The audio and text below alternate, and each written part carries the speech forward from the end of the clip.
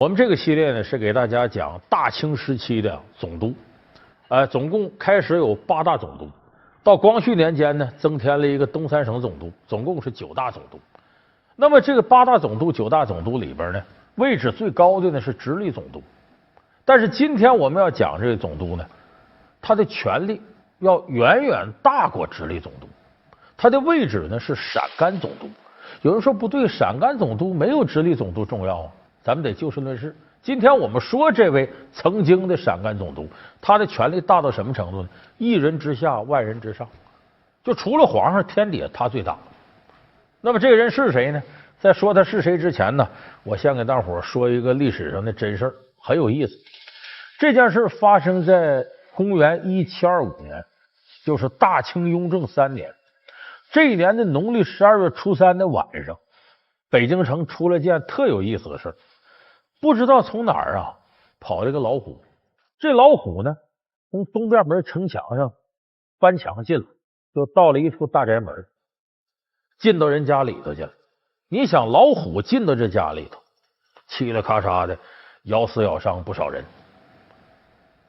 到了第二天天快见亮的时候呢，这是出了这么大事报案呢，管治安的九门提督就派一些兵到这个大宅门里来了。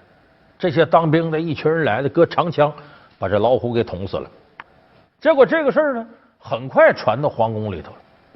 雍正皇帝为这个事儿呢，特地御笔批了个折子，折上怎么写的呢？叫“年羹尧之诛否，朕意尚未决，然有此奇闻，朕正法意决矣。”什么意思呢？就是这事儿把年羹尧给抓起来了。说年羹尧谁呢？就当时的川陕总督年大将军。说我把年羹尧抓起来，现在呢杀不杀他，朕意未决。但是出了这么样奇怪的事儿，老虎进城里来了，闯宅子里了，朕正法意决议，就我要把他正法这个心思下决心了，肯定拿下，处死他了。年羹尧与雍正这对荧幕好伙伴可谓是火遍了现在的荧屏，无数关于他俩的故事在影视剧中深入人心。那么年羹尧与雍正之间到底是一种什么样的关系？年羹尧到底做了哪些令雍正不满的事情？年羹尧之死究竟是他自我膨胀，还是雍正的有意为之？老梁故事会为您讲述猫鼠游戏陕甘总督。有人说这老虎进城跟年羹尧有什么关系呢？关系大了，因为这个老虎闯那个宅子就是年羹尧的府邸。据说年羹尧当年出生的时候有白虎托梦，那么到现在把他抓起来了，又有一头老虎跑在家里了，还让九门提督派兵给扎死了，这不就是老天爷让你年羹尧死吗？就你到时候了，你该死了。所以这时候雍正说：“哎呀，此乃天意也呀，天意不可违呀，杀了吧。”就这么把年羹尧处死了。那么咱们今天给大伙说这位历史上出了名的权力最大的总督就是年羹尧。年羹尧当时任川陕总督。有人说不对，你不说陕甘总督吗？这件事上大清跟抽风似的。这个陕甘总督这一块，本来我们说是陕西甘肃一带，这位陕甘总督经常把四川拉进来，四川拉进来就叫川陕总督，过一阵又把四川拨了出去，就叫陕甘总督。那总之呢，反正这是一个衔儿。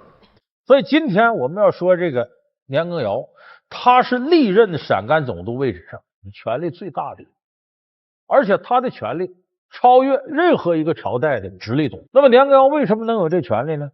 再以及为什么最后雍正一个白老虎闯进来就要把他弄死呢？咱们这得从头说起。因为我们现在呢，很多观众朋友看电视剧都看糊涂了，因为有年羹尧、雍正这电视剧也多。你比方正史，咱说雍正王朝，很多朋友看了；野史像这个孙俪演的《甄嬛传》，这里都有这几位。小说里头更是，包括梁羽生武侠小说《江湖三女侠》都写到年羹尧了。那么说年羹尧他在历史上到底是个什么样的人？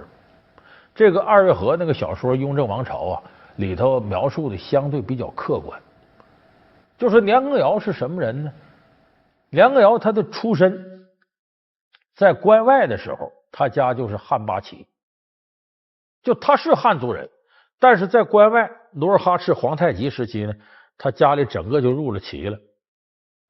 这个咱得给大伙介绍点历史知识，就是满清起家的时候呢，他是采用的这种就是分封各旗的制度。八旗是什么呢？镶黄、整黄、镶白、整白、镶蓝、整蓝、镶红、整红。注意啊，那个字不念正，念整，整红。什么意思？给各个旗一个标志物，这个旗帜。旗帜如果是纯黄的，那就叫整黄旗，意思就整个都是黄的。哎，我这边要镶个边儿，那就叫镶黄旗。所以这为八旗，它分为满八旗、汉八旗、蒙八旗。当时呢，年羹尧呢，他家呢是属于汉八旗的，他是汉八旗里镶蓝旗。汉八旗里后来呢，给他家划分说归谁管。当时到康熙时期呢，把他家划到归雍正那边，四皇子雍正胤禛归他家。奴才年羹尧叩见四爷13爷。在杭州将军手下，参将干的还顺心吧？奴才无论在哪儿，都不如跟着主子知心贴肺呀。好你个奴才！归他家管，他属于什么呢？有专有名词叫包衣。包衣是什么意思？就奴才。奴才不是说我就奴隶，奴才是啥意思？我和你是一家人，咱们关起门来是一家人。所以奴才绝对不是一个贬义词。那么呢，年羹尧家当时整个归属到雍正府上，是雍正府的包衣。这些东西都是不容易得到的，花了不少钱吧？只要主子喜欢，就是奴才的造化。我和你四爷喜欢原不在这上面，只要看着你们这些包衣门人一个个比别人有出息，能够多为朝廷出力，就是最大的欢喜了。所以他两家这关系呢是这种关系，他归属于他家，但是年羹尧自己青云直上，干得很好。年羹尧在康熙年间呢，就已经呢崭露头角。你还不放了田大人？你们真要给10爷惹些大祸吗？不准放手！我说年羹尧，闯下天大的祸事由我担着，不用你管。打！这10爷，你要是再打，就打我吧。就这人有才华，中了进士之后呢，康熙30年的时候给他委派到哪儿呢？到了这个他当时这个年羹尧也就30岁左右的时候，四川巡抚。四川巡抚上相当于现在四川省省长。禀皇阿玛，此次追比户部欠款，年羹尧尽忠尽职，12个当街闹事，他挺身而出，处事得当，儿臣以为应予褒奖。怎么褒奖？四川提督欠缺，儿臣以为应以提升年羹尧去任职，正为合适。年羹尧平时就能善于职守，就派他去吧。奴才谢主隆恩。所以这你看雍正王朝里头呢，这雍正经常有那么一句，说你年羹尧啊是府邸出去的奴才，要好好干。所以后来我们看呢，这个雍正呢当皇帝以后呢，娶了年羹尧的妹妹，他妹妹叫年妃，就姓年的妃子嘛，简称了。就年羹尧成了雍正皇帝的大舅哥。有人说这是不是攀龙附凤啊？不是，恰恰是因为年羹尧当时已经是四川巡抚了，位置比较高了，才把他直接给拉拢过来，就你要为我所用。而且同时呢，他把这个年羹尧家里头呢抬旗抬为镶黄旗，所以你要从这点看呢，年羹尧好像也不是什么这个奸臣之类的。你看咱们有很多小说里头和电视剧里头说年羹尧飞扬跋扈、目中无人、结党专权试图对皇权不利，说最后给弄死了。你要看这个履历来看，年羹尧不可能是这样的人呢。那他为什么最后被雍正稀里糊涂就给弄死了？而且是他达到人生巅峰状态、位高权重的时候之后6个月不到就被雍正给拿下。什么原因呢？这里边咱给说几件事，你就看年羹尧的为官之道这个过程。首先，一个当时选官，年羹尧插手的特别厉害。有个说法叫年选。啥叫年选呢？就比方说这个大清时期这个官员呢怎么往上提拔呢？有几条道，一种是科举，你考试最后上去；还有一种立军功你在军事上立了大功了，也可以青云直上。在这2条道之外，赶到年羹尧有权的时候，出现了第3条道，就说你要是跟年羹尧近，年羹尧看中你了，好办，直接给吏部和兵部递个条子，说这个人我要用，吏部兵部就得给批，把他委任为什么什么，甚至直接给皇上给雍正递条子，上折子，这人我要用，雍正也批。所以管年羹尧看上的人呢叫年选，就他选中的人叫年选。皇上，这是臣保举的立功人员名单，请皇上照准。这么多人，只怕一时难以安排。张仲汤，他们可都是立了战功的人呐。好，那就先将第一等战功的将军们褒奖了，其余的让张廷玉他们妥善安排，你看如何呀？所以在雍正年间，居然出现了年选，有很多官员就此弹劾年羹尧，说这可不对了。说当年呢，阴间不远呢，有前车之鉴呢。平西王吴三桂有西选，都说咱们康熙老祖宗要削藩，能不削藩吗？所以有很多人拿这个弹劾年羹尧。当时年羹尧呢，确实势力大，大在哪儿呢？因为这个雍正啊继位的时候啊，有2个人保着雍正上台，一个是他舅舅隆科多，管京城这兵；一个就是他大舅哥年羹尧，管的是外头的兵。这年羹尧呢，帮助雍正上台。所以这个功劳大大的，而且刚一上台的时候呢，赶上青海的少数民族叛乱，这时候雍正为扬刀立威、确立权威，得派亲信呢，派年羹尧去镇压去。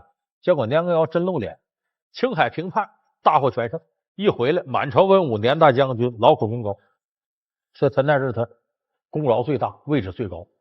但是年选这事儿戳了权力的肺管子了，很多大臣就这个弹劾他。根据我朝名臣于成龙推的义理，京师久旱乃是朝中有奸臣，这个奸臣就是年羹尧。这2年，他部署兵力围攻叛军，他挥金如土，他草菅人命，而且结党营私。一张保荐的名单，光是司道一级的官员就有上百人之多。朝野称之为年选。皇上，这样的人不是奸臣，谁是奸臣？那不仅是这个事儿，还有一件事呢，弄得满朝文武对他都有意见。什么事呢？他在这个川陕总督这位置上干着，要回京述职。回京述职呢，从西往东走，必经过保定。保定是什么地方呢？直隶总督的办公地点。结果这个年羹尧呢，在过保定的时候，要求呢，在保定办公的直隶总督李维钧得跪下迎接他。你这么想，川陕总督跟直隶总督是平起平坐的，你让一个平起平坐给你跪下，你谱得多大呀？所以有人弹劾年羹尧，你要篡位啊，你让他给你下跪。更有意思是，年羹尧到北京呢，要求除了王公以外的大臣都迎接他，给他下跪。这更戳肺管子，百官跪迎。你想这事儿能不招人恨吗？这些文武百官弹劾这个年羹尧，说这样就是要篡位啊。那我说到这儿，可能有的人觉得挺奇怪，说这好像不对呀。说年羹尧得多大胆子能干这样的事儿啊？这不等于欺君罔上、谋权篡逆吗？你摆这么大的谱。说你要从年羹尧看，人家不是武官呐。咱们看这个电视剧里头说年羹尧赳赳武夫的如何如何，不对，年羹尧科举上来的，人家正经是文武双全的。就照理说，这么一个文臣，他能干这种糊涂事吗？他也知道何为御制啊，皇上权力边线在哪儿。说他为什么要这么干？这咱们得说，这和雍正最后杀他有直接关系。说白了，他这么干是雍正惯着他的。而且惯着过程当中呢，年羹尧虚荣心膨胀，还真就自以为是了，这才招来杀身之祸。所以年羹尧他这种状态是成也雍正，败也雍正。老梁故事会为您讲述猫鼠游戏陕甘总督。老梁故事会是由小鸟电动车独家冠名播出。说怎么叫惯着呢？咱们先说头一个这个年选这个事儿。雍正呢刚一登基呢，铺天盖地的各种各样传闻就上来了。因为咱们看这小说里都说雍正啊，是篡位的，把他爹给害死了，给他爹下药了。说他爹本来呢，康熙写诏书说传位14皇子，他把那个10字上面添一横，底下多一勾，传位于4皇子，结果就弄到他身上了。说他执政没有合法性，所以雍正一上来，全天下有这传闻，他位置不稳。那么这个时候，他特别需要人巩固他的统治地位，而这事儿呢，年羹尧是他绝对的亲信，还是自己大舅哥。所以当时雍正呢，宠年羹尧宠的不得了，他也信任年羹尧的能力，因为年羹尧确实是个有能的人。雍正甚至跟年羹尧说过什么话呢？说我要如果做不到一个有道明君呢，我都对不起你的这种忠诚和智慧。你与朕在外是君臣，在内是亲戚。朕若不做个出色的皇帝，便不能酬赏你待朕之心；是你若是不做个超群的大臣，便不能报答朕对你的知遇之恩。你我君臣，定要做一对千古榜样人物才好啊！臣必当粉身碎骨，万死以报皇上的恩泽。你就说这给年羹尧多大的荣宠啊！意味着就是我当皇上、当好皇帝动力来自你。你想年羹尧这时候让皇帝这么一捧，一般人都受不了，这个晕晕乎乎的。而且这雍正当时呢，为了向文武百官展示他宠信年羹尧，就我的亲信，你们都得听他的。经常在这个大庭广众之下呀，满朝文武议政的时候，这雍正就问这项政策你爱卿以为如何呀？征求他意见，他说个意见采纳，说个意见 OK 没问题。你那么想，选来选去，他的亲信越来越多，必然形成一个圈子，就年羹尧周围的年党，那个危害是很大的。咱们再看后一个事儿，说是年羹尧怎么那么大谱呢？王公以下大臣都得给跪下，直隶总督、汉军都统都得给他跪，这也跟雍正有关。雍正呢，授予他个什么权利呢？叫礼爵百官。啥叫礼爵百官呢？咱们听评书的朋友知道，经常说皇上封谁为护国一字并肩王，叫上殿不跪君，下殿不称臣。你佘老太君拿龙头拐杖上殿，龙头拐点3下，就算给皇上磕头了。这是一个超常规礼遇，意思是天底下除了皇上你是老大。礼爵百官就是你的享受到别人的这种对你的尊崇，在百官之上。就这是雍正亲口说的。其实咱想说归说，年羹尧要是那个真明白事儿的，他要不是膨胀，他不应该接受这事儿。为啥？你离皇上就差一步了，你权力还那么大，你非常有可能一步登天把皇上就取代了离他太近了这个。所以年羹尧到最后虚荣心膨胀，以为皇上这就真就宠着我，那我这么来吧。我这进北京本来按道理礼爵百官，王公都得给我跪下，我没让王公给我跪下，我算给你面子了，他还来劲儿。所以到最后你想，他这种礼爵百官的跋扈，加上年选这种结党，其实是雍正给惯出来的。那么说既然雍正惯着他，为什么后来还要杀他呢？这就是年羹尧分寸感没掌握好，一下子戳中了雍正的软肋。什么软肋呢？雍正猜忌心特强，就这个人疑心大。他为啥疑心大呢？刚才我说了，上位的时候有很多传闻说他篡位什么祸害几个兄弟把自个儿爹康熙都弄死了，种种传说。雍正很怕这个，怕别人对他不忠心，怕自己统治位置不稳当，所以他猜疑心特别重。那么假如一个平头百姓手里最大的武器就拿个锄头，能不能对他统治产生威胁？没威胁。可是位高权重，尤其掌握军事大权的这些重臣，那是雍正重点的监视对象。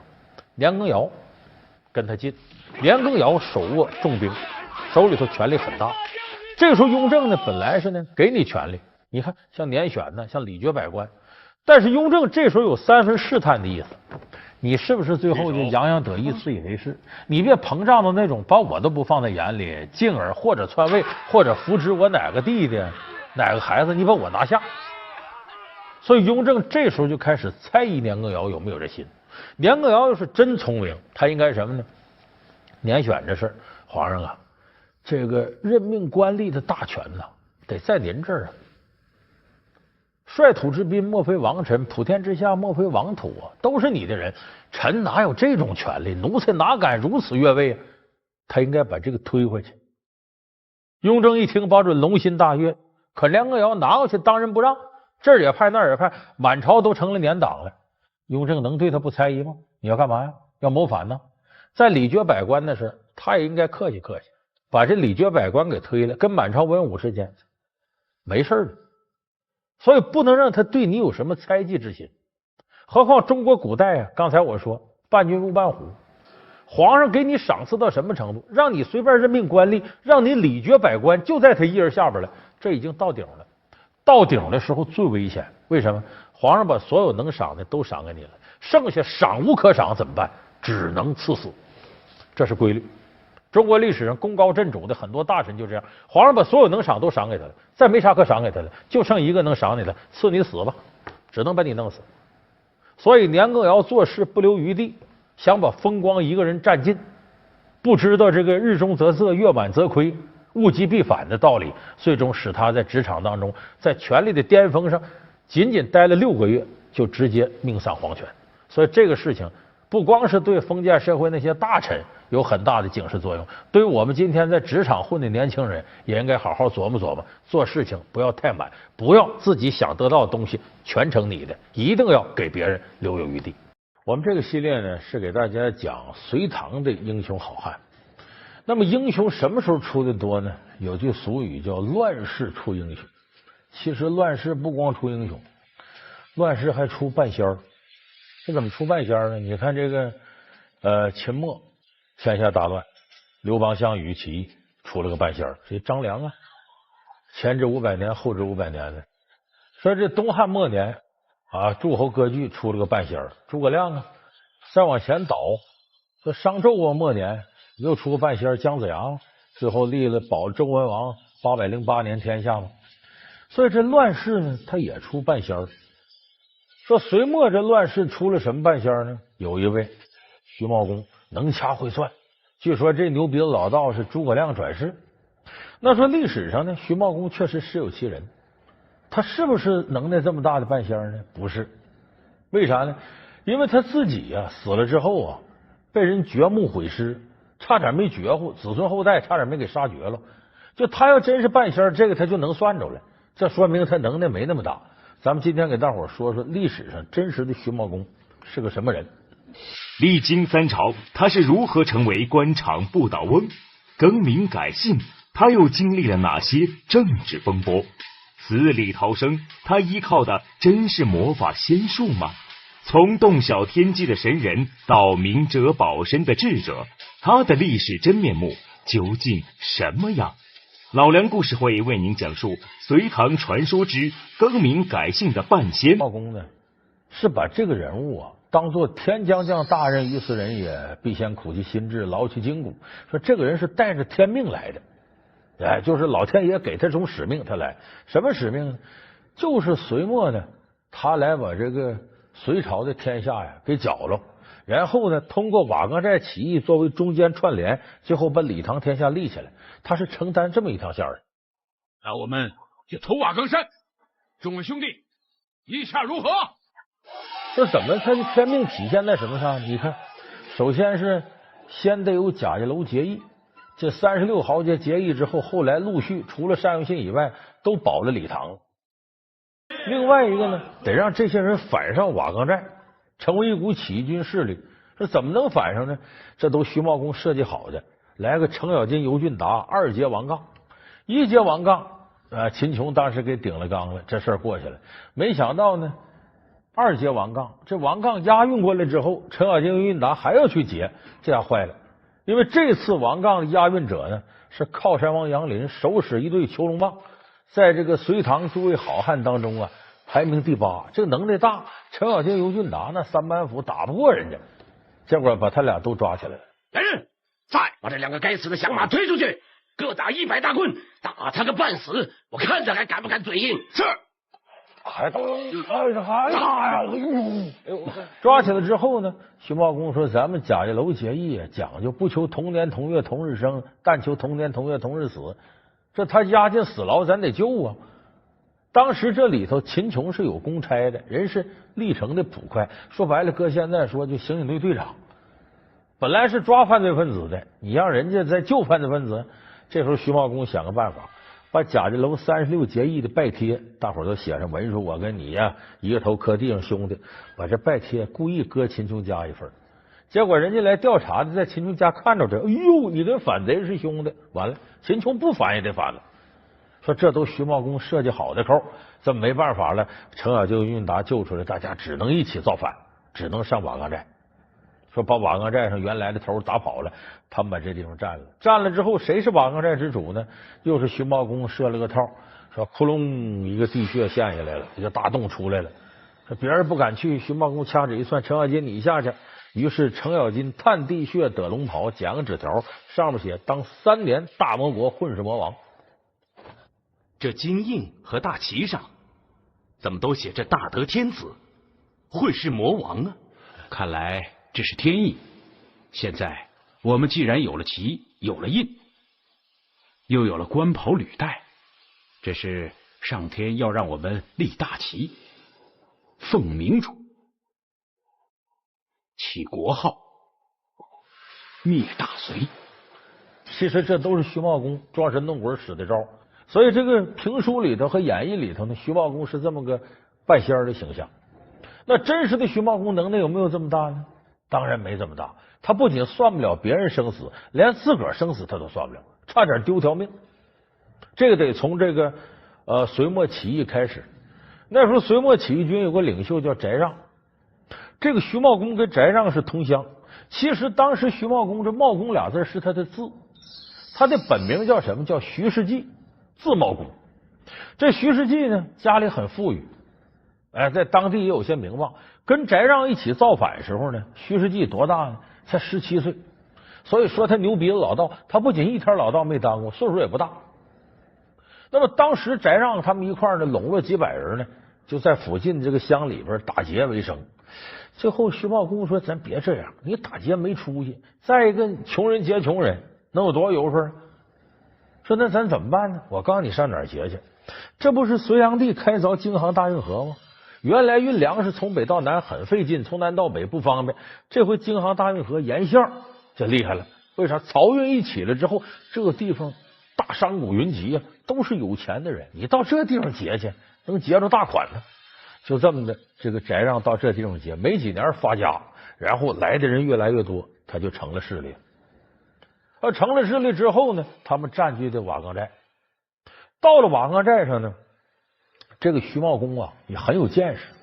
他说：“我听说呀，有一个人很落魄，咱得把他找来。”说谁？李密。我乃李密，本是朝中3品官员，无奈受奸贼宇文化及排挤，险些丧命。久闻瓦岗军大名，早就想投效瓦岗，一展抱负。李密呢，43公，他上辈呢家里头原来是这个大隋的上柱国将军，就很有威望。你把他弄来了，有号召力，这样5湖4海的好汉愿意来投。你看人家有正经贵族，对吧？咱们都是出身草莽，就这么的呢，把李密引到山上了。然后徐茂公呢，审时度势，又劝翟让。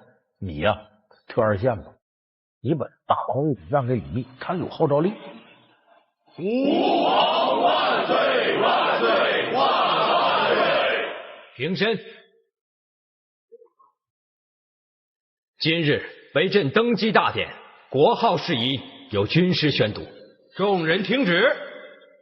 诏曰：戊子年4月，李密称魏王，所有旗号一律更换，原封官职一概不变。钦此。翟让就听他的，为啥？翟让这人有个好处，他并不是有多大野心，他这人贪财，他对权力没那么大欲望。就这么翟让特2县，李密上来，结果这个决策差点要了徐茂公的命。为啥呢？李密这个人呢，生性多疑，就是翟让把这个位置让给他了，他还琢磨，你让给我了，万一哪天你后悔了呢？后悔你怕我不下去，你再杀我怎么办呢？得了吧，先下手为强，后下手遭殃。哎，咱来点狠的吧，量小非君子，无毒不丈夫，我先下手吧，请翟让和徐茂公吃饭。因为徐茂公虽然出的主意让给李密，但徐茂公是翟让的臣子啊，所以请他俩来吃饭。吃饭过程当中以摔杯为号，帐底下埋伏刀手出来，嘁里咔嚓把翟让就给剁了。徐茂公一看吓坏，我的妈，赶紧跑吧！扭身撒丫子往帐外跑，结果刀手上来在背后一刀砍他脖子，在肩膀这来一刀，没砍死，把他砍倒在血泊之中。这个时候呢，他的朋友王八党单雄信呢就劝着李密：大王啊，你不能杀他，你忘了当初他提议让这个你取代翟让。其实呢，这阵儿呢，李密呢要把徐茂公灭了也就灭了。但他一看呢，有人给求情，顺坡下驴啊，就他要愿意为我效劳，为我服务，我就饶他。因为我没想杀他，其实哪没想杀他，就想把他俩一块灭了。这样呢，徐茂公养好伤了呢，救主翟让已经死了，哎，他大哭一场，说我跟翟让这也是君臣一场，是吧？这回我投你了，我这心里也不得劲。李密说：“那你这样吧，你别在我身边待着，我打发你守黎阳。”换另一个地方，到那地方带着兵啊，哎，看家去。老梁故事会为您讲述隋唐传说之更名改姓的半仙徐茂公。老梁故事会是由金麦郎冰红茶独家冠名播出。那么接下来的事儿呢，就是李密呢跟王世充打仗，输给王世充。本来这个兵败王世充，瓦岗山也丢了，他应该到黎阳找这个徐茂公，因为那是他的地盘。可是李密这人多疑。说当初啊，我可得罪过徐茂公，刀斧手一刀下去，差点把他砍死。现在我落魄了，我去找他去，他害我怎么办？李密多疑，得了，我呀也别找他了，我索性啊，我投晋国公李渊吧，就投了李渊了。昌王李渊兄啊，我李密来投奔你了，请接受我这可怜的臣民吧。李密，带着你的降表进宫见皇上吧。皇上，李密诚心诚意归降大唐，绝无二心。他投李渊的过程，他身边带个大臣魏征，这个魏征跟徐茂公交情很好。这投到李渊这呢，魏征就说跟李渊说我有个好朋友徐茂公，这个人能耐不在我之下，现在呢守黎阳，我呀愿意去找他，劝说徐茂公啊归顺晋国公李渊。就这么的，魏征找徐茂公。哎，三弟啊，这瓦岗气数将尽，都是李密那厮为人奸诈，坏了我瓦岗众兄弟开创的大业。正所谓大将保民主，俊鸟登高枝。你我兄弟莫不如就弃了瓦岗，另谋他处，如何？我看瓦岗人心已去，这日子也长不了了。大哥，你说我们去哪儿好啊？依我看，你我兄弟莫不如就去长安投奔他李渊，也好修成正果，如何？好，小弟正有此意。唐王待我不薄，我们就去投他。徐茂公呢，过了一段时间，自个儿作为光杆司令，就一个人来投李渊来。怎么回事呢？他把黎阳这块的兵马钱粮啊、收的税赋啊，统一让人押运着送到李密家里去。怎么送李密家里去了呢？徐茂公跟李密说咱俩，我再怎么投李唐，咱俩还是君臣。原先我是你的臣下，我守黎阳是你派我来的，我现在不跟你是不跟你，但这些家业是你的。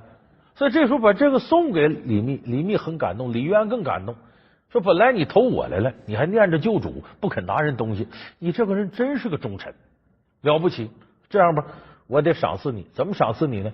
你跟我一个姓吧，你别姓徐了，你也姓李，你不叫徐世绩吗？你改名叫李世绩。说从那以后改名李世绩。那么投了李唐之后呢，这个李渊跟李密两个人呢，同床异梦。为什么？这个李密呢，觉得我祖上和你祖上还认识，都是大将军，咱门第差不多，我投你这来，你得重用我呀。结果李渊呢封李密个什么官？叫光禄卿。什么叫光禄卿呢？类似现在啊管后勤、管采买，说白了就这儿进个白菜，那进点猪肉，管这个。李密说这不像话，这不瞧不起我吗？时间长忍不住了，带人造反。我想带兵去打王世充，他李渊不许，他怕我反了不成？我是想另立山头，东山再起。哼，那又怎么样？我只是想拿回我应得的东西。那哪打得过李渊呢？李渊很快把他杀了。父皇，李密已经被杀，这是他的人头。这个李密，朕待他不薄，他竟然敢背叛朕！把李密的首级挂在午门示众。是。这个时候，徐茂公已经跟了李渊很长时间了，因为都改名李世继了。一看李密死，痛哭流涕。大王，真的来晚了，让大王身首异处啊！其实别的跟李密有瓜葛的人，巴不得这时候赶紧划清界限，坚决和李密划清界限，到后面的喊口号呢。唯独这时候徐茂公披麻戴孝，在人前痛哭流涕，而且见到李渊说：“主公，我求你点事儿，我跟李密君臣一场，他现在死的这么惨。你能不能让我给他办丧事？我以君臣之礼厚葬他。”李渊说：“我真挺服你啊！这时候别人躲还来不及，你往上冲，行啊！难得你一片忠义之心，行，你来给李密办这丧事，风风光光给李密办个丧事，以君臣之礼葬了李密。所以大伙儿你看我，我看看你，徐茂公是分了。这人很忠诚，而这个忠诚呢，一方面还救了徐茂公他父亲。怎么呢？徐茂公这个黎阳守黎阳，后来就是投了李渊之后，还派回他守黎阳，结果跟这个窦建德打，窦建德很骁勇，把这黎阳攻破了，抓了很多战俘，把徐茂公他爹给抓住了。他们都说这都是贼头他爸爸，你把他宰了，扬刀立威。但都说不行不行，我久闻徐茂公这人呢很忠义，我把他爹杀了，你说我落什么名声？这反正也没抓住徐茂公，他爹这么大岁数留着也没用了。把他放了，把徐茂公他爸爸给放了。就是徐茂公忠义之名，你记住一点：两军对垒，各为其主，打仗是打仗，但是人性好的，无论是自己这一方还是敌人，都会敬重的。徐茂公就这个忠字，让很多人佩服。就他对李密的态度，对翟让的态度，说这个人是个忠臣。所以说，徐茂公呢能够立三世而不倒，首先一个呢和他是个忠臣有直接关系。大家佩服他，没人想害他。那么第二一点呢，徐茂公很有为官智慧。这个为官智慧体现在什么上呢？该我管的我管，不该我管的我不能问。一旦要多问多掺和，随时这个祸事就会面临到自己身上。所以这徐茂公呢，为官智慧体现在这上。有人说这个徐茂公不对了吧？当初玄武门兵变杀李建成、李元吉，那是李世民的哥哥弟的。玄武门兵变可是徐茂公出的主意，不对，这是小说里写。真实的历史呢，是李世民这时候向徐茂公问计，我怎么对付我哥我弟弟？徐茂公避嫌，说这主意你找别人出去，为啥？你们自己家里事我不管。有人说这是清高，不是，这是智慧。为啥？你掺和人家里事，早晚你得倒霉。所以这是徐茂公的智慧，不掺和人家里事。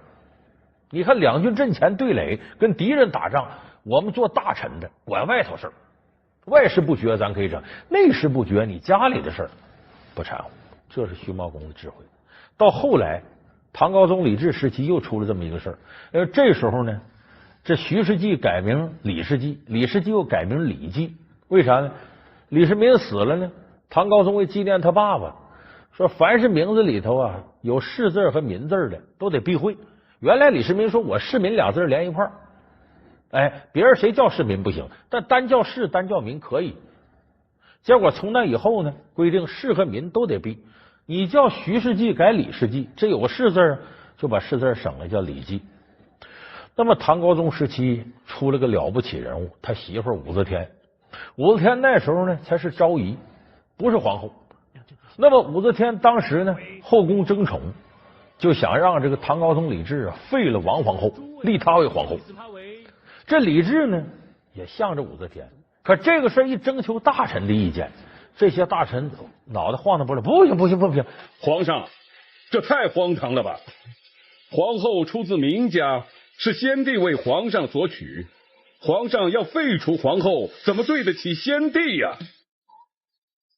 臣代大唐臣民向皇上磕头了，请皇上废了武昭仪，还后宫一个清白呀！皇上，弄得李治左右为难。李治是想立武则天，但是一看大臣有反对，这李治说这么着吧，就这个李绩不吱声，咱问问李绩什么意见吧。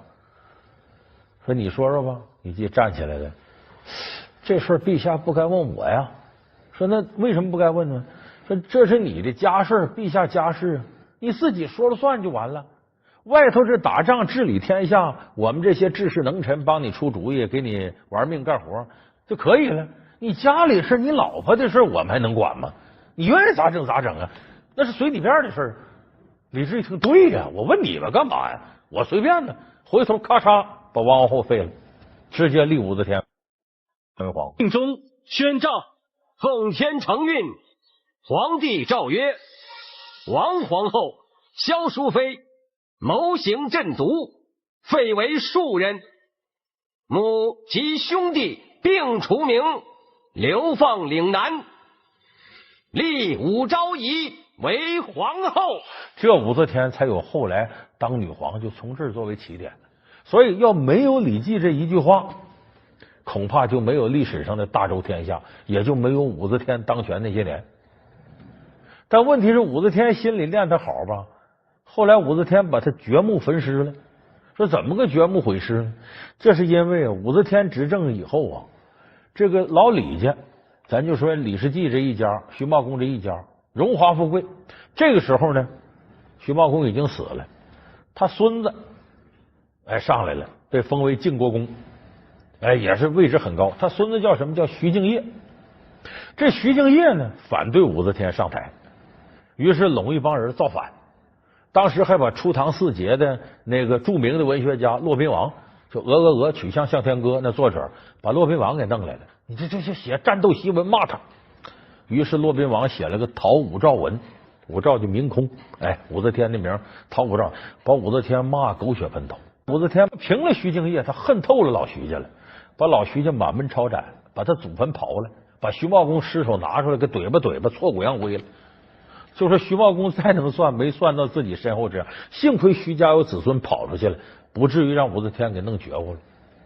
所以我说这是历史上真实的徐茂公徐世继生前死后的事。有人说他这么一个人也就是一个大臣而已啊，文官呢，怎么给修饰成一个半仙呢？这个其实能耐不在徐茂公，而在他主子。因为每一朝每一代造反的人呢，都说自己是上应天命，老天爷派我下来的啊！说你看那刘邦乃赤帝儿子，斩白帝儿子，有芒砀山啊，斩白蛇。张良出来说有这个太公给我兵法，我帮助你这个刘邦打天下。就是他为了确立执政合法性，都说我是真龙天子，带着天命下来的。那我带着天命下来可不我一人啊，老天爷得派神仙来辅佐我，所以必有半仙跟着我，能掐会算，保我登基。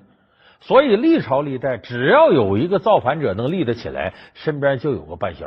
所以说徐茂公最后被装饰成这么一个半仙，不是他有能耐，而是他身边的主子有能耐。我们在分析这个隋唐英雄的时候啊，总是采用演义小说里的人物形象和正史里的真实人物之间对比。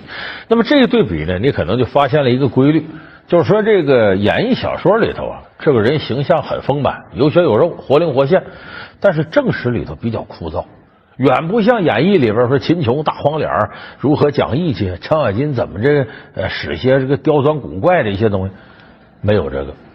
就是正史往往人物很枯燥没意思，但是呢隋唐里唯有一个人是例外，就是正史里边特别丰富，这个人物形象有血有肉的，写他的事特别多，到了小说里反而得到弱化了。这个人谁呢？就是日闯三关夜夺八寨的尉迟恭尉迟敬德。这个人物老百姓很熟悉，为什么熟悉他呢？你过年不贴门神吗？门神说这边秦琼，那边就是尉迟敬德，他俩一左一右。那么这个尉迟敬德，他在历史上真实的形象，其实跟这个小说里差不多，但真实的事比小说里事写的都好玩。他是一个勇猛善战，为人忠厚善良，有点愣，带这么点憨厚傻劲儿。哎，有时候还挺搞笑。说白了，这个人是个真性情的真心英雄。咱们今天说说这个真心英雄尉迟恭，他身上发生的事儿。投降李唐，他为何几经生死？玄武之变，他才是始作俑者。阵前夺马，他到底有多英勇？几次救主的唐初猛将，又怎样成了军乐队长？老梁故事会为您讲述隋唐传说之真心英雄尉迟恭。尉迟恭啊，原先呢是盖刘武周的帐下，刘武周也是一路反王。当时刘武周帐下有员大将宋金刚，开始这个尉迟恭是投宋金刚。来者何人？报上名来。我乃朔州尉迟恭，尉迟敬德，特来领教。你可知道我张大发人送外号索命刀？谁敢跟我过不去，我就让他死。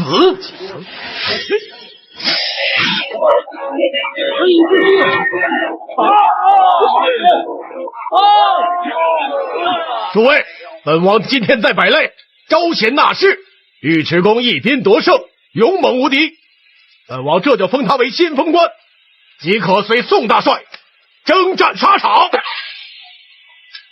多谢主公。后来归顺李世民的是这么一个过程。那么这个尉迟敬德这个人呢，东北有句话，大连经常说这话，说你咋那么彪呢？就说你这有点傻了吧唧愣。哎，这个尉迟恭就有点彪，体现在什么上呢？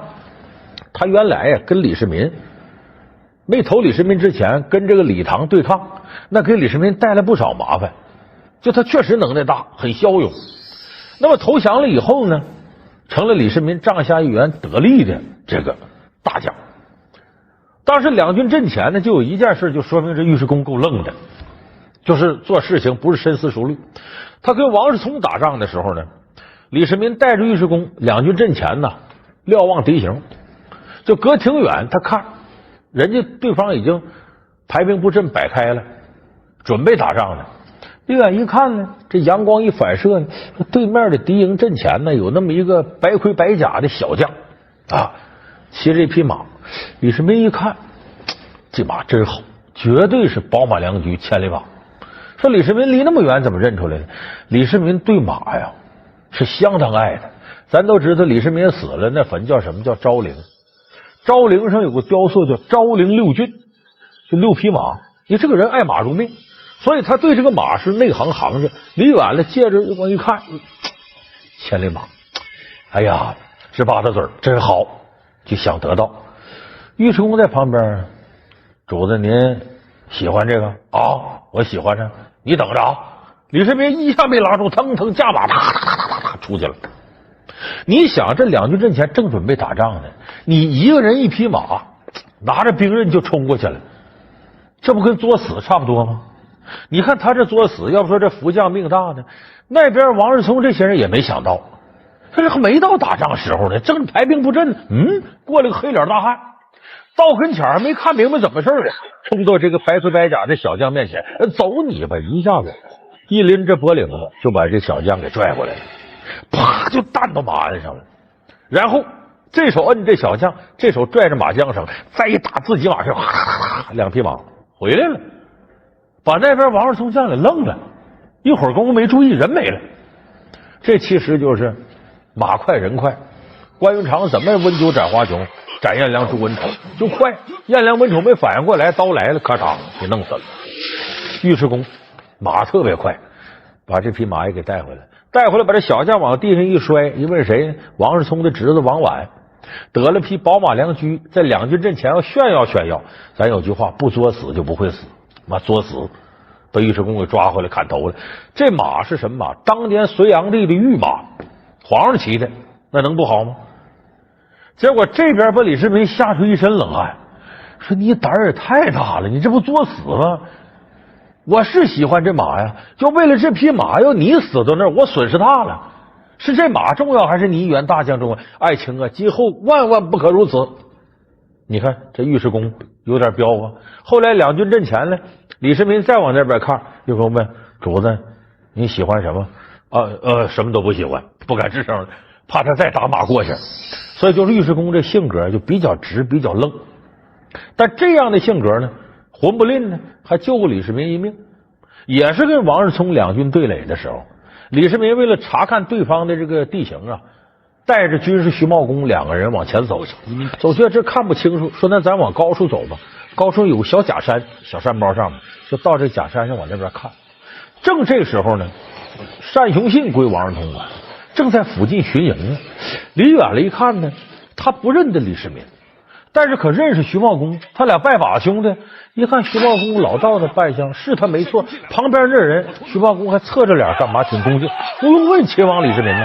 单雄信说：“这个机会太宝贵了，我得把他拿下，弄死他。他爸把我哥哥都害死了。”打马扬鞭就上了假山。二哥，冤冤相报何时了啊？念在贾家锦衣之情，你就放过他吧。老公你，要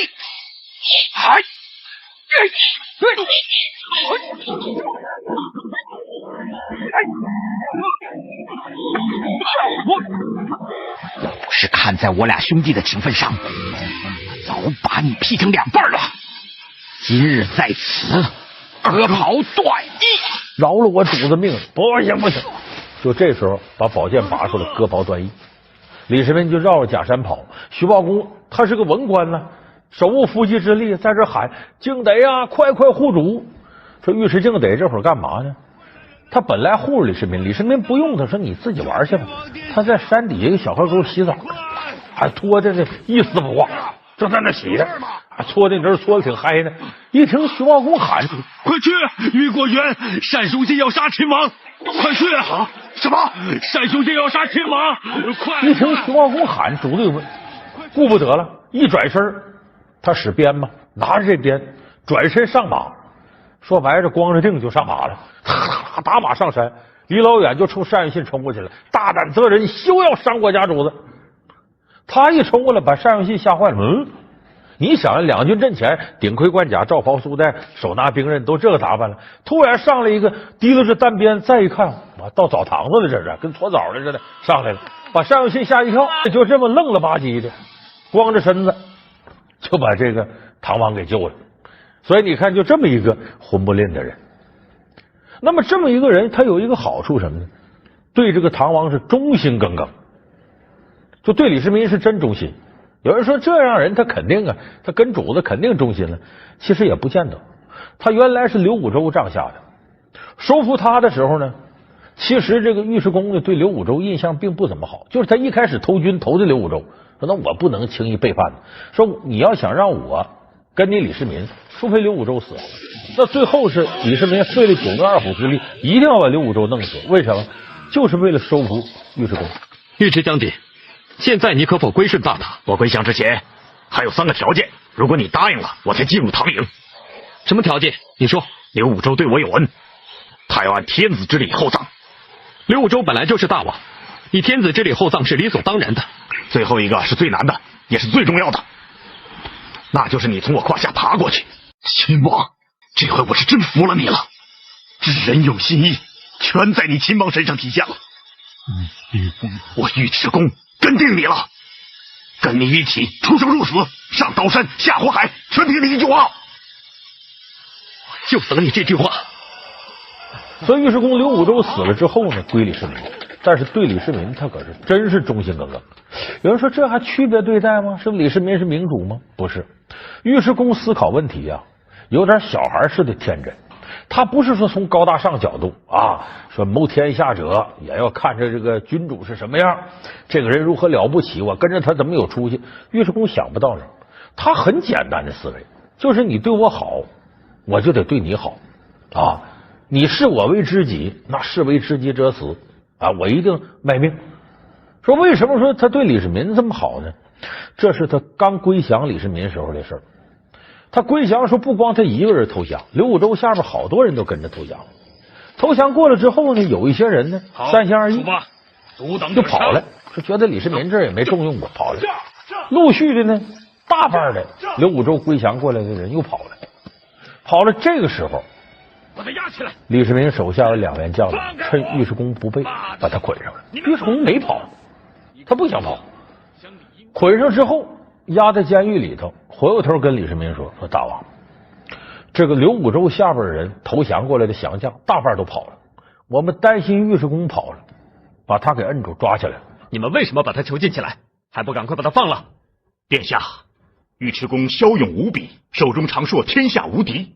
如今将他囚禁，必然心存怨恨，放他出来恐怕会有后患，不如杀了他。怎么能够随便杀掉天下良将？二哥，放了尉迟恭，他若是反叛怎么办？尉迟恭若谋反，早就反了，还能束手让你们擒住？走，带我去见他。把这2人给臭骂了一顿，然后亲自到监狱里接尉迟恭，解开又给他披上袍子。哎呀，将军受惊了，这个事儿啊，就赖这俩混蛋，一下子感动了尉迟恭。你这咱从心理学角度来讲，这是有道理的。这个降将啊，最怕到新主子那儿不得宠，为什么呢？他回不了老主子那儿，他都背叛了，怎么舔着脸回去？到这儿来，新主再不待见他，他不成了丧家之犬了吗？两头为难了吗？所以一旦新主对他好，他必感恩戴德。所以尉迟恭这时候啊，对李世民是感恩戴德。我生是你的人，死是你的鬼了，我就搁你这一棵树吊死了。所以自那以后，他对李世民那绝对的忠心耿耿。所以你别小看这点事儿，这一点事儿可能改变一个人的一生，就说明李世民呢在处理这些问题上，他还是比较地道的。老梁故事会为您讲述隋唐传说之真心英雄尉迟恭。老梁故事会是由金麦郎冰红茶独家冠名播出。那么他归降李世民之后呢，为这个李世民立了非常多的功劳，而李世民本人呢也很喜欢他，喜欢到什么程度呢？后来有一次李世民说呀：“我把我女儿嫁给你吧。”说尉迟恭没结婚吗？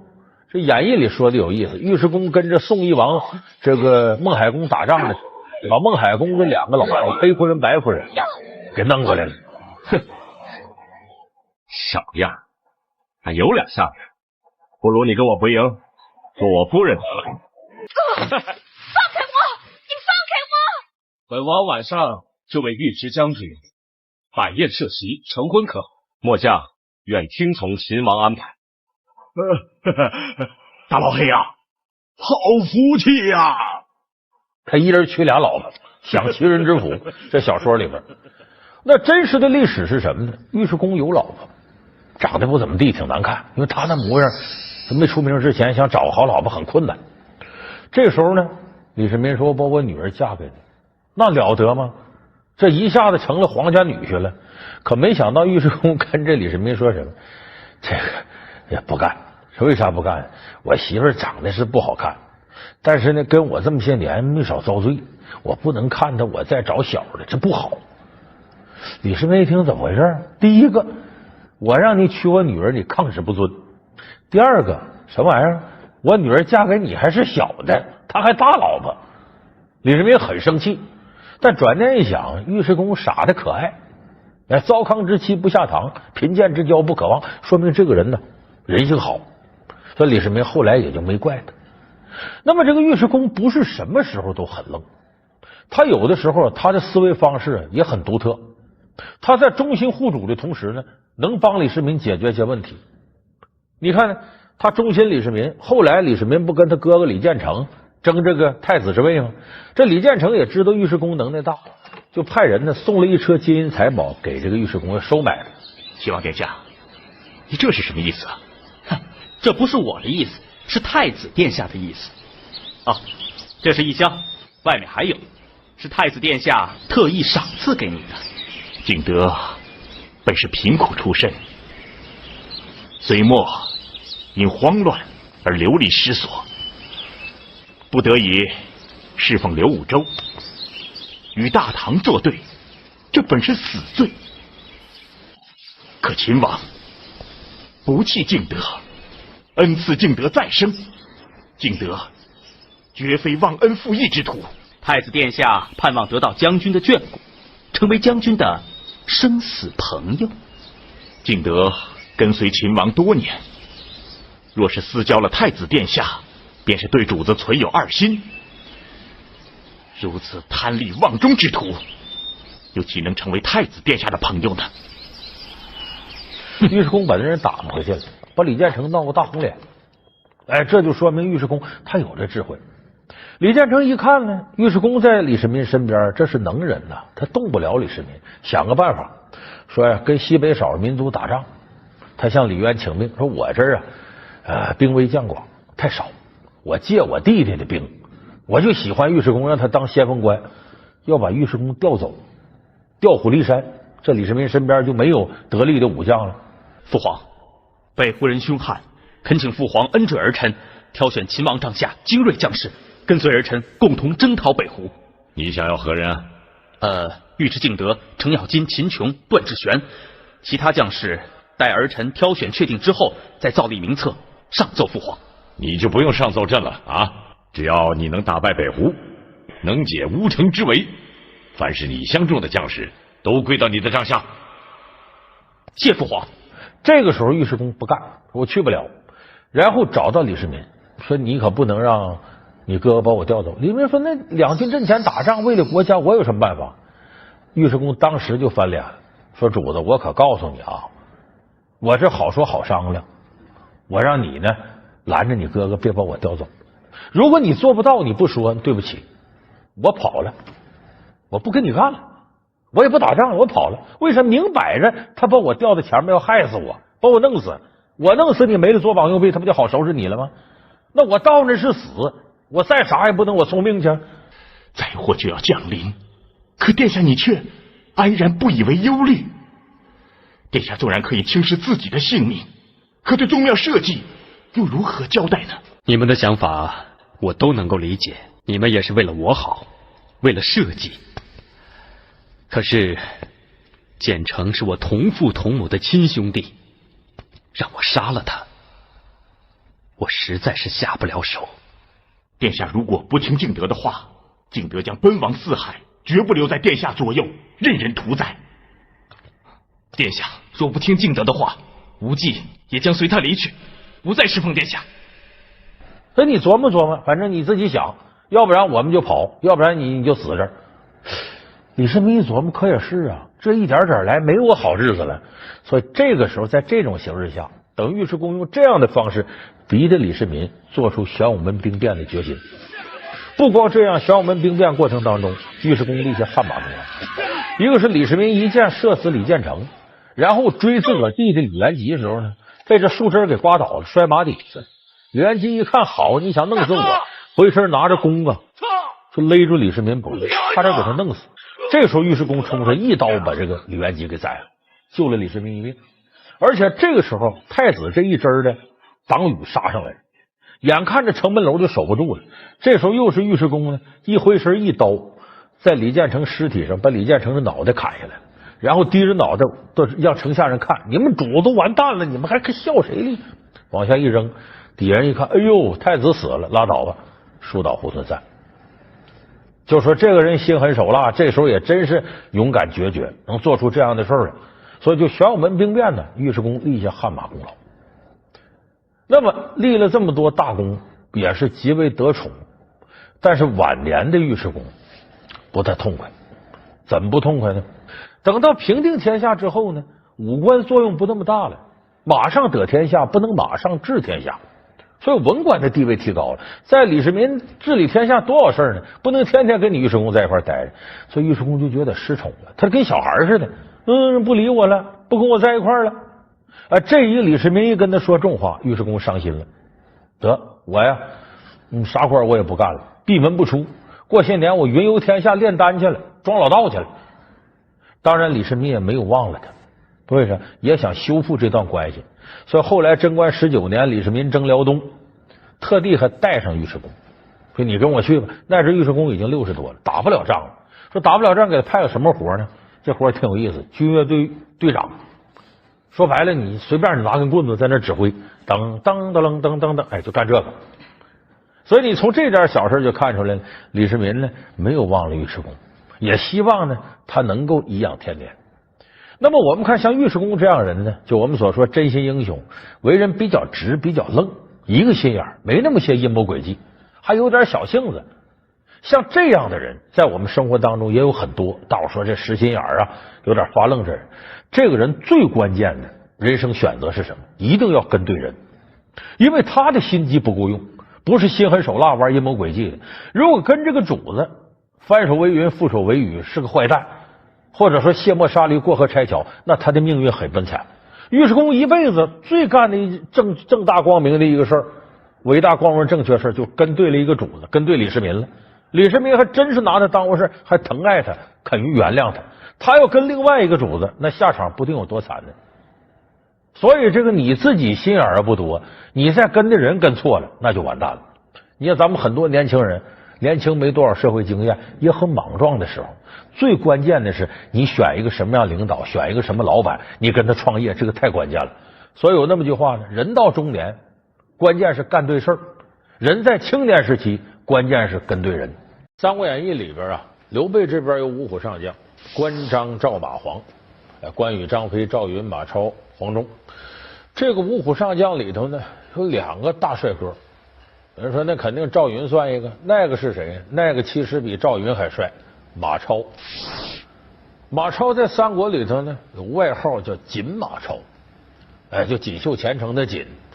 就这马超呢，他不仅仅是模样长得漂亮，这个人的身材比例匀称到一定程度，腿特别长，搁现在人就是那长腿欧巴，跟韩国的偶像差不多。说这么一位大英雄，还是这属于颜值爆表那个类型的。说这样的人一定有桃花运呢，很多女人都喜欢他。可这马超有点背，怎么背呢？凡是跟了他的女人，要不就让人给弄死了，要不就让人给送别人那儿去。就马超是个地地道道的克妻专业户，不光克妻，把他爹呀，把他兄弟呀，还都给克死了。咱们现在知道那是封建迷信，可是呢，性格即命运。就一个这么了不起的英雄人物，最后弄得灰头土脸，很失败。他性格里头可能有一些缺陷，咱们今天就给大伙说说这个锦马超性格上的缺陷是什么。锦马超面容俊美，武艺高强，为何连累妻子被杀？一代战神投奔他人，又为何会遭人嫌弃？究竟是命运的捉弄，还是性格的缺陷？老梁故事会三国武将的秘密之克妻专业户马超。一提马超就有这么几句话，说那马超乃名门之后，打小呢他就跟他爸爸呀西凉马腾在一块混。西凉是哪儿呢？就现在的甘肃宁夏呀，加上陕西南部的一部分，或者叫西凉。老马家呢就在这儿，一直这个地方的军事长官。这马腾呢也本身是一代名将，打小打仗的时候就带着马超一起上阵，所以马超年纪轻轻呢，马上部下呀，什么弓箭呐，刀枪啊，样样纯熟。由于这个孩子长得就漂亮，所以当时在战场上得了一个锦马超这么一个外号。当时这不是曹操在这个雄踞北方，挟天子而令诸侯，定都许昌吗？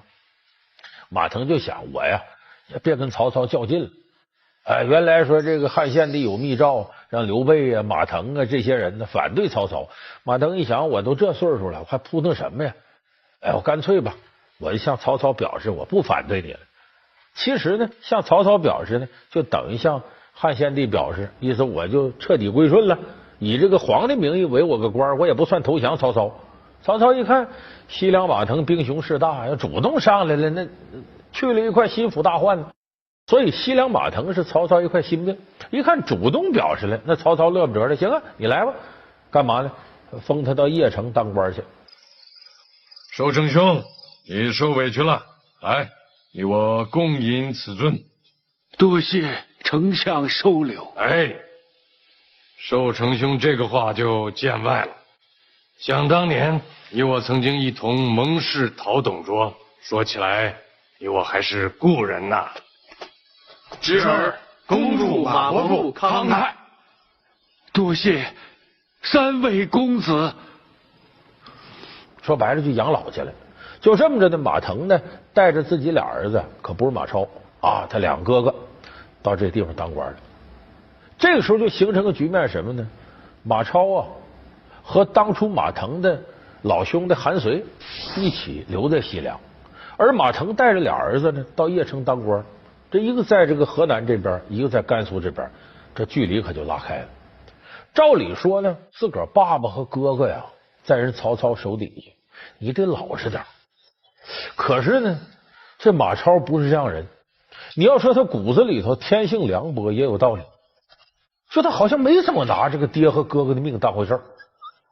而这个时候呢，马超呢跟韩遂商量商量，咱也不能听曹操的，咱干脆吧，雄霸一方，不拿曹操当回事儿。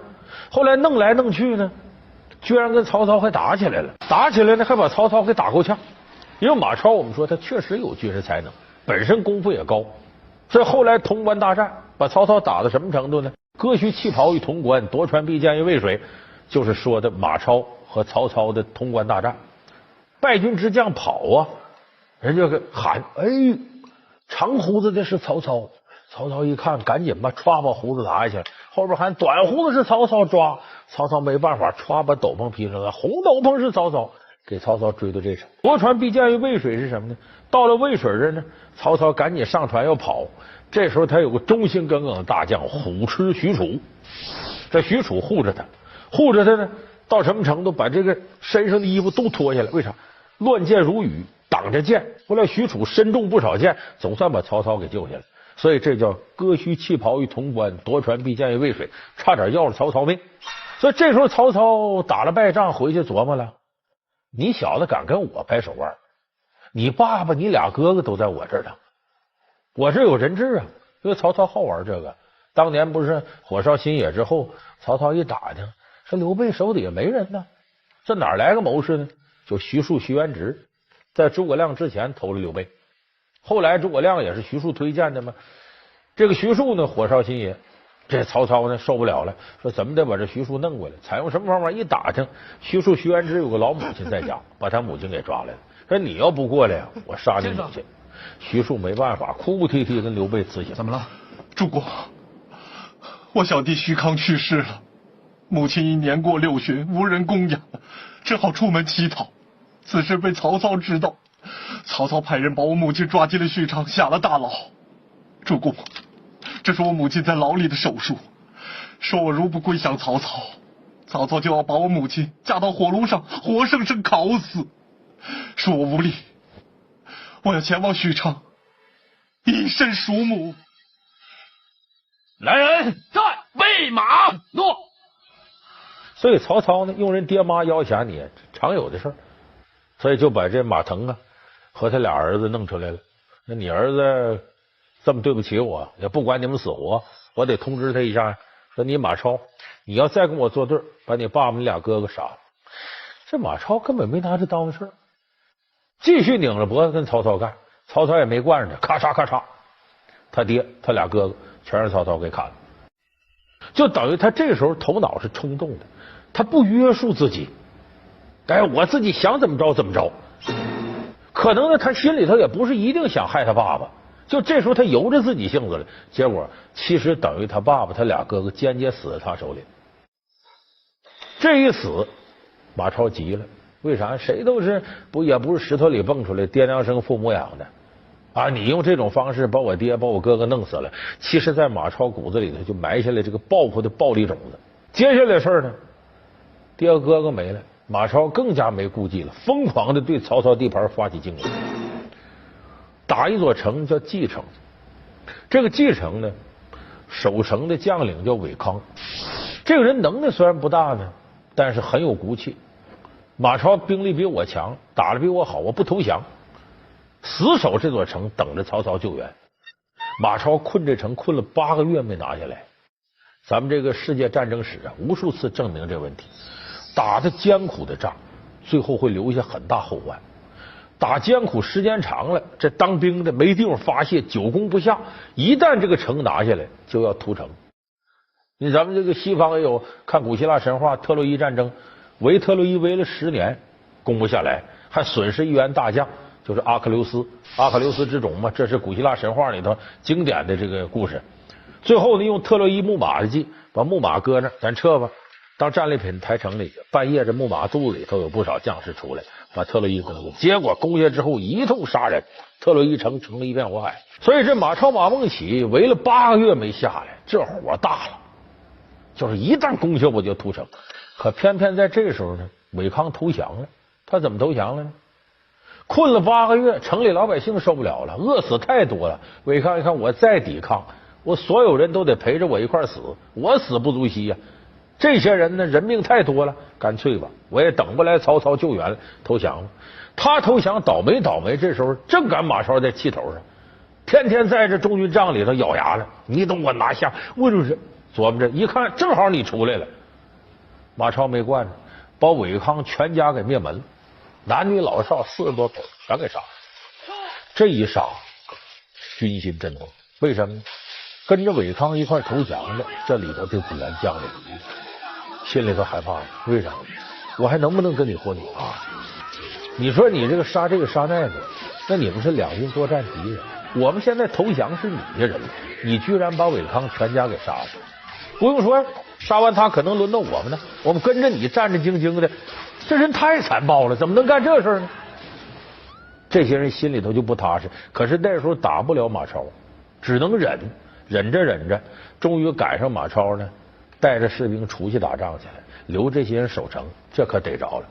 领头的人叫杨甫，跟着韦康关系很好，把原来降将过来这些人拢到一块儿，报仇的机会到了，在城里大开杀戒，把马超的老婆孩子弄到一块儿，一个一个在城楼上砍死一个扔楼下一个，砍死一个扔楼下一个。说白了，冤仇易解不易结，冤冤相报何时了，就这么个道理。你把人家全家灭门了，灭的都没有道理，回过头你自己就得遭报应。所以马超这时候眼看着自己老婆孩子尸体噼里啪啦从城往外掉，肝胆欲裂，没有办法，这就是活报应，现世报。他这么一弄呢，马超手底下人呢军心不稳，就跟着你这么个主子，喜怒无常，由着性子这么干。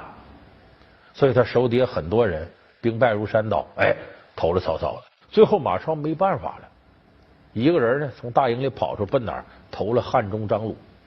景马超面容俊美，武艺高强，为何连累妻子被杀？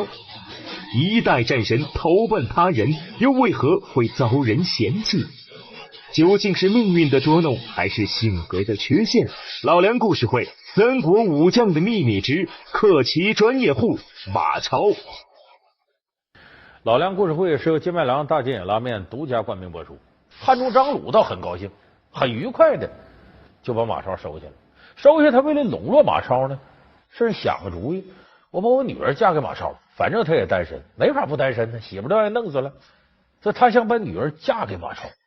这个时候呢，还有个谋士叫杨柏，说主公万万不可。为啥？你不能想一出是一出，收留马超可以，把女儿嫁给他不行。此人天性凉薄，不管家人死活，性情残暴，不约束自己，反复无常。你女儿嫁给他呀，恐怕死无葬身之地。张鲁一听也有道理啊，我留他，别下这么大本儿，把我这宝贝女儿还留下，就这么的断了这念头。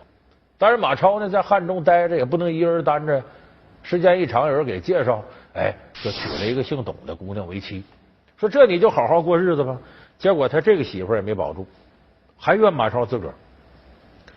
刘备呢这不是进入蜀中吗？刘璋本身兵力弱，就往北呀找张鲁，你能不能教我点兵？刘备来打我来了。这关羽张飞太猛，虽然关羽远守荆州，但张飞我们挡不住，你说能不能有好使的人借我使使？张鲁挺大方，行吧，让马超去吧。就这么着，马超呢带着兵当然张鲁不完全放心，还有监军什么的陪着一块来。这马超确实勇武异常，在曲成都一战呢，与张飞挑灯夜战，白天没打够，咱俩晚上接着打。马儿受死吧！打了800多回合，俩人不分胜负。说白了，都有点英雄惜英雄。刘备看直搓手，这个人应该弄过来呀，这应该是我的人呢。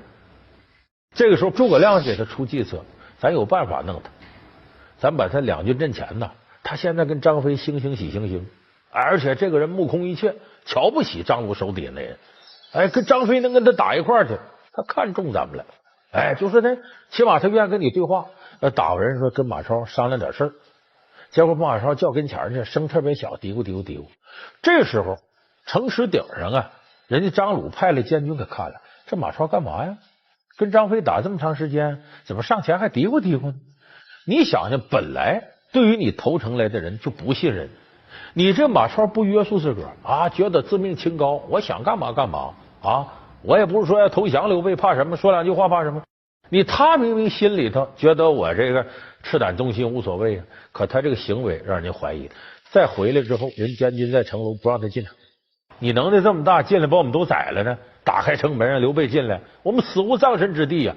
这事宁可信其有，不可信其无。马孟起不能再进城了，把马超挡城门外了。马超没办法，走投无路，只能投靠刘备。可跟了刘备，你别忘了他媳妇儿姓董的呗，董夫人还在张鲁手底下。张鲁就算挺仁慈的了，也没拿这董夫人怎么着，你在我这就过日子吧，我也不管你了。转过头呢，汉中这地方呢被曹操给占了。占了之后，曹操一打听，说马超的媳妇儿在这儿，曹操就乐了，嘿嘿，你马孟起呀，真是个完蛋的东西，从来不考虑家人安全。你说你这时候不考虑自己的家里人，想怎么着怎么着，得了，我也不能让你好了，把这董夫人叫过来了，你呀也别闲着了，一个人耍单啊，我这以人为本啊，我替你考虑，你就跟张鲁手底下一个小官过吧，他也担着，你也担着。说白了，那个小官是个极为无能猥琐之人。曹操为什么好这么干呢？哎，羞辱马超，你媳妇儿你的女人，我送给一个什么都不是的人，你俩过去吧。你想董夫人日子也不能好过了，所以这马超这媳妇儿，要不就让人给杀了，要不就让人给送给别人了。所以马超呢，后来大家给他总结嘛，说这个人是个英雄，能耐挺大，可是一个极端失败的男人。说为什么他能耐大还失败呢？就是马超做事极为冲动，凡事不给自己留后路，不考虑后果，由着性子，我想怎么来怎么来，我怎么痛快就怎么来。这就我们经常说的不知道忍字啊，小不忍则乱大谋。你作为一军之主，作为个主子，如果你不约束自己行为，那下边人会跟你一样的。疆场之上动刀兵，这些人要不理智，那得惹出多大祸来？这些祸反过来就会枪击你的自身。所以马超就是一个不知道约束自己的人，不知道忍耐的人。当然这忍字挺疼，为啥？你看忍字怎么写？下边一个心，上边一刀刃的事，忍字心横一把刀，就如同一把刀割你的心一样。可是问题是，成大事的人哪个不是铁石心肠啊？哪个怕刀割呀？不经过这种淬炼，人是不可能真正成熟的。所以如果你要是就妇人之仁，我就是小门小户过日子无所谓了，要成大事，这一关必须得过，一定得咬紧牙关，忍人之所不能忍，你才能成人之所不能成。所以马超的毛病是什么呢？不知道忍，不约束自己，凡事意气用事，很难成就大的事业。说《三国演义》这么些武将，谁能耐最大？我估计一说这个，大家会异口同声，那肯定吕布啊。为什么？你看你别人说水平高，说关公过五关斩六将啊，张飞又当阳桥前一声吼，喝断桥梁水倒流。可你说你能耐大，你怎么哥仨打人一个呢？虎牢关三英战吕布，当然这里有水分啊。这三英里头啊，刘备就是个拉拉队亲友团，不太管用，主要是关羽、张飞和这个吕布。这也说明两个人跟人家打也没占着大便宜。所以三国里武将排名嘛，一刘二赵三典韦四关五马六张飞，吕布排老大。所以说吕布能耐这么大，打遍天下无敌手。你就说长相吧，说人中吕布，马中赤兔。你看这赤兔跟吕布他俩是一体的，赤兔马归搭吗？说这个武功这么高，能力这么大，你看吕布最后的下场，在白门楼让曹操给抓住了，最后给砍了。说他这能耐这么大，怎么下场这么惨呢？你说吕布关键人品太次，他有个日本名字就叫人品太次郎。说干事情呢也不考虑这个不考虑那个。你看张飞骂吕布有句话说：“三姓家奴休赶，燕人张翼德在此。”三姓家奴休得称王，燕人张翼德在此。你叫什么？嘿嘿，三姓家奴。我堂堂吕布，为何成了三姓家奴？说什么叫三姓家奴呢？说吕布有仨姓。你看咱们现代人说这个谁认谁干爹，吕布很早就开这先河了。什么为三姓家奴？他自己姓吕，姓吕名布字奉先，先拜丁建阳、丁原为干爹，是不是等于改姓丁了吗？后拜董卓为干爹，又姓董了。所以吕布呢，为了个人利益呢，拜了俩干爹，再加上本姓吕，说他是三姓家奴。干爹这词儿在他那开始，就算是给弄坏了。包括后来有个词儿叫坑爹，也从他那来的。就吕布坑自己干爹，坑的真狠。这两个人干爹都死在他手上。有人说这吕布呢，能耐这么大，最后还这个下场是人品不行。那是不是所有能耐大人品不行，到最后都这下场呢？咱们今天得结合吕布这个经历，咱好好说说，是不是这种情况下都会导致这样的结果？那么咱说吕布呢，从哪儿说起呢？就作为一个有能耐的男人啊，有想法的男人，他在成长过程当中啊，都会追逐属于自己的那种理想状态。什么呢？你比方说咱们这个17、18、18、19的人，你琢磨什么呢？头脑里充满着各种各样的理想，我将来要干什么干什么，为了理想我牺牲一切，有远大的抱负。所以对于很多男人，他成长的头一步，要有理想。第二步呢，到一定岁数了，要成家立业了，感情这时候拿上来了，我为追逐属于我的爱情，我可以牺牲一切。等人到中年了，想的越来越实际，金钱呐、权力呀、等等等等，实际的利益就上来了。那么吕布在他的成长过程当中啊，这三样一样不落，理想、爱情、权力，都是他想要的。咱们通过吕布追逐这三样的过程当中，你就能看出来，能耐大的人他应该把握什么。咱首先说吕布出身，10来岁的时候呢，就到了荆州刺史丁原，就他头一个干爹的门下。他给丁原、丁建阳呢当什么呢？其实就是旁边一个卫兵，一考察这武艺手使方天画戟，万夫不当之勇。丁建阳就喜欢他，你就做我贴身侍卫，我出去打仗你就跟着出去。后来越来越喜欢吕布呢，干脆吧，我岁数比你大不少呢，你给我当干儿子吧，就这么收了吕布为义子。所以这时候吕布拜的第一个干爹，荆州刺史丁建阳、丁原。那么丁原有了这么一个王牌之后，底气硬了不少。后来董卓进京，当时是把整个朝政大权呢捏到自个儿手里。董卓呢一看外郡的几个刺史不服他，有这么一天呢，借着商议朝中大事，把这丁原这些人给弄一块儿了。这董卓就话里有话了，说现在朝政是我说了算，你们看皇上他不管用，小孩你们都得听我的。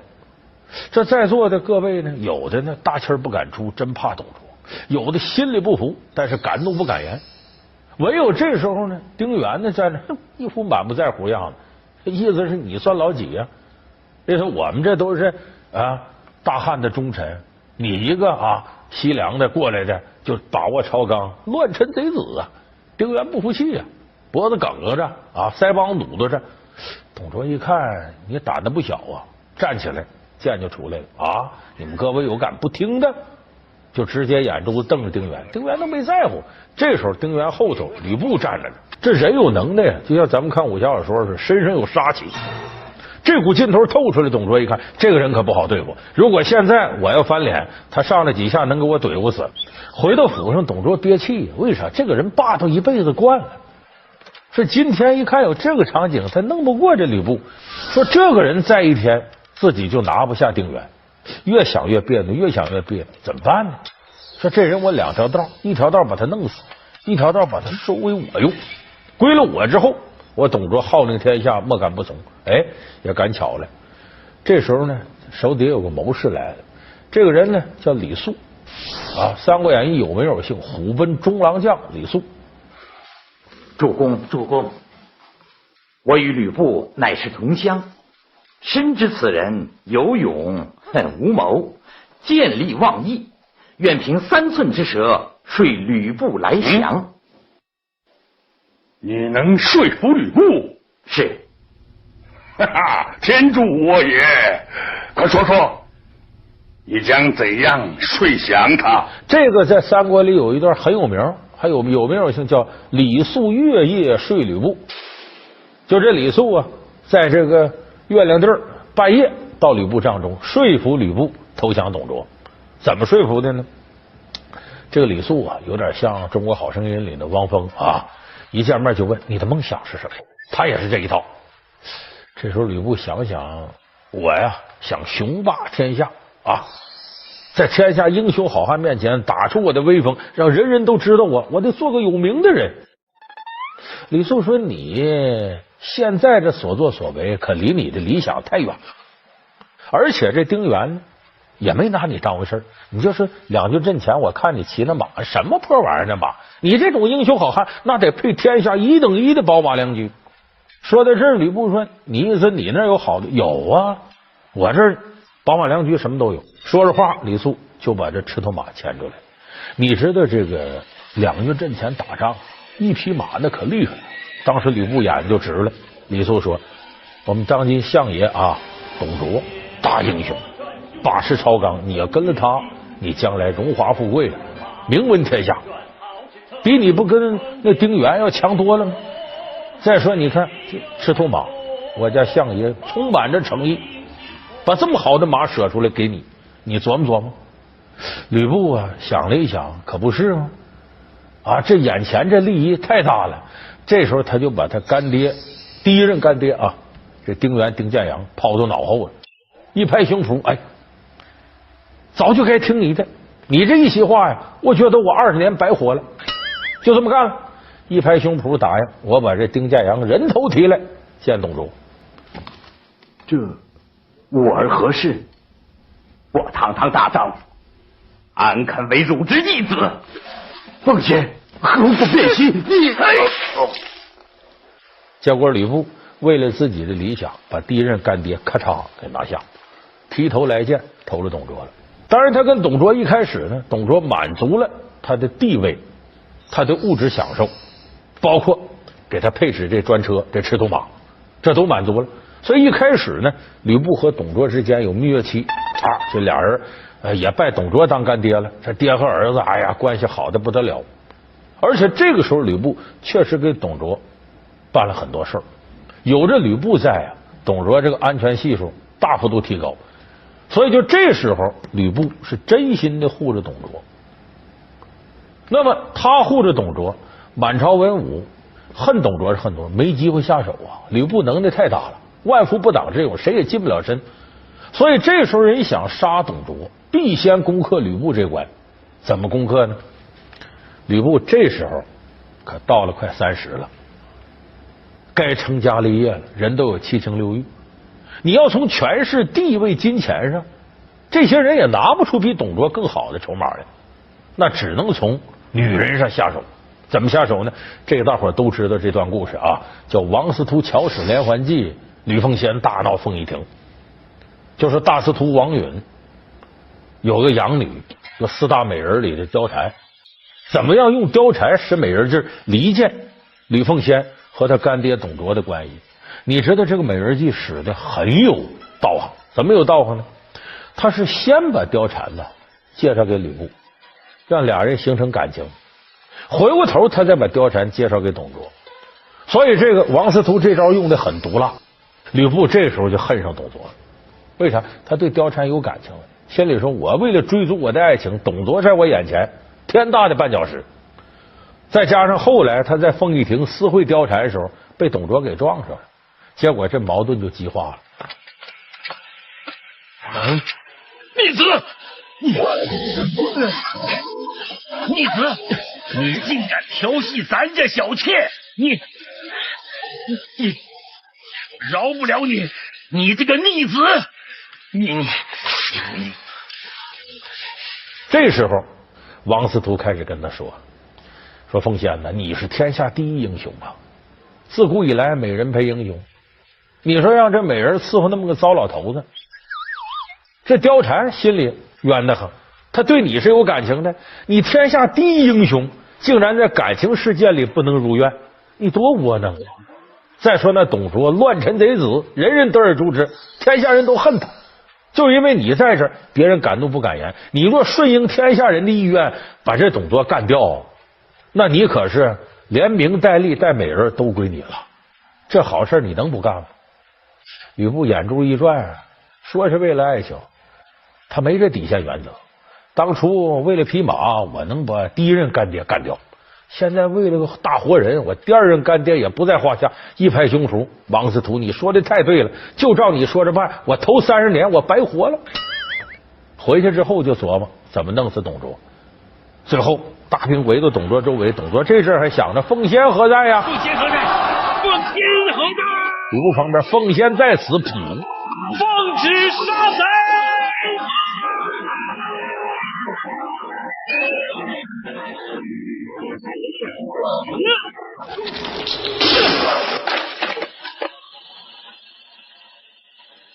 这第二任干爹就这么完蛋了，死在了吕布追逐爱情的路上。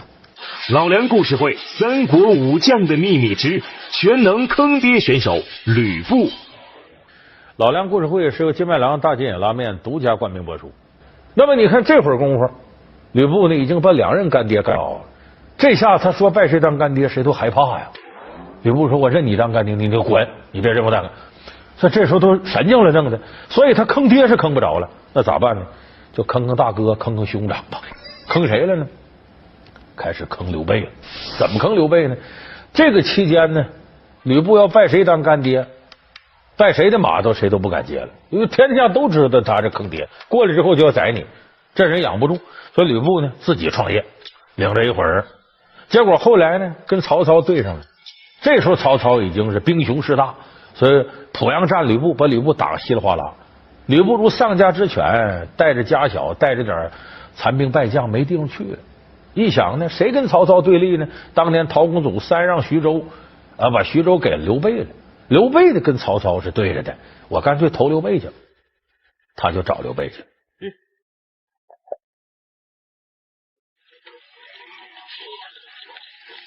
败军之将吕布拜见徐州刺史刘玄德。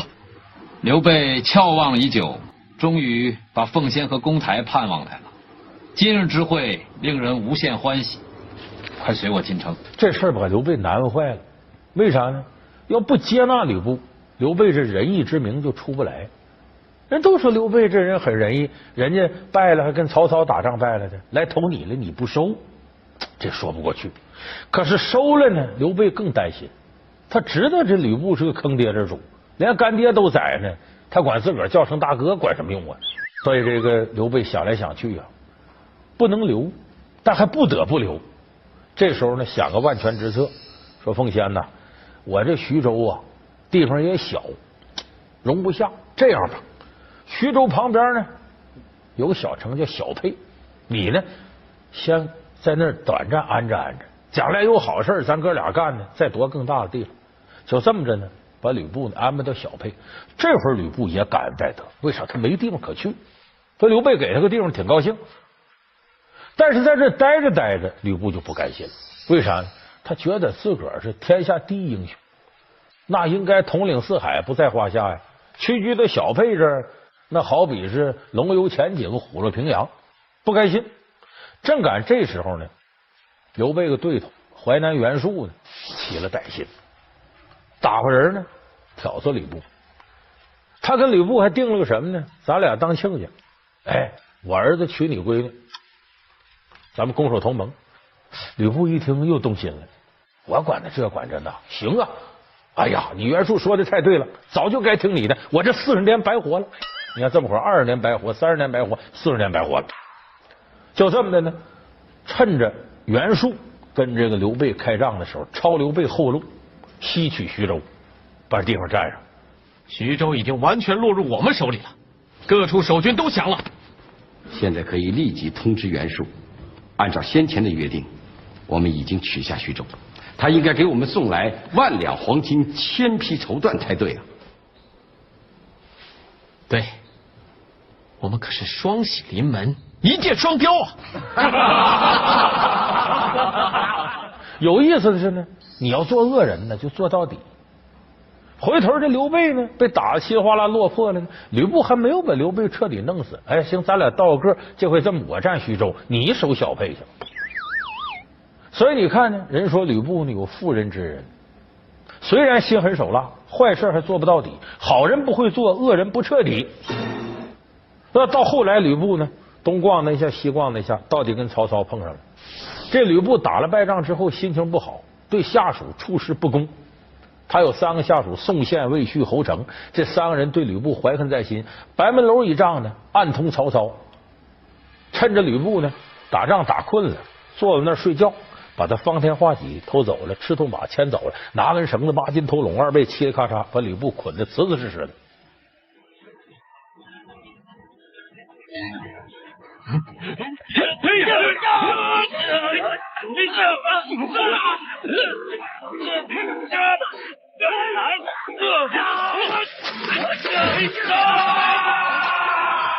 最后开城门，把城池献给曹操。这会儿呢，刘备呢已经投了曹操了，在白门楼城门楼上审这吕布。这吕布一上来，捆的结的是吕布，哎呀，捆的太紧了，给我松开点。曹操说：“哎，伏虎不得不紧呐，捆老虎不紧能行吗？你是头老虎啊，谁都怕你啊。”这个时候，曹操有事站起来，出去上厕所去了。这时候吕布看着刘备，哎呀，这个玄德兄啊，这个我求你点事儿呗。曹操别杀我呀，你给我求求情啊。刘备说：“行，直点头。”不一会儿，曹操回来了，吕布就求情：“明公不要杀我。你也知道我能耐，我投了你，如何，天下可定啊！什么袁绍谁都不在话下。”曹操这时候心里头啊，其实也琢磨，反正你投谁都没好。哎，一转身，玄德公预备如何呀？征求一下刘备意见。刘备没说别的，就一句话，干脆利索：“明公可曾记得丁建阳、董卓乎？”吕布曾经拜过3位义父，其一是丁原，其二是董卓，其三是王允。这3位义父都托付吕布不浅。今日恳请曹公收吕布为义子，做他的第4位义父。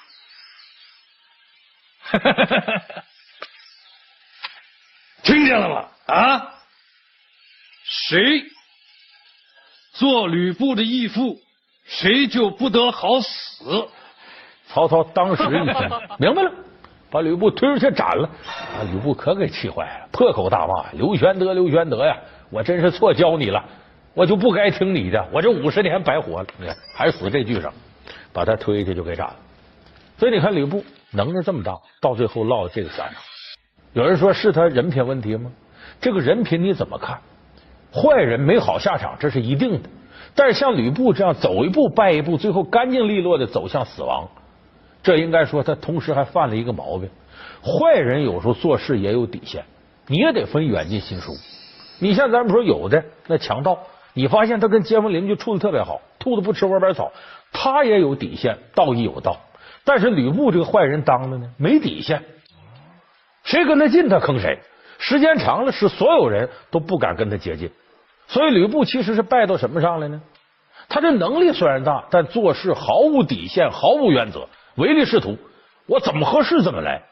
我们现在说会做生意的人先让人家赚钱，你上来就要占人便宜，谁不都是傻子？所以自然而然对你就有疏离感，逮着机会能把你灭了，人就会找机会去坑你。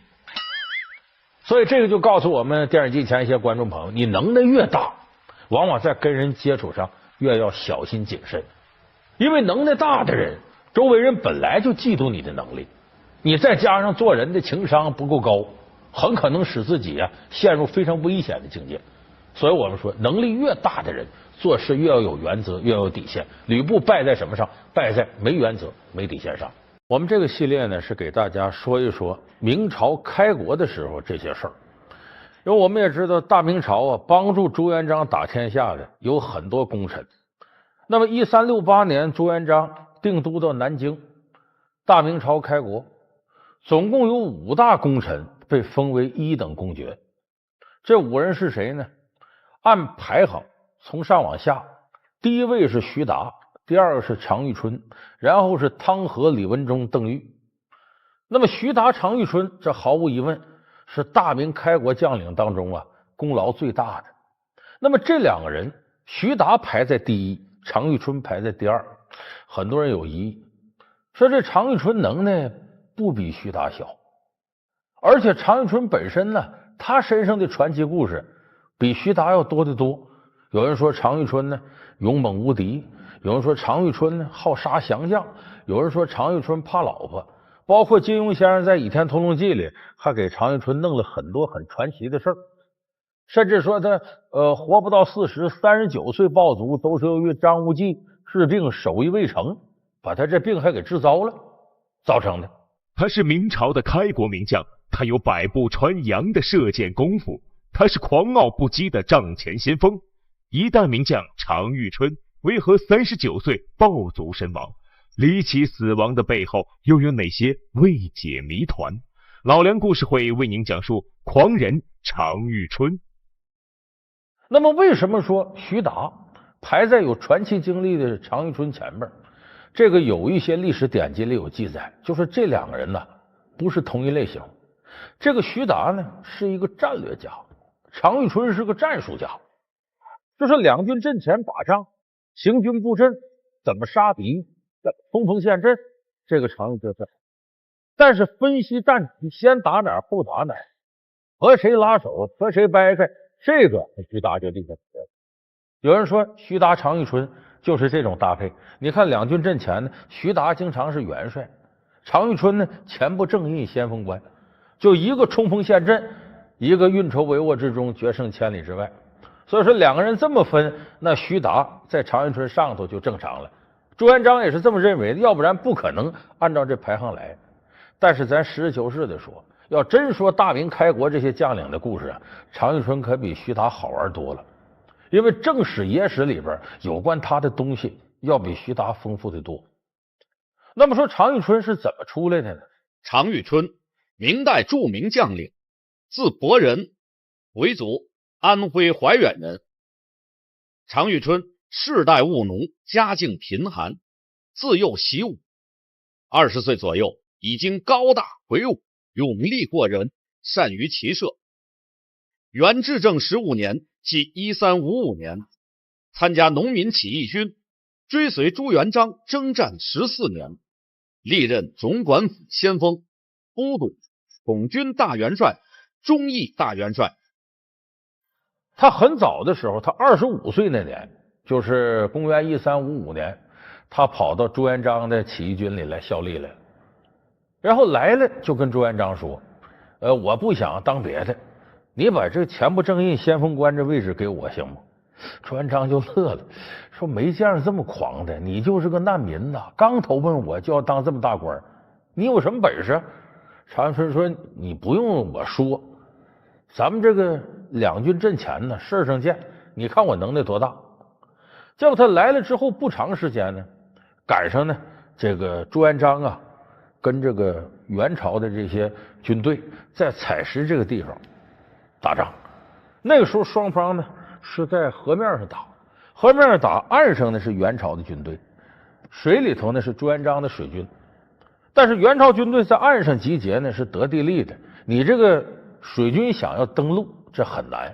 那么就在这个时候，常遇春出现在朱元璋面前。朱元璋说：小子，你不能耐大吗？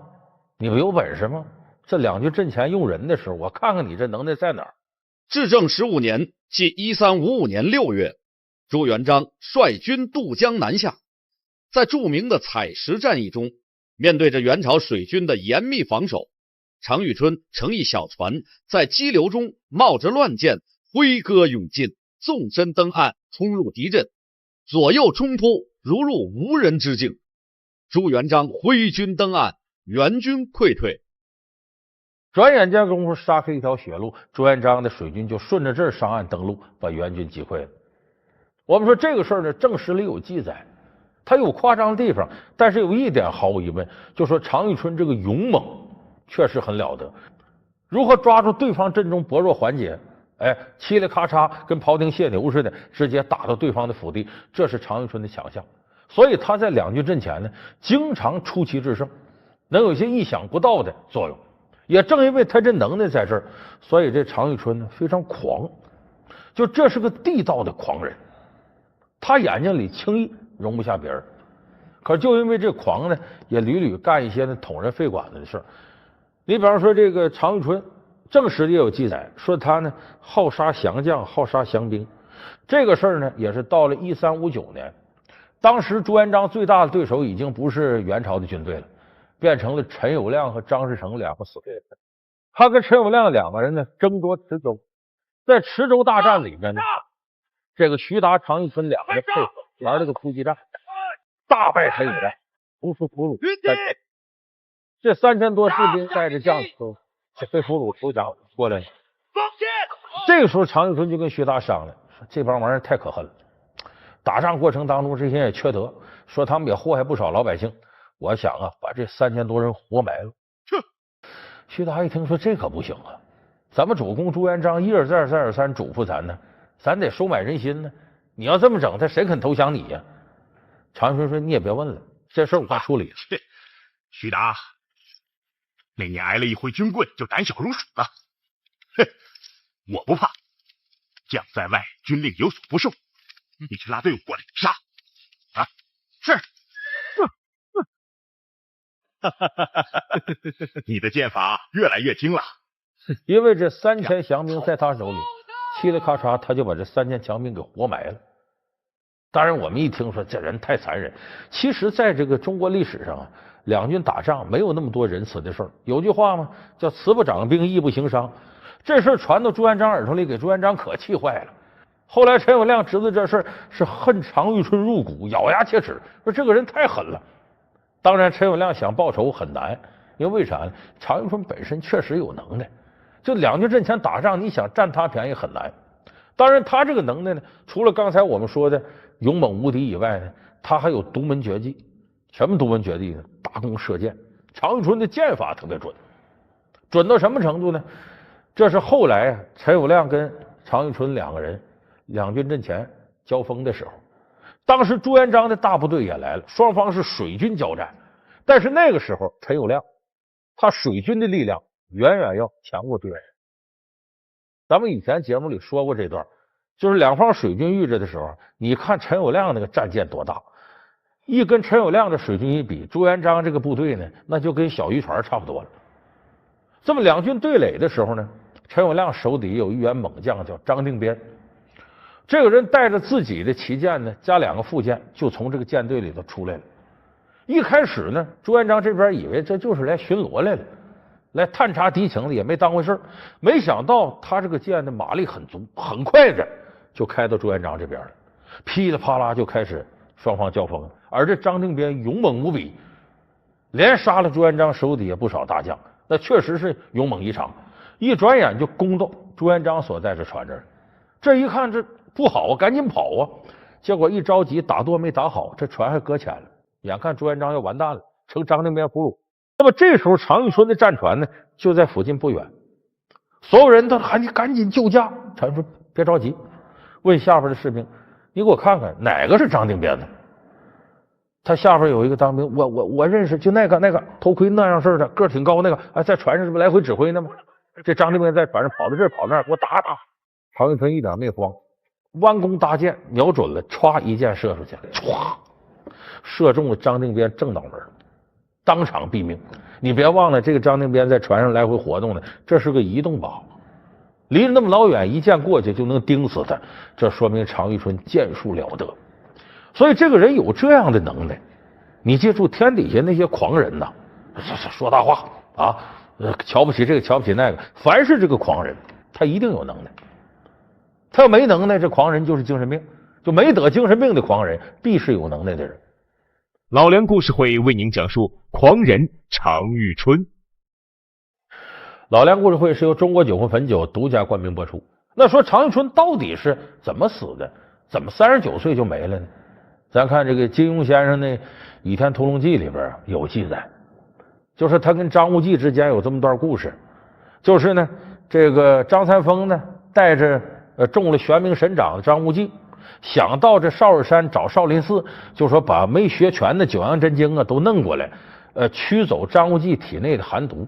无忌，王长，我徒孙无忌中了玄冥神掌的寒毒，危在旦夕，想借助少林的九阳功，配合我武当的九阳功，互补不足，为他化解寒毒。之后我会逗留少林3年，将这套阴阳无极功一一演示，再和贵派切磋切磋。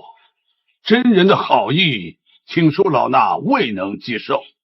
世人并不知武当的武功原本是出自少林的绝远大师，反而还会说少林偷学了武当的武功。老衲身为少林掌门，对于此种流言的确是担当不起。但是少林寺呢，由于门户之见，就你当年你张君宝、你张三丰就我少林寺的，不能传这功夫。没办法，张三丰一老一少善不搭的从少室山下来，那么经过汉水的时候搭船，巧遇常遇春。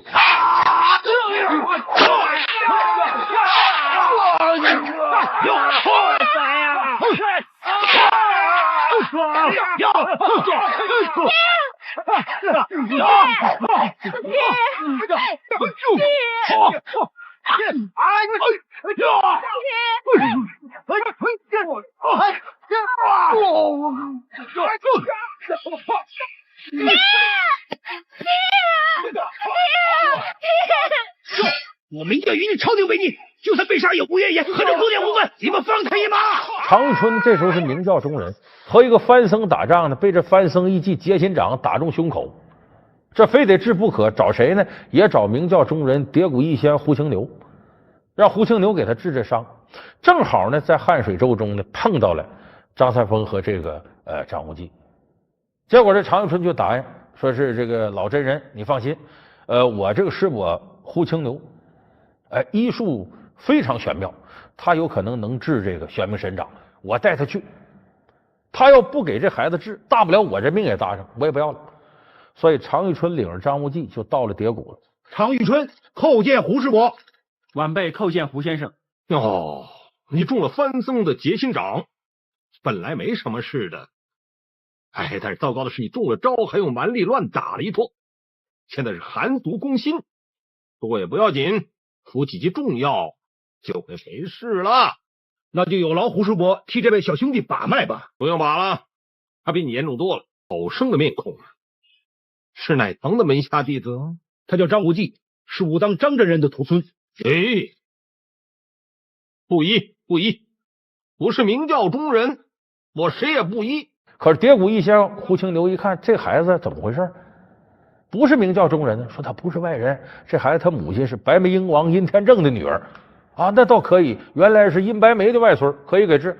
可是一问他爸爸呢，武当武侠之一张翠山，求医仙救我一命。救你不难，加入明教。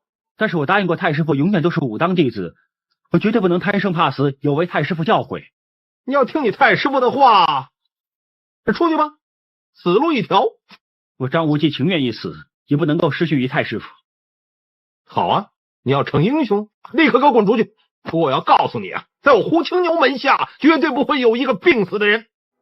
说你治好你病，你得加入我明教。张无忌说这不行啊，我太师傅再三告诉我，治病是治病，我是名门正派武当派，我不能加入你明教。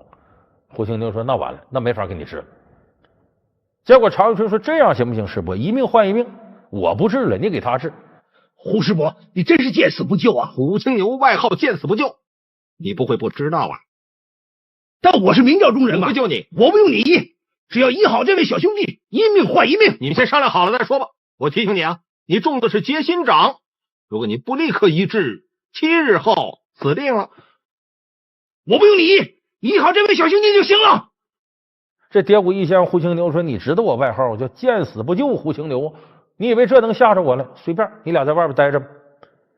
结果这个时候张无忌呢年少聪明，在这待几天呢，也跟着这胡青牛看他怎么治病，怎么针灸什么的，还翻医书，就想给自己常遇春常大哥把这病治好了。结果电闪雷鸣之夜，他研究个方子来给他治。常大哥，今天已经是第7天了，再不医就没得救了。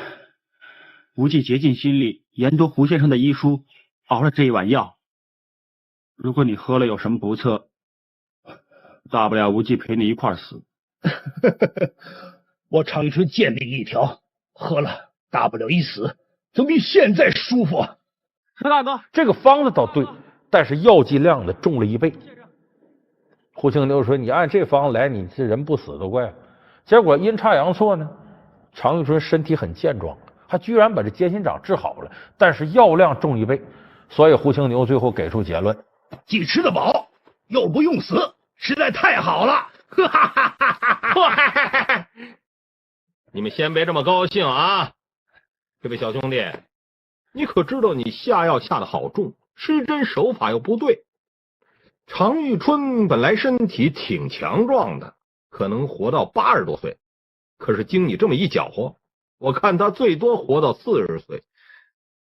切，男人大丈夫，30岁立业已经够了，哪用等到40岁啊？是不是，张兄弟？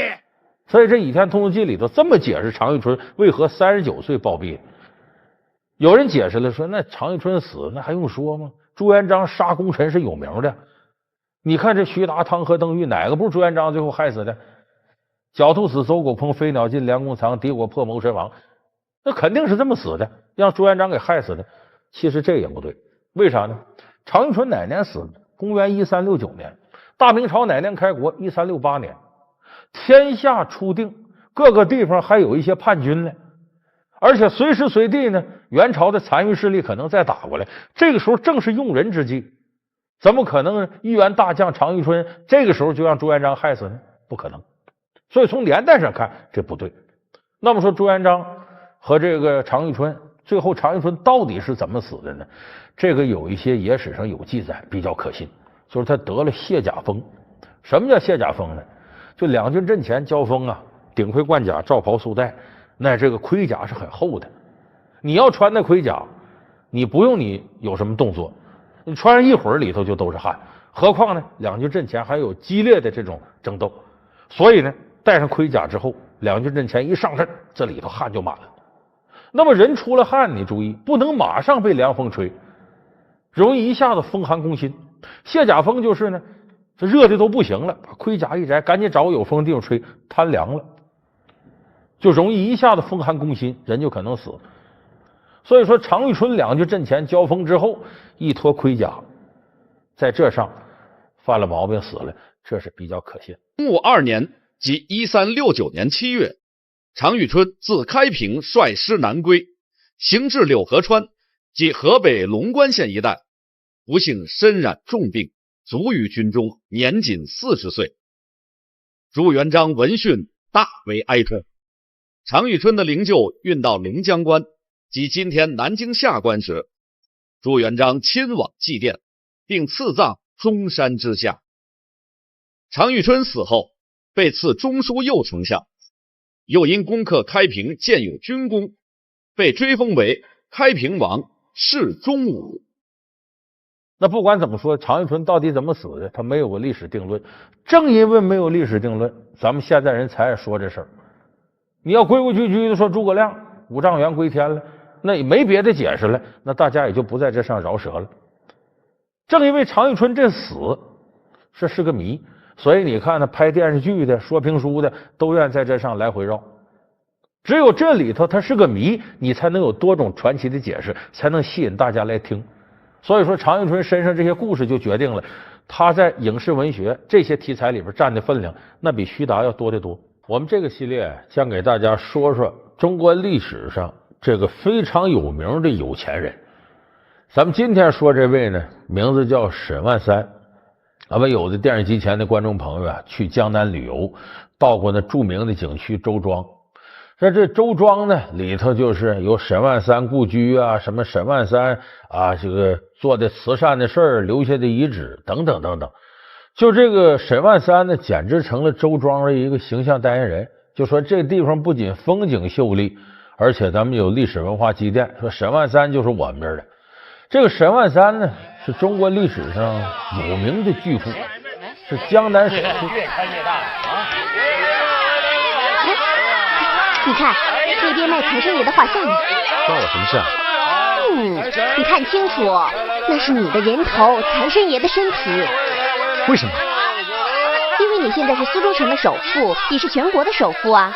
所以呀，大家都把你当成财神爷，想沾沾你的财气。那么说沈万三为什么这么有钱呢？这历史上有多种多样的说法，而且有一些传说呀，已经远远超出了周庄的范围。你包括北京，有人说北京这什刹海呀，就是沈万三给弄的。说这什么掌故呢？据说呀，当年咱们都知道这个明成祖朱棣，他是朱元璋的4儿子。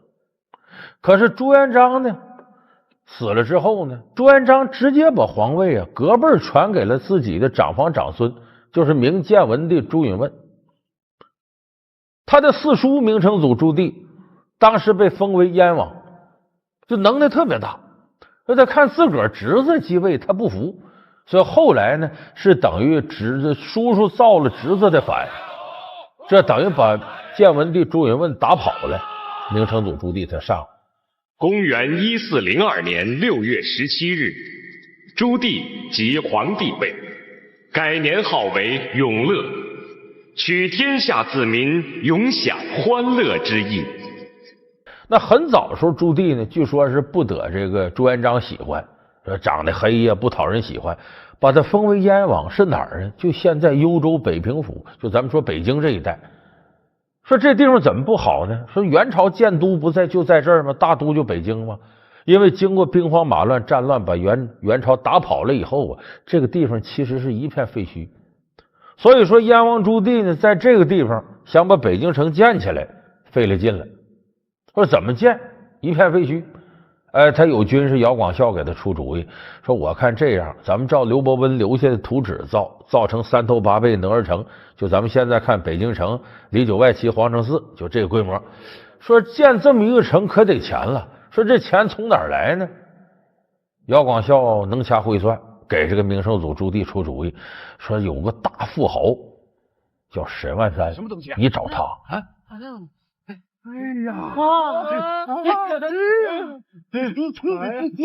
这是金的，金的，是金的，金的，金的呀！哎呀，金子呀！东家，这是真正的金叶子，一箱值3万两黄金呢。是啊，这是50箱，150万两啊！哎呀！说这个人呢，不光自个儿有钱。有特异功能，这就光他自个儿有钱，他拿出来钱也不足以造整座北京城。说他什么特异功能呢？说这个人呢，不管走到哪儿，他要说这地底下有钱，一挖金银财宝不计其数，就比现在这个传感器都灵。就这么着呢，这朱棣就把沈万三找来了。沈万三一看这个王爷找他呀，拿出万贯家财，就是我给你了。说这还不行。你得给我说说周边哪有财宝。就这么的带着沈万三在北京这些地方转悠，果然在这地底下找到数不尽的金银财宝。据说北京城就靠这些钱建起来了。当然你一听我说这就知道这是个传说。那是不是这样呢？那肯定不是这样。有一种传说和这个说法不一样，说沈万三有钱是因为啊他家里有聚宝盆。你可得想仔细了，沈万三有什么能耐啊？什么都不是的一个东西。你可不能小瞧他。告诉你，他有一个聚宝盆。聚宝盆？是啊，那可是一个画1乘2，画2乘4，画4乘8，画1000乘万的宝中宝。说怎么有聚宝盆呢？说据说这个朱元璋1368年呢登基坐地，在这个南京建立大明王朝。那会儿南京呢，经过多年打仗呢，这修城也费劲了。有谋士给朱元璋出主意说，全国各地啊，你要想让大明江山永固，不能说哪会有伙起义军唰啦就攻到城里了，咱必须是高筑墙，广积粮，把这城墙修得高高的，然后里边粮食储备很厚，真有个兵荒马乱，咱不在乎。高筑墙，广积粮，高筑墙是第一步。我呀，不吝惜力气，却发愁巧妇难为无米之炊啊。钱万三，你们认识吧？这个人富可敌国呀！早年是范思言，后来又混上了宫中茶叶的供奉人，哎呀，确实是富得流油啊！主公啊，传说他家锅造的砖都是用金砖砌起来的。哎，怎么在打他的主意啊？既然富可敌国，就该为国家出点力嘛。说筑墙这得花钱呢。说找这个苏杭一带、江南一带大富豪多了是了。说领头的就是沈万三，你找他。沈万三呢也愿意出资，说这么的吧，我拿1/3的钱，就是这城墙1/3我来修。这修来修去呢，工程进展很快，最后就剩下一个门没修好。这个门是修好了就塌，修好了。这怎么回事呢？沈万三也着急，眼看工期要到了，找个算卦的，有个算卦老头叫田德马，到这一掐算，说你这个为什么这个城门立的就倒，立的就倒？你下边得镇点东西。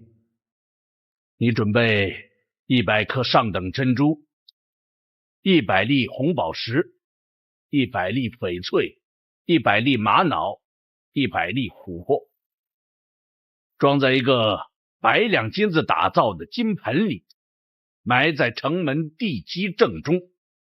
这座聚宝盆可保此门千秋万代永立。说沈万三这聚宝盆哪儿来的呢？还有个传说，说这沈万三呢，当初没发家的时候，就还没这么有钱的时候呢。有一天在大街上溜达，走过那个小河边，看着有一伙人在那儿钓青蛙呢，把青蛙钓上放盆里，钓上放盆里。沈万三一看，说这大小是个性命啊，扫地不伤蝼蚁命，爱惜飞蛾杀照灯啊，咱得行行善呢，上天好生之德。你把这抓上来，你要弄死他？不，我们要吃他。哎呦，那这杀生更不应该了。沈万三说这样吧，从兜里掏出钱来，你拿这钱买吃的，这青蛙你给我行吗？沈万三就把这一盆青蛙呀，走到一个农田里头，水稻呢，唰一倒，给青蛙放生了。这事过去就过去了。没过2天晚上，沈万三做梦，梦里头有一帮穿着青衣服的男的，一个个这个鞠躬作揖的。哎呀，您救了我们，今后我们一定回报您。说就青蛙变的。他醒了之后一想，这梦做的无稽之谈，也没当回事。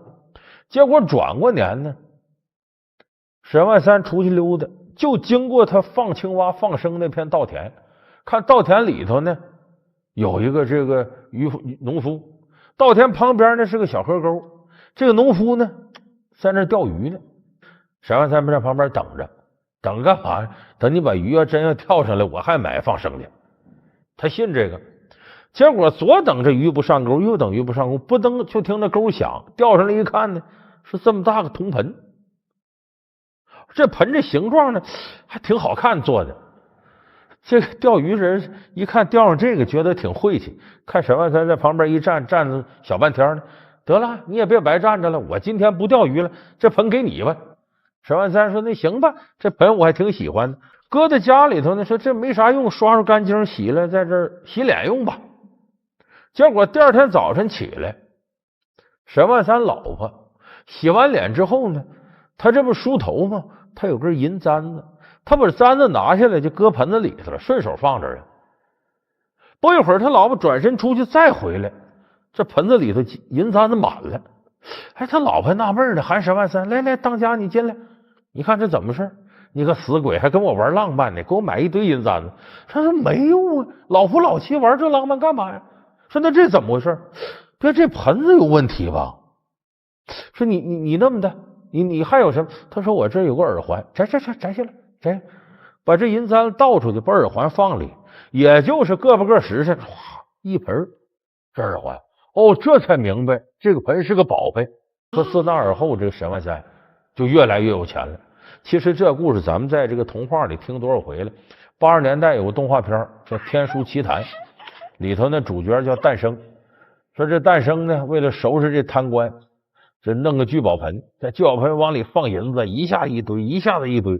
这贪官把这个聚宝盆给弄回去了，没想到搁在家里头呢，他爹看着好奇，往跟前凑，老爷子腿脚不好，咚栽到这聚宝盆里了。把他爹捞上来一看，里还有一个爹，再捞上来还有一个爹，一会儿贪官一屋都是爹。哎，够了，哪来这么多爸爸？让我出来啊！你是谁呀？我是他爸爸。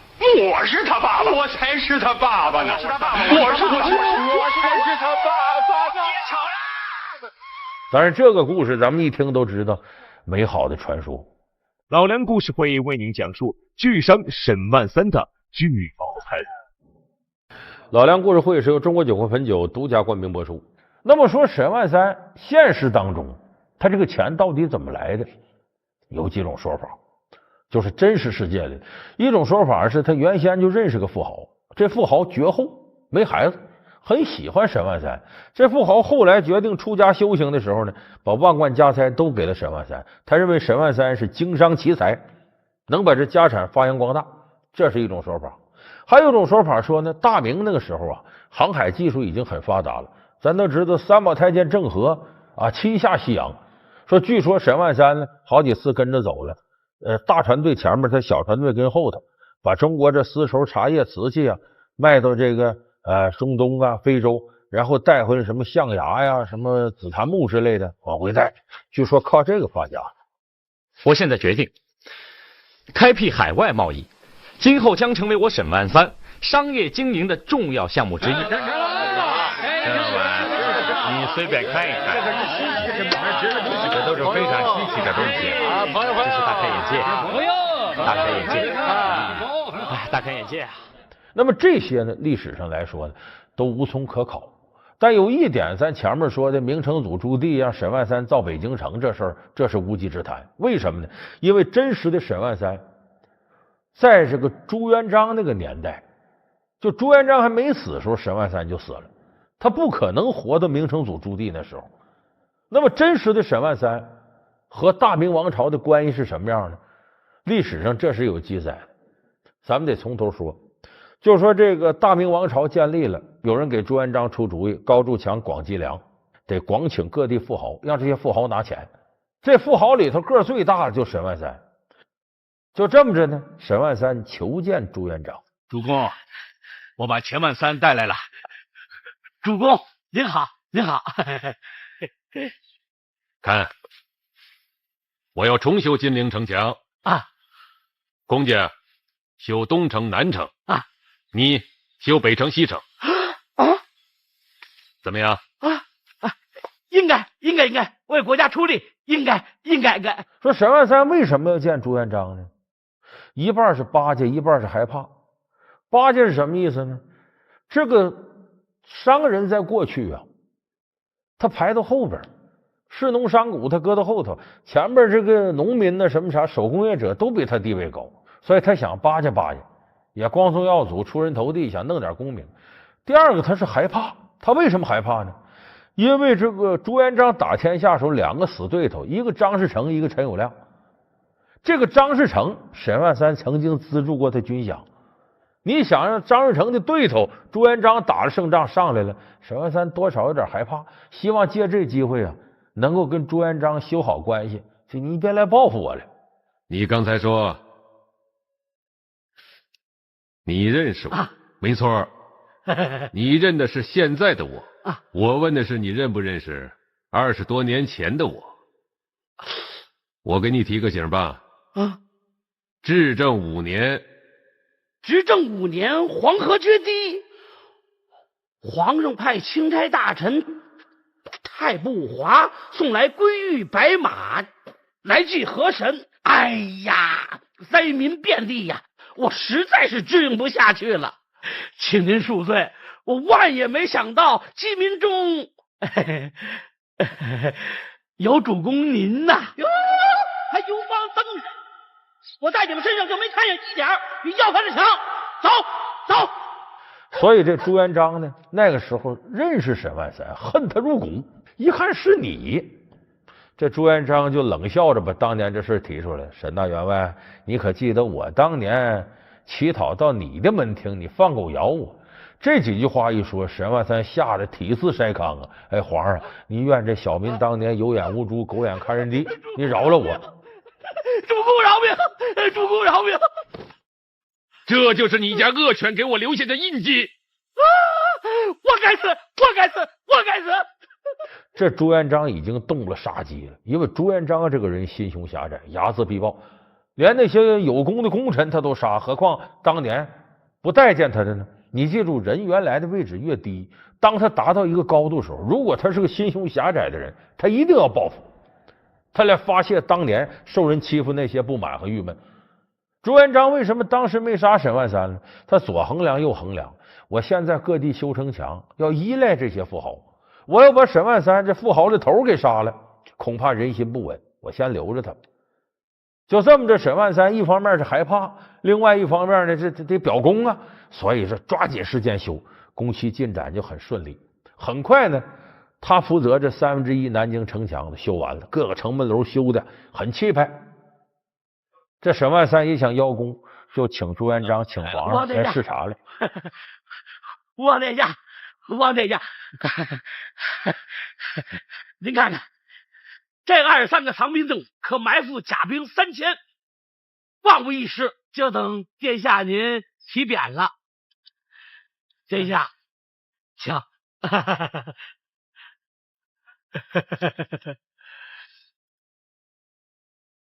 叫什么门？殿下给赐的叫紫金门，取紫金山之意。后来我给改了，叫宝金门，又有宝贝又有金子。呀，不对呀，应该叫宝金门，您这还少一点呢。我就是要多这一点儿。这为什么那传说说底下有聚宝盆呢？就是从朱元璋这题字来的。朱元璋就是不想跟这个沈万三说的一样，他提个聚宝门。那沈万三为什么舔着脸他要出主意呢？沈万三就想，你管怎么的，我是赞助一方，我出的钱呢，这就是商人的简单思维。他觉得我出了钱了，你应该照我说的提个字，这我也好流芳千古。我怎么着都赞助商啊？他可没想到伴君如伴虎，你小命在人捏着呢。接下来他又不知天高地厚提出来，殿下，聚宝门您已经提了，我也就不跟您争了。外城还有3个门，内城门就多了，什么西安门、东安门、北安门、正阳门、午门、端门、承天门，您开个恩，让我提个3个5个的，好让我青史留名啊！好在我下一大肚银子呢。你叫人有几个臭钱，你竟骑到我的头上来了吗？啊，别，来人，别，把押上大牢里去！啊，别，别！所以朱元璋这时候就已经气得都不行了。接下来一件事，火上浇油。怎么着？沈万三觉得自个儿有钱吗？3军将士和老百姓给他修城墙了，他出的钱，得修完了以后大摆宴宴庆功，然后他掏钱犒赏着3军将士和修城墙老百姓。这下戳了朱元璋肺管。为什么呢？你未经我允许，你就花钱犒劳3军，这了得？你这不要篡位吗？朱元璋说这可不行，这人太不要脸了，我得弄死他，就想把这个沈万三杀了。可是朱元璋身边呢有个贤德之人，就大脚马没有妇人免死。马后说：“老头子啊，这个事儿我不同意。为啥呢？我只是记得是这个人出巨资修了金陵内城、外城和8个城门，他犯了什么法，非杀他不可？现在天下还没有成为最后定局，殿下不需要人心了吗？不管是穷人心还是富人心，都不可以失去吧。钱万三需要什么？他不过是要个虚名，人家花了那么多银子，你给他一个虚名又怎么了？这样既满足了他的虚荣心，也显现了你的宽容大度。这样好的事情，人家求都求不来呢，你倒好，送上门来了，你不但不要，还要杀人，这是你朱元璋做的事情吗？朱元璋一想，可也是，不杀是不杀了，他是反杀这个岳威这么的吧，把他家产抄没，把他发配云南。所以沈万三这教训到今天依然有非常清醒的现实意义。这几天呢，咱们这节目里啊，都给大伙儿说了三国里这些人，你像刘备啊、曹操啊这些人。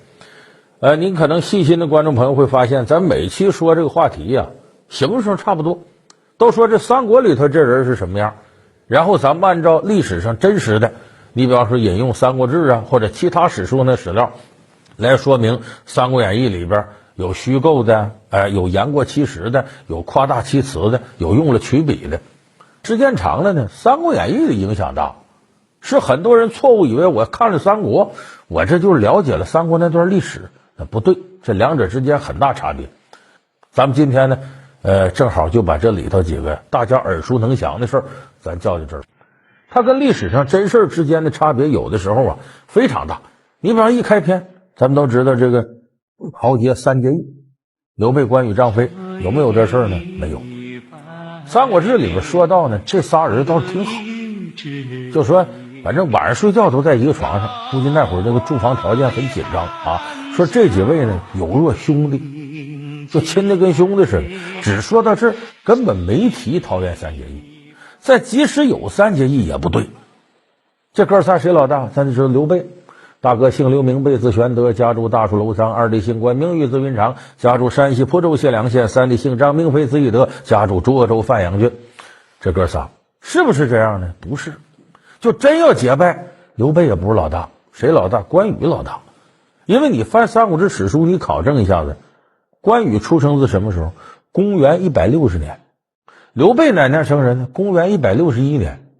也就是说，刘备比关羽小1岁，他怎么能是大哥呢？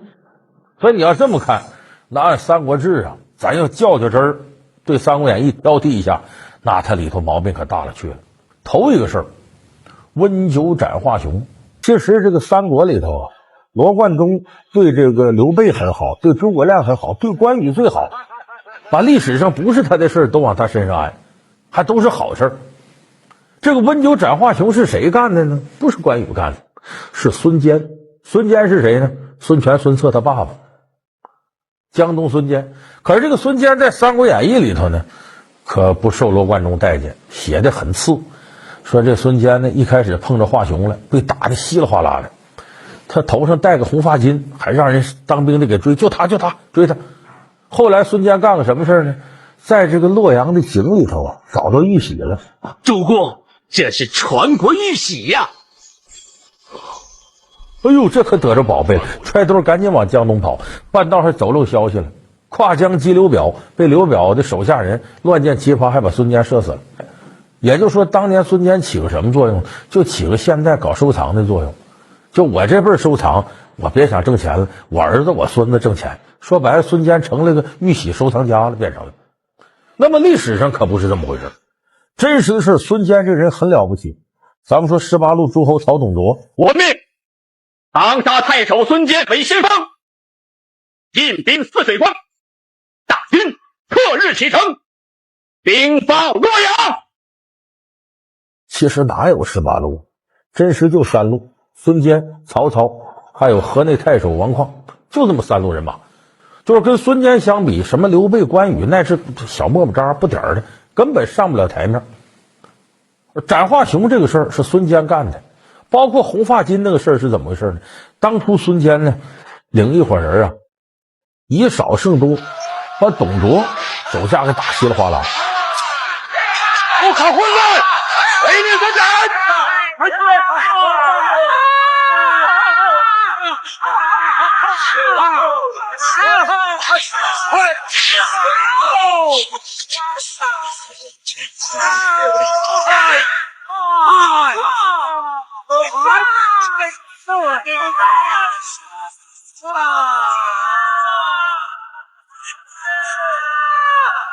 主公，为啥？接着董卓有个手下呢，他带着很多人来围孙坚。孙坚一看不行，得跑，这不能硬碰硬。他跑的时候呢，他头上戴着红发巾，太显眼了。人家追兵一看，就戴红发巾那个，追他。这帮当兵的也跟西班牙斗牛似的，就认准那红的了，追。这时候他这个孙坚手下有个大将叫祖茂，三国里也写了，城濮黄盖、韩当、周泰、祖茂，这都是江东名将。主公，你头上赤河分外显眼，快与我调换调换。你向那边去，待我引开追兵。就这么着，祖茂忠心耿耿，带上这个红发巾跑，结果后边董卓兵也追，跑着，这祖茂一看跑到一片坟地，把这红头巾摘下来，系到一个树桩子上头，然后他躲到草里。这兵追到跟前一看，我说这怎么人成树桩子了？转一圈再搜搜没找着，这追兵就撤了。这是历史上真实的一段。所以说罗贯中用这种笔法是为了突出关羽，他才这么写。也说温酒斩华雄的是孙坚，不是关羽。那么罗贯中美化关羽还不光这一点，咱都知道他美化关羽有一个经典桥段，叫关云长单刀赴会。就说呢，鲁肃鲁子敬为了把这荆州要回来，那么那时候刘备已经带兵入蜀了嘛，荆州是关羽看着。今我屯兵于路口，与荆州隔江相望，派人请关云长过江赴会。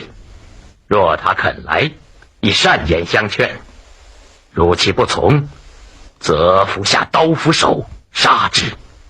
荆州可一鼓而得。若他不来，随即进兵夺取荆州。就请关羽呢到江东来，说咱们谈谈这个事儿。自个儿过来胆略过人呢，这是在酒席宴前，酒过三巡菜过五味，鲁肃就说了：“这个咱们这个荆州你不借的吗？你得还我呀。”都督欲讨荆州，莫如直言，何必摆这鸿门宴？君侯既知我意，便请明言，荆州到底还与不还？哼！话里话外意思，你要不还，你看不看着？你等于孤身入虎穴。我这一动眼，一眨巴眼，刀不手上，嘁哩咔嚓，你命就没了。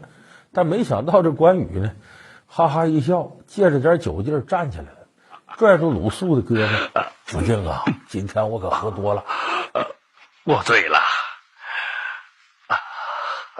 共杀故旧之情，走。”然后拽着鲁肃的手就往江边走。你想想，鲁肃不止那些刀斧手，主帅被拿下来，哪敢动啊？他日我请都督到荆州赴会，另作商议，如何呀？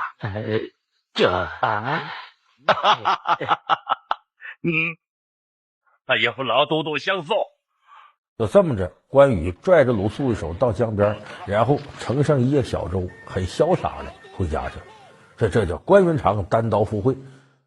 这段呢，这在历史上非常有名。那么历史上真实的是不是这样呢？根本不是。单刀赴会的不是关公，是鲁肃。有人说鲁肃那蔫了吧唧的老实人，还挺懦弱，可不是吗？《三国演义》里把鲁肃啊给丑化了。你想鲁肃后来能接替周瑜当大都督，他能耐不可能差了，那也是一代英杰。单刀赴会在历史上是鲁肃的事儿。什么情况呢？鲁肃跟关羽要谈，说这荆州啊，你什么时候还我们？关羽坐守荆州说：“那你要谈这事儿这么的，你来谈，到我荆州地界来谈来。”鲁肃也没在乎，配着把单刀就来了。来了，关羽请他吃饭，在酒席宴前，鲁肃汤汤汤，慷慨激昂的一篇宏论，还把关羽说服了。当初君侯以皇叔兵败，计穷力竭，疆域远窜。我主念皇叔身无处所，不外土地，使皇叔有所托足，以图后功。而今皇叔却谦得挥毫，以得西川，又占荆州，贪而背义，岂不为天下所耻笑？唯君侯察之。这番话说的义正言辞，把关公当时就说的脸红了。当然关公本来脸红，你也看不出来是。所以后来呢，《三国志》里写的，双方说好了平分荆州。所以那时候鲁肃呢单刀赴会，体现了一个战略家的高瞻远瞩，也体现了一个战略家的远见卓识，胆子也大，有胆有识。所以单刀赴会是鲁肃鲁子敬，不是关羽关云长。老梁故事会将为您讲述《三国志》，揭发《三国演义》。老梁故事会是由中国酒魂汾酒独家冠名播出。所以说到这儿，咱们有的观众朋友说：“哎呀，这罗贯中啊，对关羽真好啊，把这些好事都搁他身上了。”还有一件好事，大家很熟悉，咱们都知道关云长千里送黄嫂的事儿，这叫千里走单骑。得再提醒大伙儿一下，不要念千里走单骑，那骑字你念错了。骑是什么？是动词。我骑马，我骑驴，动词。骑是什么呢？一人一马为一骑。说这个事儿，有人说这是关公很英雄的事儿啊。云长何故行之太急？前曾禀过丞相，今知雇主现在河北，会有云长步星夜前往，屡次去相府求见不得，故拜书告辞，封金挂印纳还丞相。万望丞相不忘昔日之言。这个曹操对他那么好，人家没在乎，汉寿亭侯也不在乎，挂印封金啊，赐曹操出许昌，带着2位夫人宋皇嫂嘛，过五关斩六将，到最后在黄河边斩蔡阳，是这么段故事。有人挑毛病，说关羽啊是个路痴，说怎么路痴？咱们都知道不记道，说怎么能说他过五关斩六将不记道呢？这个有人根据《三国演义》总结出套理论来。咱们这么说不好说，咱这有地图，一对着地图说呀，这就说明白了。许昌这是关羽从这儿出来，他送皇嫂送谁那去？得送刘备那去。刘备这时候在哪儿呢？大家看，应该在这块儿，现在河北这一带，冀州嘛，他起码应该抄近道到荥阳往上走，或者那时候说那阵没道也不要紧，他通过这儿走陈留渡黄河这么过来。应该是直着往北走，可你看关公怎么走的啊？从许昌出来，往大西北去，稀里糊涂从许昌越过中岳嵩山，来到洛阳，白跑了几百里地，到这儿到黄河边了。可能关公明白了，你别看那时候没手机，没有这个 GPS 定位系统啊，我见着这好像不对，来早了。所以关公一琢磨，坏了，我走岔道了，赶紧窝过头，再往东走，这才到汜水关，到荥阳，到这儿才过来。所以有人说关公是路痴，跑错道了。来者何人？关羽借路前行，可有曹丞相关文？事迹不曾讨得，你无关文，即系逃窜。东门关孔秀无故阻截，已死于刀下。逆贼，大胆！谁人与我亲之？小将愿去。呀！你说当时在洛阳守这人让关公给杀了，多冤呐！屈死了吗？所以有人说关公啊，路痴不认得道，那是不是这样？历史上真实来讲啊，当时的刘备在哪儿？已经被袁绍派到汝南一带去了，拓展地盘去了。也就是说，千里走单骑没这回事。这段故事啊，是当初一个说书人他编的。假如说曹操要定都长安，关羽要千里寻凶的话怎么办？从长安出来，这可对了啊！先走洛阳、汜水关、荥阳，到这儿北上。你看，这就合理了。所以说，这是说书人编的事儿。但罗贯中呢，写《三国演义》的时候就把这段给引用过来。但引用过来，你得说罗贯中的历史知识很好，但地理知识很差。那么我们刚才说这些呢，这都是围绕着关公，就是不该关公身上的事儿，好事都挪他身上去。那么《三国演义》里还有这样的事儿，就本来这人身上没这个坏事，他硬给扣到人身上。谁呢？魏延、魏文长。咱们都知道魏延呢，在这个蜀国来讲啊，五虎上将关张赵马黄5个人，在此之外最厉害的就是魏延。而且魏延有点冤，他没能位列五虎上将。而魏延的本事，咱说实在的，可能武功上他不如关羽，但是带兵打仗，这个魏延绝对是个将才，很了不起。可是《三国演义》里写的什么呢？此人脑后有反骨，将魏延拿下。军师，这是何故？失其路而杀其主，是不忠也；居其地而陷其城，是不义也。如此不忠不义之人，何以为臣？故先斩之，以绝后患。先生，若杀此人，恐降者人人自危，望军师饶恕。今后在主公帐下，勿生异心。如若不然，我好歹取你首级。诸葛亮就认定了他脑后有反骨，这人都得造反。其实魏延历史上只造过一次反，从曹操那儿反出来，反到这个刘备这，就这么一回。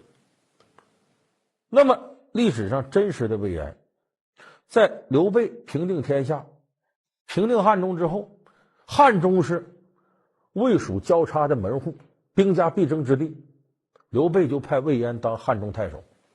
你琢磨琢磨，这个位置得多重要！让关云长守荆州那是看后院，让魏延是看前门，这是大门户。所以说魏延是很得刘备重用、很有能耐的人。可是这诸葛亮呢，就对魏延有着偏见。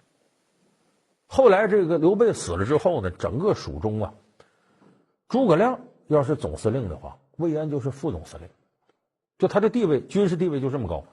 但是诸葛亮就不听他的。每一次咱说六出祁山9伐中原，魏延都提出来，你领伙人干，我领伙人干。《三国演义》里都写了这事儿。丞相，我愿领精兵5000，寻秦岭以东，取到子午谷而投北，10日之内可抵长安。丞相出兵斜谷，直通咸阳，如此进军，可谋胜算。此非万全之计也。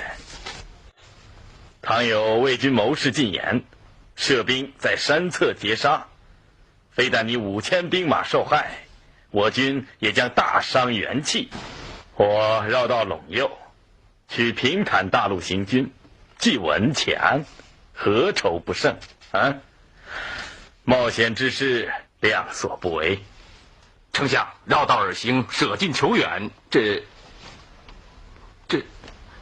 不合兵家出奇制胜之法呀！无意已决，你不必多言。咱说诸葛一生为谨慎，他就怕冒险，所以诸葛亮在军事上是个保守主义者。你看他做的中军帐里，他指手画脚，可以说诸葛亮是帅才而非将才。真临阵这些东西，他肯定不如魏延，所以他就不听魏延。后来好不容易熬到这个诸葛亮死了，他这一死呢，魏延一看呢，正好我说了算了，我带大兵按我的主意来打魏国。可是这个时候诸葛亮临死前有个遗言，赶紧给我撤兵回蜀中。我死之后，不可发丧，可令后宅先行，然后一样一样缓缓而退。因为诸葛亮临死之前留下遗言是谁接的呢？《三国演义》里也写了，《三国志》里也写了，长史杨毅。这个长史杨毅呢是个文官，就知道诸葛亮说啥我干啥。他宣布班师回朝，魏延不干了，说这么好个机会，丞相没了咱就不打了。他为了阻挡杨毅回去呢，咱们都知道汉朝那个时候刚开始楚汉相争的时候，那地方怎么联络？那道上有句话叫明修栈道，暗度陈仓，是当时刘邦在那修的，这是回蜀中必经之路。所以魏延一来气把栈道给烧了，就为了阻挡杨毅回成都。结果他这一烧，坏了，消息传回成都了，这边消息闭塞，不知道怎么回事啊。有人说坏了，魏延不回来了，要反，要降魏。所以整个蜀国上下都说魏延投降了，魏延反了。这就等于给了长史杨毅一个名正言顺的借口。魏延，只要你敢在马上连叫3声，谁敢杀我，我便将兵权和汉中城池拱手献上。杨一匹夫听着，丞相在世，我上拒他3分，他今已死，天下谁敢敌我？就说连叫3声，便是叫3万声，又有何难？谁敢杀我？谁敢杀我？哈哈哈哈哈哈！谁敢杀我？我敢杀你！哎！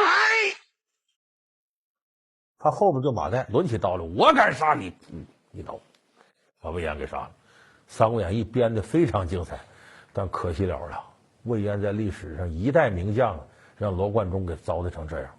人家根本就没有反意，硬说人家脑后有反骨，还硬说自个儿正得意的啊，谁敢杀我？啪一刀，成安乐死了变成。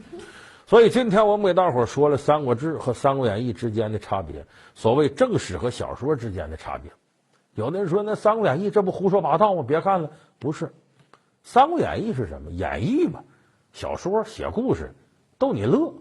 哎，你索性看《三国演义》就看个乐，别拿它当正史。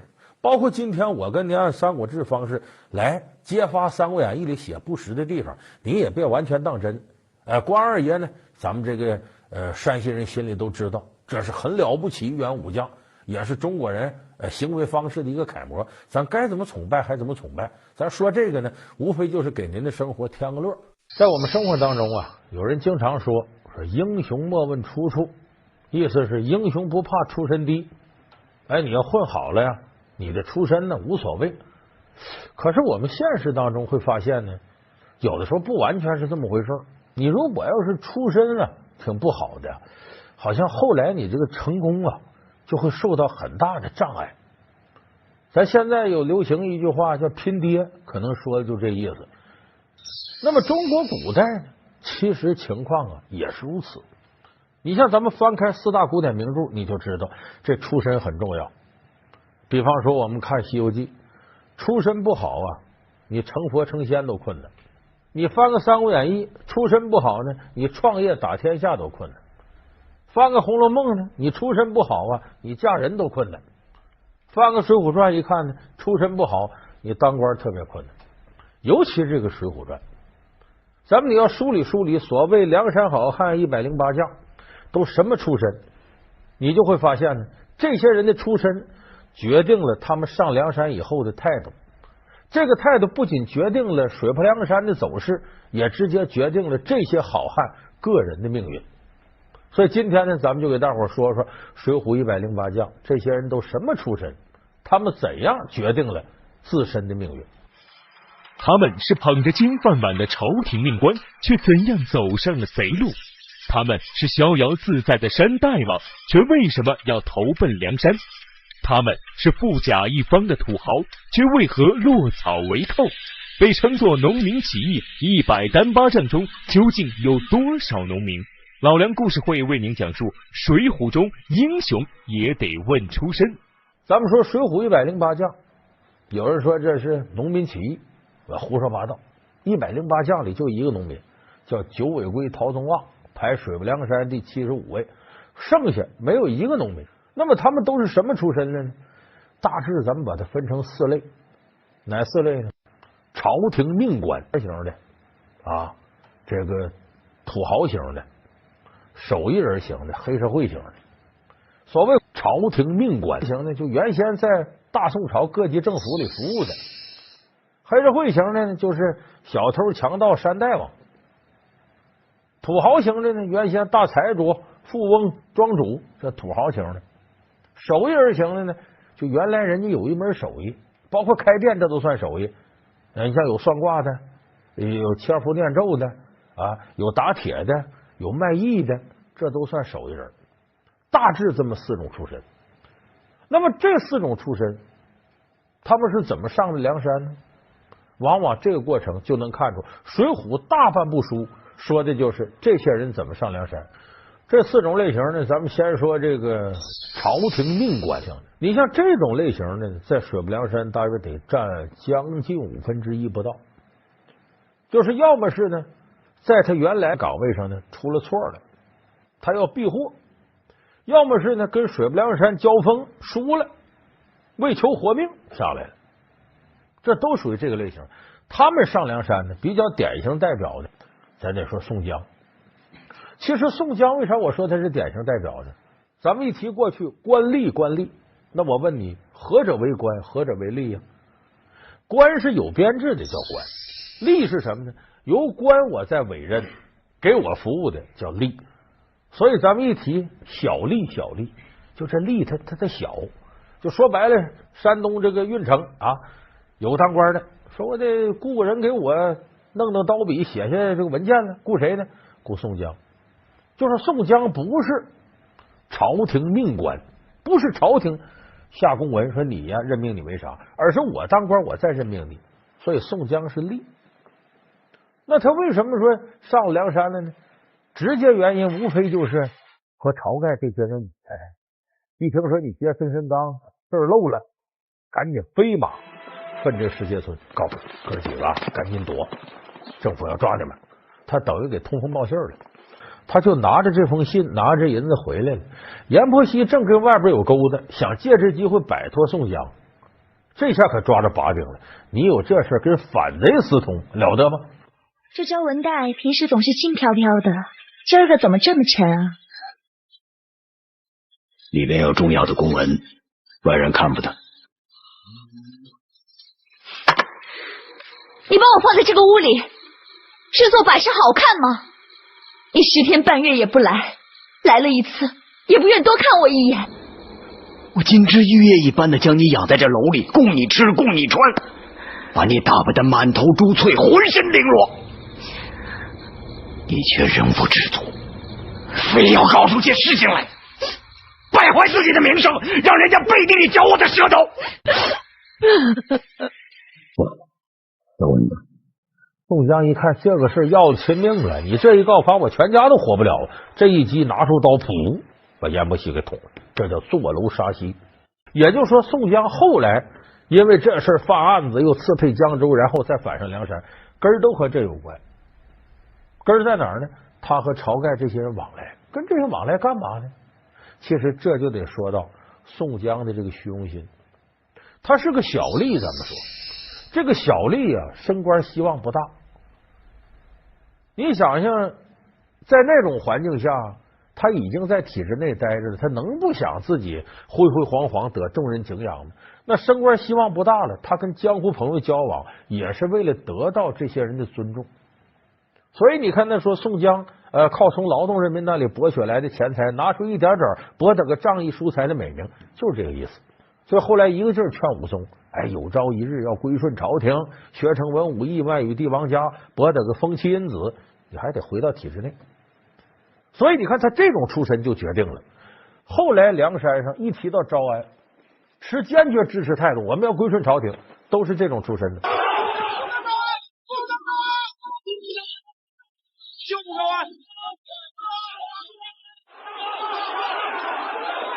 就是从政府那边过来的，到梁山来这波人，往往不是将领啊，就是各级政府负责人，他们都同意归顺朝廷。你包括像林冲这样也是，80万禁军教头，说白了，原先部队干部，被逼上梁山，又被高俅陷害，但是他心里头也无比向往那个安定的日子，原先就那么过来的，一天悠哉悠哉，而且有功名，有爵禄，挺好的。所以一旦有这机会，朝廷招安，他们大多数是无条件同意，跟着宋江，坚定的支持。所以你看，这样出身就决定了他最后的选择。这是第一种类型。老梁故事会为您讲述《水浒》中英雄也得问出身。欢迎您回到由中国酒魂汾酒冠名赞助播出的老梁故事会。第二种类型是黑社会型，说白了，干的非法营的小偷、强盗、山大王，他们这里有些人混的已经不错了。就我自己也像梁山似的有个山寨的，自个儿也说了算啊，大碗的喝酒，大块的吃肉，大秤分金，说自个儿有个小天地，多逍遥自在，宁为鸡口，不为牛后啊！上梁山干嘛去？还得听宋江呢？这是有原因的。你像咱们说，原来桃花山有个大寨主叫小霸王周通，但是这人不是什么好人，欺男霸女。后来碰到呢，他师傅打虎将李忠，能耐没人大呀。李忠当了山寨之主，他当副寨主。说本来这个两个人逍遥自在挺好，为什么投梁山了呢？他出事了。这俩人啊，把人家那将军双变呼延灼，他有个宝马良驹，里边响，叫踏雪乌骓马，把这个人偷了。这山下客栈里有匹宝马，可能是那位投宿军业的坐骑。小人可从来没见过这么好的马。真的？快去给俺牵了来！兄弟，不可鲁莽。这天下能骑宝马的人，必有其过人的地方。兴许这位就是武功超绝，你我这不是自寻麻烦吗？小弟去偷偷的牵来，神不知鬼也不觉呀。人家呼延灼不干呢，从这个郑州知府呢借来2000兵马来打曹化。你这土匪哪干得过正规军呢？干不过人家。说没招了，这个周通和李忠啊，后来三山地狱跟二龙山、梁山凑在一块儿，为了抵抗郑州兵马，这最后才有三山地狱。没办法，靠大山头归到梁山来了。还有一些小打小闹的，你像典型的像古上早石阡小偷，他就是也没多大的武功，就是偷厉害。他这上梁山说白了，他老早就想来。那时候那公鸡就指着他早晨打鸣，大家起来，跟现在瑞士石英表差不多那价钱。人家不干呢，找他们还挺横，把人给打了，还把店给烧了。哎，你们好生不讲道理，为何偷了我店里的报小鸡？拿贼拿赃，捉奸捉双啊！哼，这不是鸡骨头。我这店可不同别处店，只把你们做梁山贼寇拿去送官。我们就是梁山好汉。就在那人能干吗？跟他仨打，最后把石阡给抓住了。要是没有宋江啊下山打祝家庄，石阡就没命了。当然宋江也都有意识，早就想打祝家庄。所以这时候你看石阡投梁山干嘛？投奔大码头。你想他人单势孤，又是个小偷，那过去都是不受人待见的，所以他也渴望呢能有个大山头靠着，找一个大哥靠着，这样自个儿少受点委屈。所以刚才我们说这黑社会出身的为什么上梁山？无论是石阡这样的小偷小摸，还是周通这样的山寨之主，都想靠个大门户。那么这些人后来一听说招安，他们本能是反对的。为啥呢？因为这帮人啊历来逍遥自在过惯了，不想被体制化，就想这么舒舒服服过。而且他们以前的经历呢，都有个跟官府打交道的经历，他们对官府是很失望的，不想被招安。但是这些人有共同特点，他得讲义气。这一讲义气呢，宋江大哥你说招安，那就给你去吧。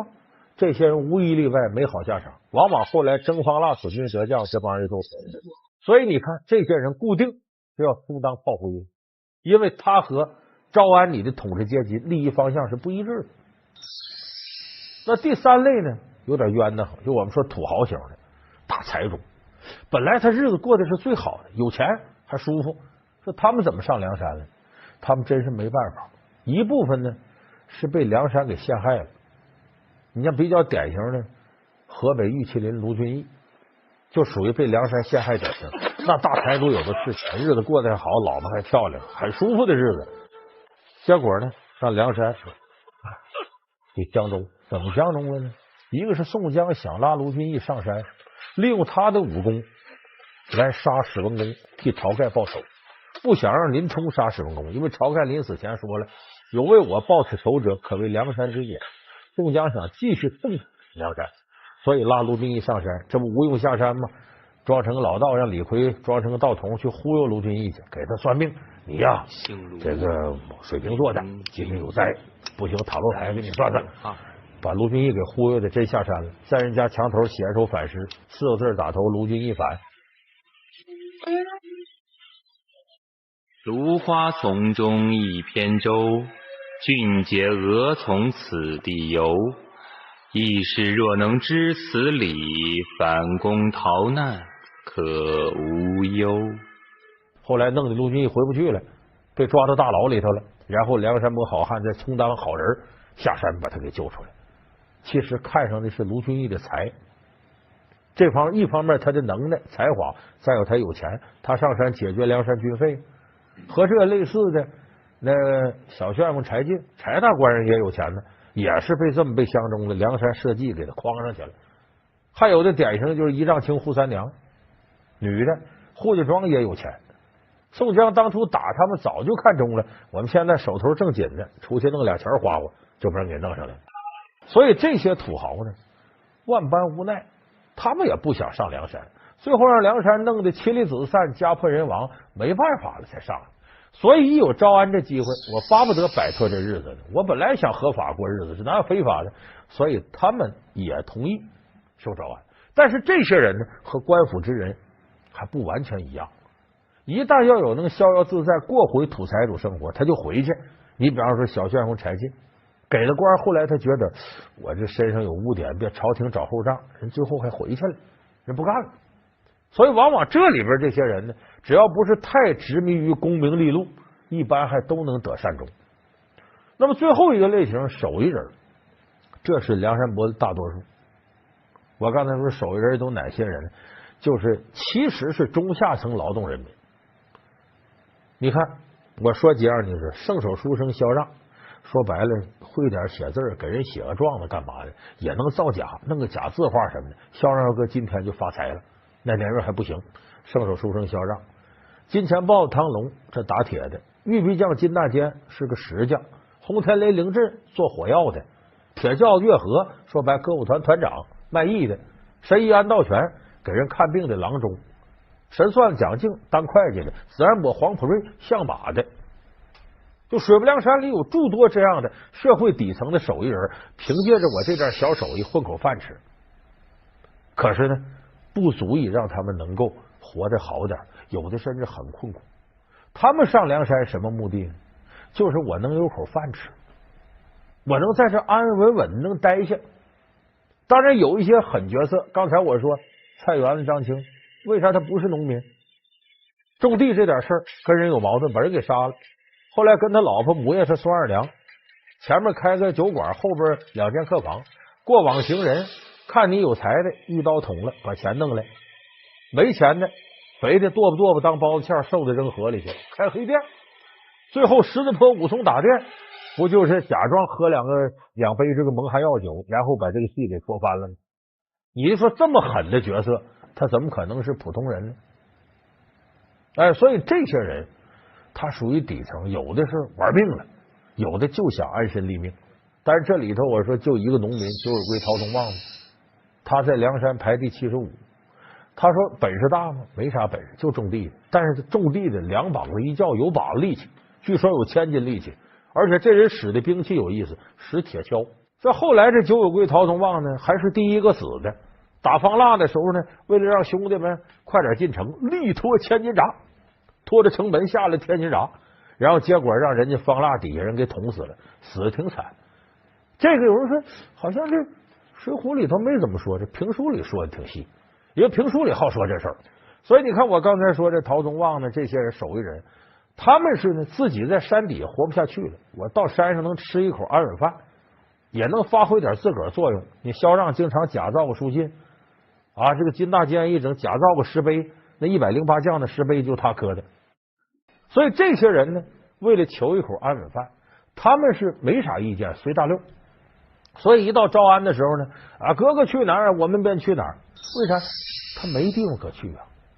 如果是梁山解散了，他下山又回到那个生活了。所以他对这些事是有恐惧感的。大帮户跟着招安，我也跟着。咱们很多人为什么不愿意承担决策？不知道自己命运啥，把握不住。那好，羊群效应，领头羊去哪儿，我们跟到哪儿。所以这些人固定也是下场比较惨的。当然这里头也有聪明人，你比方说活阎罗阮小七、阮小七、阮小五、阮小二这哥仨，立地太岁阮小二，短面二郎阮小五，活阎罗阮小七，这哥仨都不是省油灯，那是鱼霸。这阮小七后来就发现跟朝廷不好，所以他及时又跑回到水泊梁山去了。所以侥幸的有这么几个聪明人能解脱出来，剩下也陆续跟着当炮灰。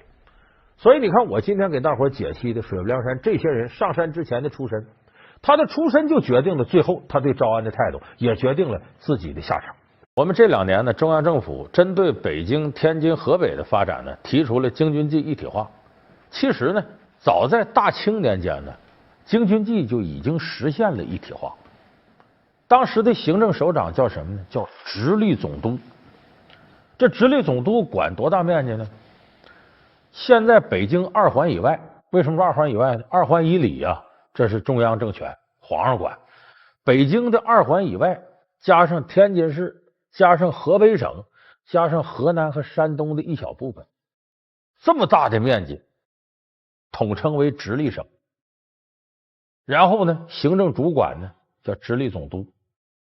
因为那个时候大清啊，不光是设各个省这个行政区，同时还把那几个相邻的省份捏到一块儿，然后呢，全国分成8个封疆大吏来管这8个地区。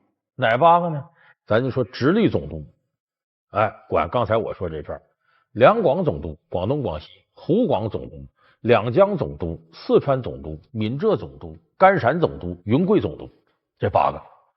这8大总督是真正的封疆大吏。你像刚才我说直隶总督，那不光是管行政，还管经济和军事。而且到了晚清的时候呢，直隶总督还要兼北洋大臣，全权管理外交事务。所以直隶总督是大清总督里边权力最大的。他跟什么有关呢？他离京城太近了，直接和这个皇权的安危关系很大。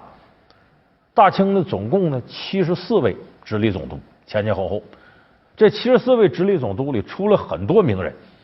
咱们看这个电视剧，说是《雍正王朝》里边有个李卫，后来还有个电视剧《李卫当官》，李卫直隶总督，刘罗锅刘墉直隶总督。咱们今天要给大伙说的是晚清时期3位影响力特大的直隶总督，谁？曾国藩、李鸿章、袁世凯。事必躬亲却遭来唾骂的曾国藩，任期最长却毁誉参半的李鸿章，封建官吏却创办警校的袁世凯，师徒3人稳居直隶总督位，一脉相承，却分别各显神通。本期老梁故事会为您讲述晚清直隶总督。咱们先说这个曾国藩。曾国藩在直隶总督上的任期并不长，他在此之前呢，已经当了快10年的两江总督，那也是了不起的封疆大吏。后来呢，让他从两江总督卸任呢，调任更重要的直隶总督。那么曾国藩来到这个直隶总督这位置上呢，他办公在哪儿呢？这我得特别提醒大家一下，有人说直隶总督在北京吗？不是，那北京皇上在那儿，你不是京官，你只是管这么大账。直隶总督当时的办公地点，就搁我们现在说算省会吧，在河北保定。所以这是曾国藩上任呢，直隶总督公署呢是在这个保定。当时呢，上任的直隶总督呢，由于管理不善，在直隶全省境内积压了4万多起案件。曾国藩上任之后8个月，把这些案件都解决了。老百姓一看说，这个曾国藩大人是有能耐，可是刚上任没多长时间，出了一件大事。这个事直接终结了曾国藩整个的仕途生涯。什么事呢？叫天津教案。这个事是怎么发生的呢？咱们第2次鸦片战争之后啊，签订了一个中法天津条约。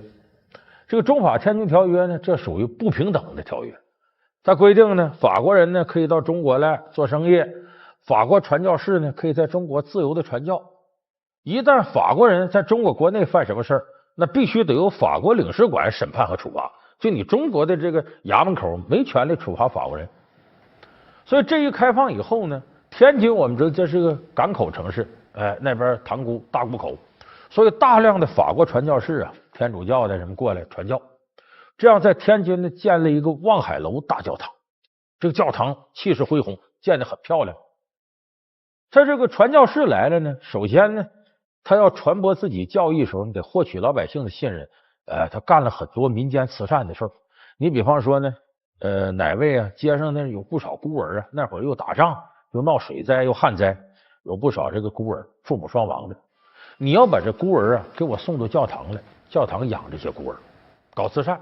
而且呢，哪个好心人把孤儿只要送到这儿来，教堂这些传教士跟修女啊给你钱，感谢你为主做了件好事，把孤儿送我这儿来了。可是这个事儿呢，被有些个良心大大的坏了的中国人呢给利用了。整个小孩送教堂去给钱，这好事啊！所以有些不法分子拐卖儿童，说白了，人家有爹有妈的，把孩子给偷出来，给抱走了，送这儿来，你给我钱吧，一手交钱一手交货，成卖孩子的。而偏赶上那个时候呢，传染病流行，有那么一阵儿啊，望海楼大教堂里死了20-30个孩子，但都孤儿。结果这下外边传闻说，这大教堂啊，这帮外国人、法国人不干好事，拐孩子。结果一传十，十传百的，很多人就信了。这时候挺巧，抓住了一个不法分子，叫武兰珍。武兰珍被捕后供认，是望海楼教堂的看门守卫王三指使他拐卖儿童。天津知县刘杰得此口供，押解武兰珍到教堂对证。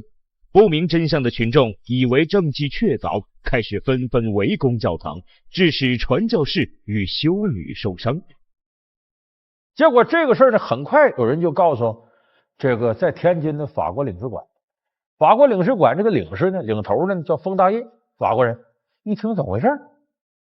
这县官领人去砸我们教堂去了，这还了得呀？为什么呢？因为中法天津条约里签的非常明确，就即使是法国人有毛病，也得法国领事馆来审判，也轮不到你中国人管。所以这封大爷一听，这活可压不住了，这我们法国人颜面何存呢？带上枪是要上哪儿了呢？上三口通商大臣的公署去了。就在天津当时设三口通商大臣，管理外交和通商事务，就真是中外有啥摩擦他管。当时三口通商大臣叫崇厚，他找这崇厚崇大人去了，他带着枪去的，气势汹汹就往进闯。人一看外国法国领事来了，也没敢拦，那边就告诉崇厚，崇厚说看来这出事了，得了，老外我惹不起，顺后门就跑了。这封大业没找着正主，一腔怒火往外走，正赶上那个知县刘杰带着人到三口通商大人汇报这个事儿，在道上俩人就碰上了。最后呢，是这个事件越扩越大，总共是打死了13个法国人，又打死了7个其他国家，英国的、俄国的，这事儿就闹大了。你想想，你无论这个事情说是不是这个教堂里头的中国信徒参与这个事儿拐卖孩子，就咱把这个事抛开，就假如说真就是中国的教众啊信教在教堂里头拐孩子，那你这个事儿最后把人领事大人给打死了，这可以说在外交上犯了大忌讳了，这绝对违背当时国际的法律的。法国人不干了，把军舰直接开到大沽口来了。你干嘛，大清？你这么侮辱我，我得打你啊！完那边英国、俄国、意大利、德国也跟着起哄，也把军舰弄过来，这就剑拔弩张。这下子把皇上吓坏了。他为啥？你想想，咱们在这儿真又能打得过老外，还至于第一次鸦片战争、第二次鸦片战争吗？签了那么多不平等条约，打不过人家。一看这情况，说这是谁地面发生的事儿啊？直隶总督曾国藩地面上，天津归直隶管。说曾国藩不得已从保定赶到天津处理天津教案。走之前，曾国藩就明白，说我这次去没好。曾国藩心里非常清楚，他说按照国际上的法律和现在中国这形势，咱非得给人低头，咱本身就不对，你得给人赔偿又这个那的，我肯定得这么干，要不然他就得打仗，打仗大清打不过人家，损失更大。可是我要真按照这是这么处理的，中国人准得骂我汉奸卖国贼，两头不是人，属于猪八戒照镜子。所以曾国藩这时候就想好了，大清这时候重担搁到我身上，我是替整个大清顶缸，去也得去，不去也得去。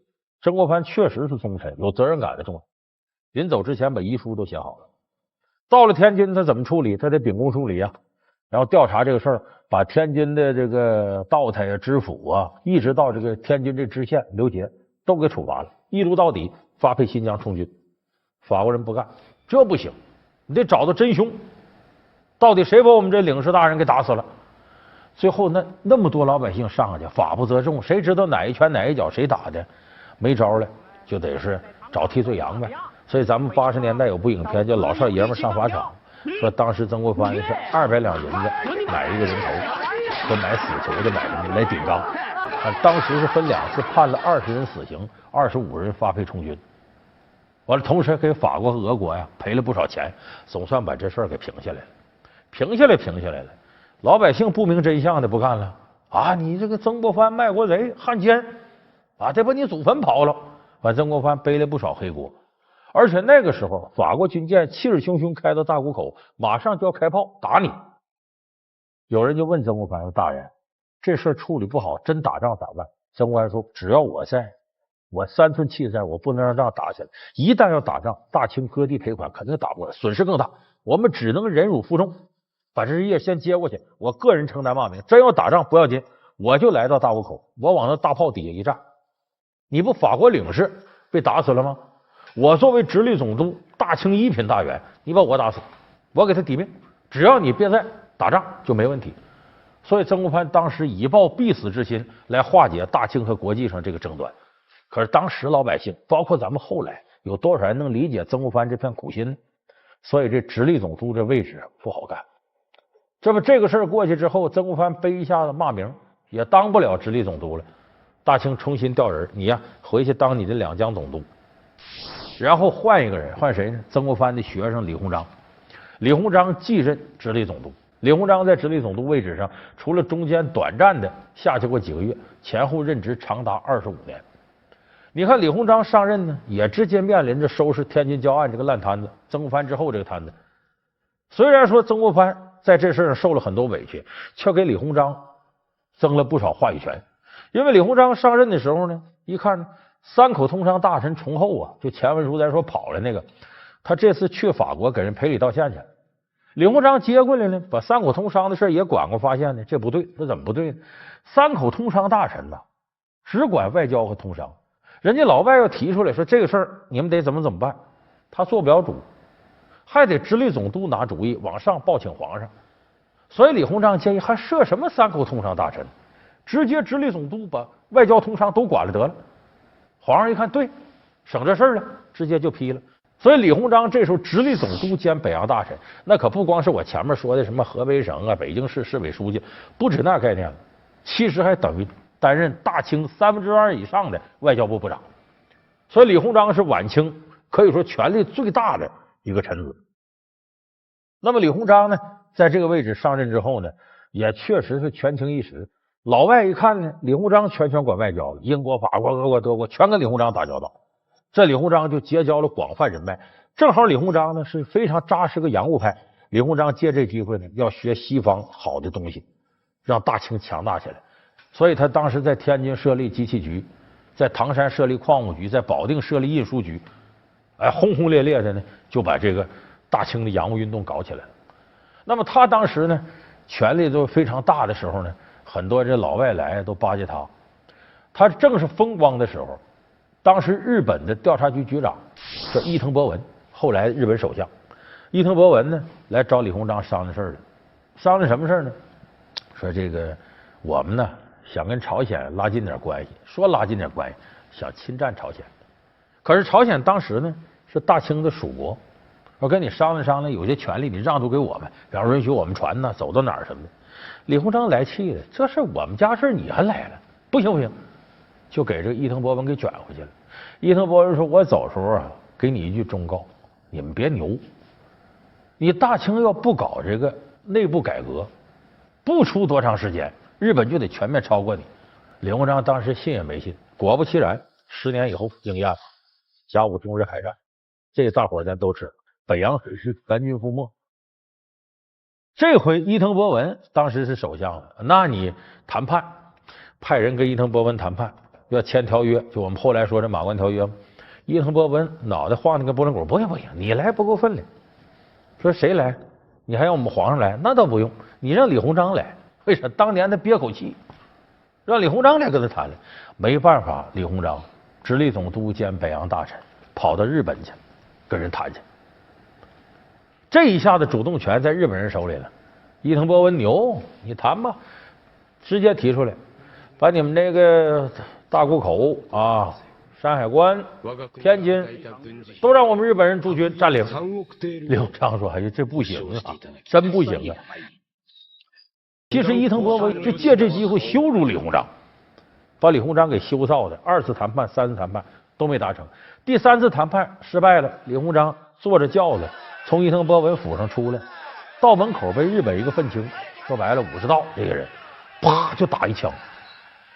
史书上说呀，说这一枪子弹直接打到李鸿章左眼睛底下去了，这扯淡，真子弹打里他能活得了吗？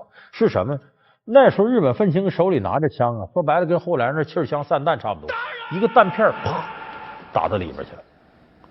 这个事儿一出呢，震动了国际社会，所以当时这个事儿引出国际影响，李鸿章来谈判来了，大清重臣呐，让你一个日本愤青，一个武士给打一枪，差点没打死。日本天皇都急了，当时日本天皇夫人还做好绷带送李鸿章府上，又道歉干嘛去？接着李鸿章忍着这疼，不，我借这机会接着跟伊藤博文谈。伊藤博文说：“那这人都是有脸面的啊，你既然都这样，我往后退步吧。”所以原来马关条约里定呢，赔款白银3亿两，李鸿章这一个弹片改成2亿两，大清少赔了1亿两白银。所以这马关条约，李鸿章签了一个不平等条约，可是不是他努力，大清损失会更惨重。那么李鸿章这使命没完事呢，到庚子年间闹义和团，这义和团一闹，把老外惹急了，八国联军打进北京。这个烂摊子怎么办呢？慈禧太后都跑西安去了，还得谈呢，赶紧把李鸿章调出来，直隶总督、北洋大臣，赶紧谈判去。八国联军从海上打进来，过天津走廊坊进北京，把北京都弄差不多了，天津更是一片废墟。这直隶总督、北洋大臣到了天津自己的办公署，已经成了废墟了。李鸿章一屁股坐到废墟上，嚎啕大哭，这个人丢的，那没办法，得担着责任呢。委委屈屈的跟人谈，谈了1年，签了个辛丑条约。咱们知道这最不平等的条约。签完这个条约2个月以后，李鸿章一窝囊死了。他死了谁接呢？他的学生袁世凯。可是这个烂摊子给袁世凯也够呛，因为辛丑条约里规定，天津只要是外国人租界，20公里以内不能驻兵。咱们现在到天津，你看那第5大道那租界哪儿，你法租界、英租界、美租界，这个如果你按每个租界东南西北20公里算的，那完了，天津市一个大清兵丁都不会有。事实上，这个条约已经什么，把天津拱手给老外了，就你不能驻兵，人家租界可以驻兵，那你说天津是谁的了？那不就外国人的了吗？所以袁世凯一上手，不能驻兵。袁世凯本身带兵啊，但这个事儿难不倒聪明的袁世凯，说你不让我驻兵，可没说不让我驻警察，我得维持地面吧。黑色的，我在天津设南北2个警察局。中国有警察局是从袁世凯在天津开始的，设2个警察局是，然后他把他手底下呢3000名这个训练的很厉害的士兵，接近特种兵的，分成2组，一个在南警察局，一个在北警察局，各1500。南警察局负责整个天津治安，北警察局负责山海关、秦皇岛、大沽这一带。说白了，事实上警察顶替了部队。然后他接下来又设立马巡队、河巡队、什么军乐队啊、巡警等等等等，全是按照部队呢设置来的。就事实上，他用警察代替部队，把这地方就控制起来了。然后后来在光绪31年，袁世凯又建议把这个制度推广到全国，所以在晚清光绪年间，全中国的警察局就建立起来了。初衷就是袁世凯一看你不让我驻军，那好，我用警察代替部队，我一样能把这地方控制起来。这是袁世凯一个了不起发明。所以咱们看2战之后，说日本人战败国不让他弄军队，日本开始搞警察。有人说这招就跟袁世凯学的，袁世凯是他们师傅。所以你看，咱们说这个京军冀在晚清时期其实上已经完全一体化了。可是那个时候一体化呢，是出于行政要求、外交要求、军事要求。它和我们今天谈的京军冀一体化呢不是一回事儿。今天的京军冀一体化呢，中国进入了和平年代、太平盛世，所以更多的强调呢，要削弱北京作为行政中心的这种辐射力和影响力，让京军冀的经济发展均衡一些。所以侧重于经济发展是咱们今天京军冀一体化与时俱进的一大亮点，这和晚清时期有非常明显的不同。可能很多朋友啊，在这几年的书摊上，经常能发现呢有关曾国藩的著作以及研究他的一些专著。似乎曾国藩呢，在没有得到官方的广泛认可时候呢，在民间拥有大量的研究者和崇拜者。那么有不少朋友呢，好像在我们的历史课本或者其他的书籍里呢，也总能看到对曾国藩呢屠杀太平天国农民起义军，以及在处理天津教案时候表现出来的卖国行为痛恨无比。那么因此对曾国藩呢，怀有着很大程度的成见。那么有一点要跟大家提醒，就是由于一些意识形态影响的原因，不同时期政治形势的需要，往往我们对历史人物并不客观。说实在的，我们大量出版的书籍里面对历史人物的这种评价并不客观。如果我们打开真实的历史画卷，你就会发现，往往真实历史并不是那样。曾国藩虽然说他为清王朝服务，他肯定有他的历史局限性、揭示局限性，但是曾国藩本人在治家、修身、治国、治世、治政、治军等多个方面都表现出了一代治世成人的卓越才能。有那么一副对联说曾国藩，我认为评价比较到位，说立德、立功、立言三不朽，是上联。下联是为师、为相、为将1万人。当然你听这1万人说有点过誉了，可是确实曾国藩在各个领域之内的建树称得上晚清第一能臣，既然对曾国藩的评价有如此大的不同，那么今天呢，咱们就把曾国藩这一生啊，简单的给大家说一下。首先，咱们说曾国藩，他从做官上来讲，这绝对是个清官。曾国藩有个外号叫一品宰，什么意思？不是说他官居一品啊，而是曾国藩每次吃饭只吃一道菜，就我们说一品一道菜。他绝不因为自己位居高官有后路就奢侈浪费，甚至他当两江总督的时候，他家里的人还在湖南双峰县的农村老家待着，然后家里头这些妇女呢，每天天不亮起来，点着煤油灯在那纺线，维持乡居的这种生活。就是曾国藩一生在这上是非常清洁廉政，这一点是毋庸置疑的。而且曾国藩对大清来说忠心耿耿，他是属于那种呢要把儒家思想在乱世当中贯彻到底的这样的一个理想主义者。而在现实实践层面呢，他又战战兢兢，如履薄冰，不敢有什么太大的超越自身这个能力的或者超越自身理想的这样的行为出现。第二个呢是呢，自己时刻要注意，官当的越大，越意味着你暴露弱点的机会越多，越意味着你遇到的挑战越大，稍有不慎，身败名裂。所以曾国藩无论怎么升官，他都始终如履薄冰，非常谨慎，不敢稍有懈怠。所以你看后来晚清政治斗争那么激烈，曾国藩始终不倒，不是他多会溜须拍马，不是他多么圆滑，而是曾国藩本身持身极正，别人想挑他毛病很难挑出来。而且曾国藩呢，他具备很强的这种政治智慧。有人说的是谋略大师，其实不是，他只是在那种乱世背景之下如何发挥自己处事的智慧而已，绝对不是那种阴谋家。因为任何阴谋家我们发现很难像曾国藩这样把持朝政那么长时间，而且一般阴谋家把持一段时间之后，他就面临着败露的可能，他就可能跟原来的统治者决裂，去造反。而曾国藩一生没有这样的人，所以这样的人一定有他特别过人的长处。而且我们看曾国藩在教育家庭子女，在维持家庭和睦，保持官场这种团结，各个方面曾国藩都做了一些了不起的建树。咱们说实在的，后世一些了不起的人物，像梁启超，再包括我们的领袖人物毛泽东，他们都对曾国藩的思想非常重视，并加以深入的研究。从这一点来讲呢，曾国藩呢是不被我们现在官方认可，却是在官民之间呢享有极高声誉的这样一位晚清重臣。那么曾国藩到底有何过人长处呢？其实曾国藩的起家靠什么？可以说是太平天国成全来的。曾国藩本来呢考上了进士，在这个京城里当官，开始是不是太有名气。1852年呢，曾国藩呢回老家，这叫丁庸，就是他母亲呢过世了，他回去守孝，不是3年啊，3927个月。可是这个时候，太平天国起义爆发了，皇上就信任曾国藩，曾国藩在老家就组织了团练，就说白了他的湘军。可是一开始跟太平军交手，他吃了败仗，曾国藩甚至都想到要投江，因为他确实他也有这个虚荣心，觉得承受不起这种失败。可后来下决心一干到底的时候，这阵起关键作用的是他爸爸，他爸爸给他写信说，你这个应该公而忘私，国而忘家，你个人的荣辱算什么呀？这时候应该为了公为了国家出头。所以曾国藩当时抬着棺材上战场，说不行，我就死在战场上。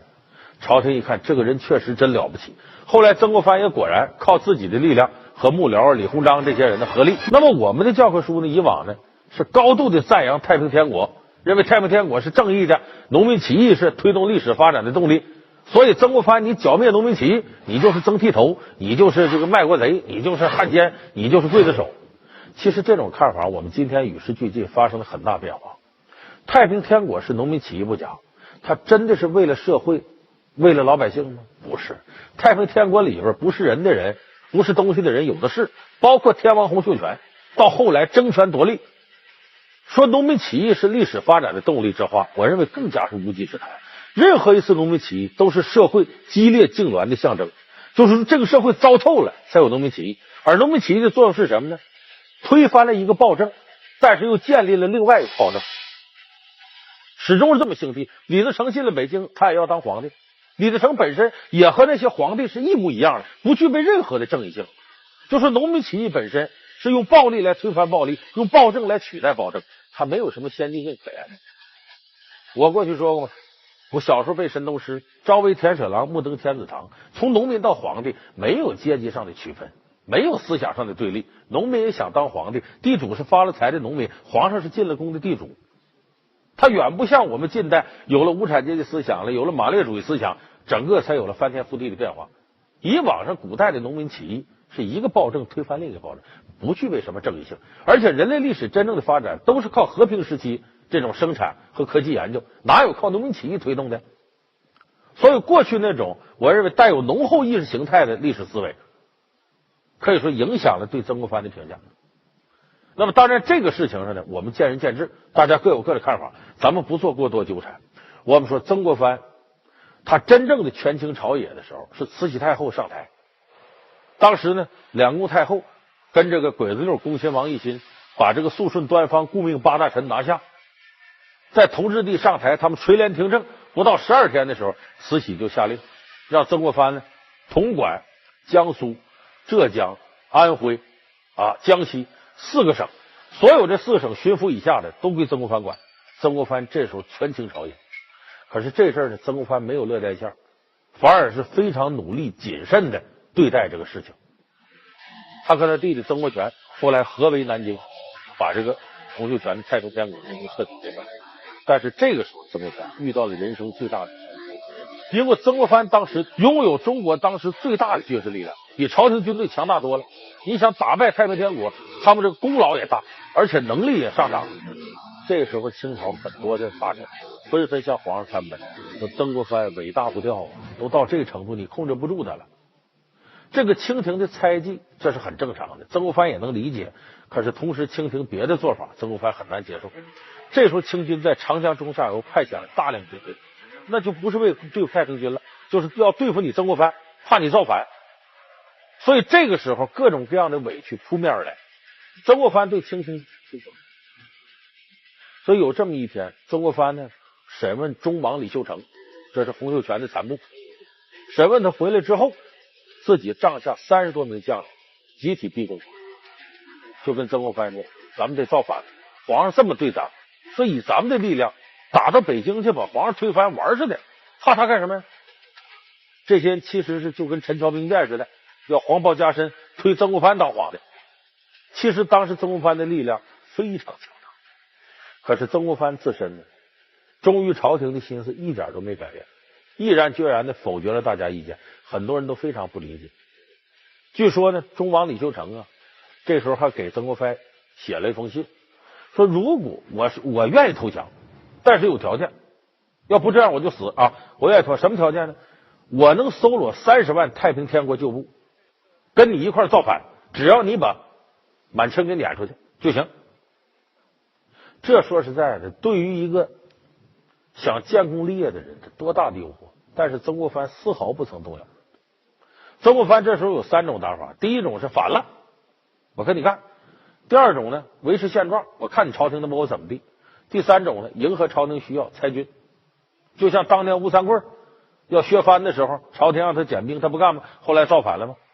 那么这个时候，曾国藩主动的把自己的湘军裁撤掉一大半，都回家吧，甚至把自己立下汗马功劳的九弟曾国荃让他回家待着去了。所以这一下朝廷没得说了，说曾国藩确实是忠心耿耿。所以曾国藩在面临人生最大的一个危机的时候，他凭借着自己坚定的这种理想主义度过了这个难关。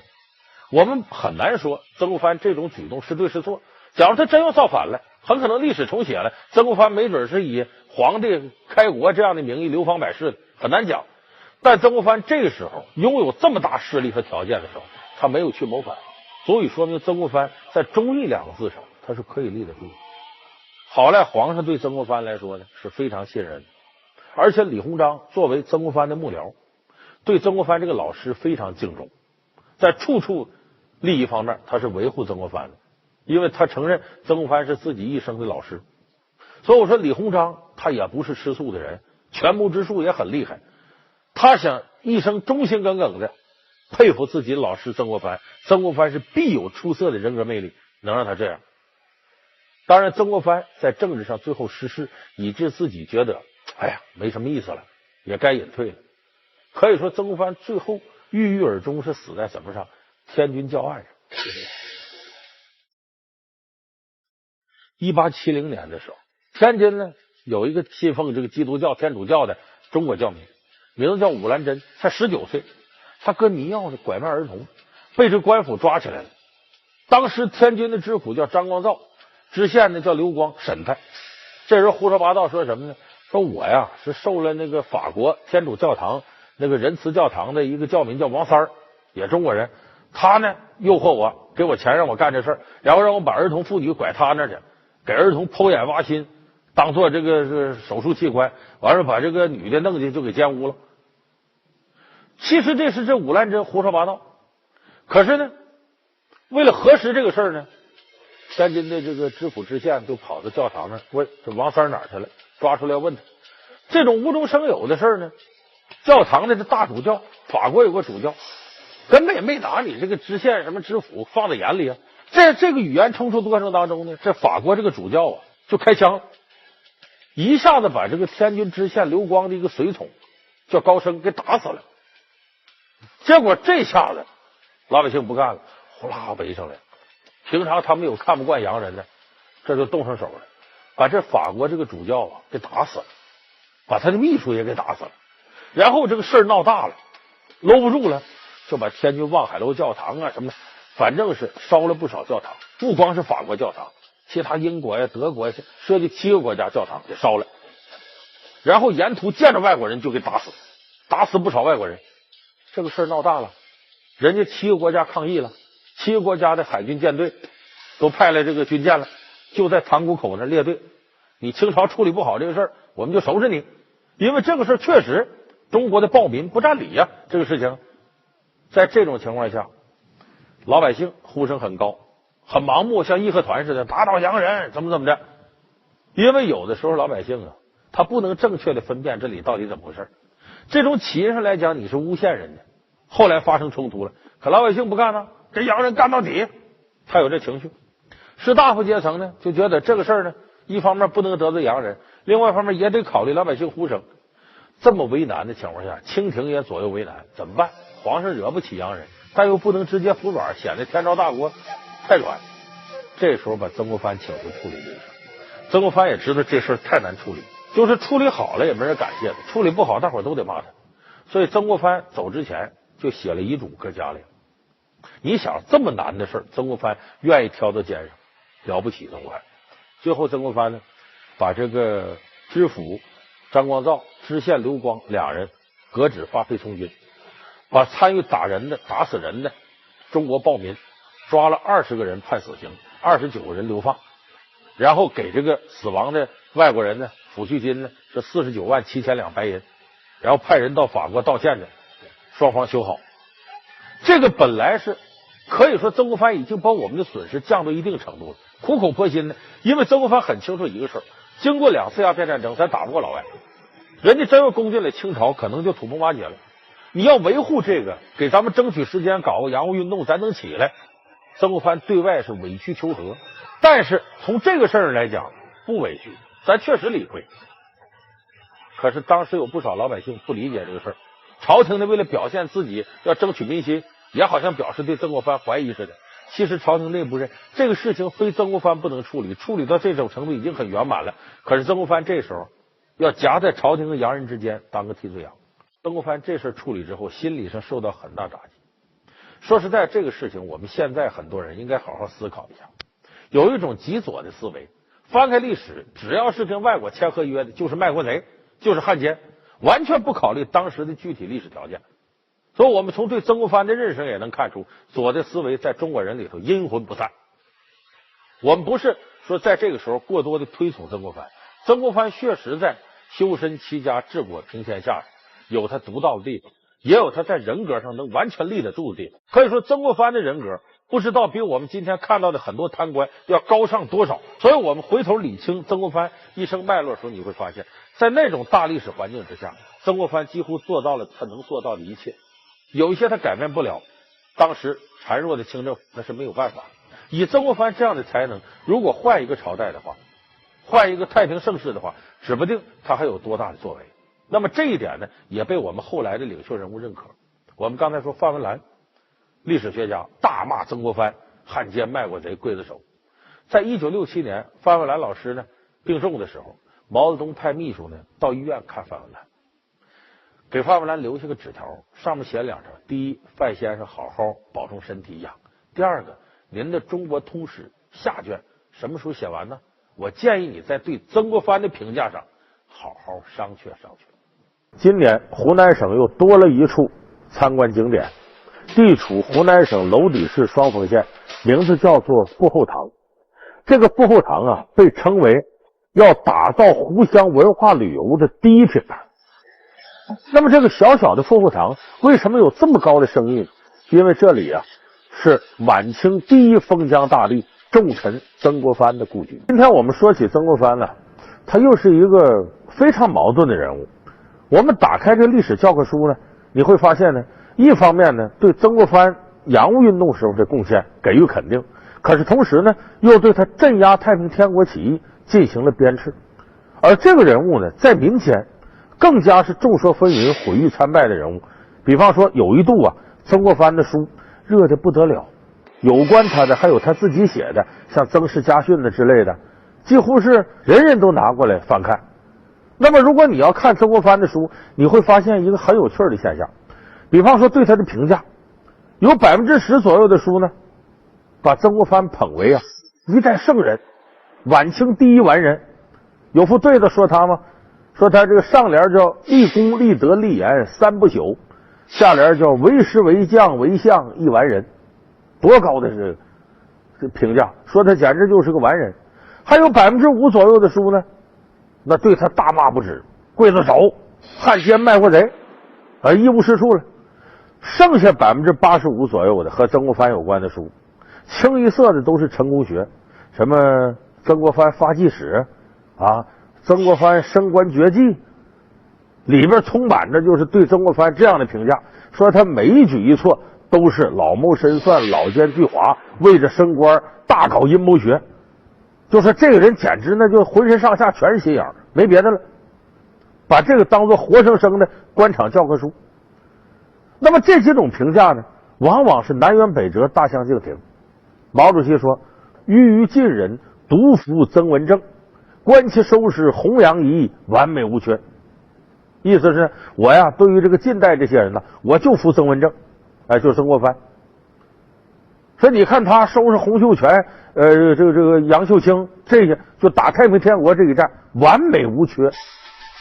翻开晚清历史画卷，我们可以看到一群扎着头巾的民众，拿着大刀和长矛，愤怒地杀向清兵。这正是发生在150多年前的太平天国起义。在太平天国与大清王朝进行的14年内战当中，至少死亡了7300万人以上。当时势不可挡的太平军先后转战18个省，攻克600多个城市，最终却被曾国藩领导的地方武装湘军所剿灭。曾国藩也因此成为近代中国最具争议的人物之一。有人把他尊为圣贤，也有人只骂他是汉奸。千秋功过，注定任后人评说。那么咱首先得说一说曾国藩到底是个什么样的人，能够引起这么大的争议。曾国藩呢，在晚清的时候呢，创造过一个奇迹，10年之内7次升迁，连升过10级。曾国藩本人既非满清贵族，又没有什么大靠山，就是一个普普通通农村出来的读书人，修身齐家治国平天下，就这点本事，居然能够控制晚清的历史长达将近30年左右，而且创造了无数的奇迹，也培养了一些人才。你像李鸿章就是他直接培养的，李鸿章一生推崇自己的老师曾国藩，曾国藩死后有的时候比他生前名气还大，那就是跟李鸿章不遗余力的推广有直接关系。那么你如果要把曾国藩这些事迹摆到面前，你看什么洋务运动啊，什么镇压太平天国呀，后来的天津教案呢，多次当这个封疆大吏，什么两江总督之类的，成为这个大清国倚重的擎天博玉柱，架海紫金梁，你可能会有这印象，说第一个肯定他挺聪明，第二个这个人很强势，第三个这人会带兵打仗。哎，那么是不是这样呢？首先一个，我们说曾国藩并不聪明，这个人，他爸爸叫曾林书，他爷爷叫曾兴岗，世代在湖南乡下务农，同时也读书，也考取功名，这就是传统的我们叫耕读之家。哎，就是说一等人忠臣孝子，两件事读书耕田，就这么个家庭。他爸爸曾林书考了16次秀才都没考上，秀才我们知道是功名里最低一等，考16次都没考上，一直到43岁那年第17次考秀才，县里人看他都熟透了，哎呀，你这人还来呢，最后觉得哎这毅力太好了，跟上级汇报一下，特地点给他一个，他爸爸就这么一个人物，非常执着。那么到曾国藩这呢，也是14岁开始考，考到23岁才考中秀才，然后转年呢考中举人，又考了3年，28岁才中了进士，排到第42名。就是曾国藩论天资，不是什么聪明人，甚至有点愚笨，但是呢毅力极强。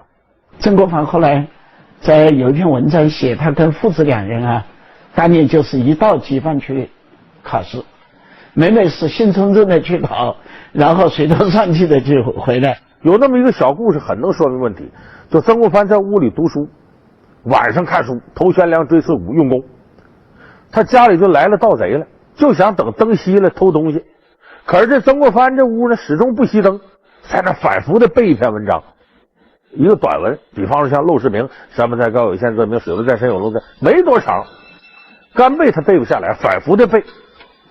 结果这盗贼在外头等着，看干背也背不会，这灯也不熄，最后这盗贼都等不了了，站起来指着屋门大骂：“你个笨小子，我一个大字不识，我给你背一遍。”他听半天，他都听会了，山不在高有仙则名，他背一遍，然后踹门走了，把这盗贼都给气走了。曾国藩后来总拿这事说事，意思警醒自己，我呀不是个聪明人。所以曾国藩是一个呢经常自省的人，反省自身。你看他当时考中进士之后呢，没有被科举的短暂成功冲昏头脑，他意识到自己修养上很欠缺，所以他在诚信敬恒等多个方面开始反思自己。我们就说这个，有人说曾国藩能够有那么长时间的高官得坐，这人一定是个阴谋家。错了，你们把历史翻开，没有任何一个阴谋家能够把持朝政能有那么长时间的。曾国藩能做到这一点跟什么有关？他确实自己修身上很到家。你像晚清，我们说13年清知府10万雪花银，贪官遍地，但是曾国藩可以说是非常清廉，一辈子他穿的鞋袜都是他老婆、他女儿、他儿媳给他做的。他要求这家属晚上我在这看书，你们在灯下纺纱纺麻，自己家里头不存多少银子，有的时候还要把俸禄拿出来接济他人。所以曾国藩在持身这方面非常正，你很难挑出他毛病来。年轻的曾国藩给自己确立的目标是成为一代圣贤，他公开宣称人分为2种，那就是圣贤和禽兽，没有中间道路可言。那6点起床就得6点起床，6点半起来就是禽兽。曾国藩不能允许自己有任何杂念，已经发现必须立即予以改正，否则就是禽兽不如。修身齐家治国平天下的孔孟之道，正是曾国藩一生践行的目标。就这一点，从个人修身品德来看，曾国藩确实有极为突出的地方。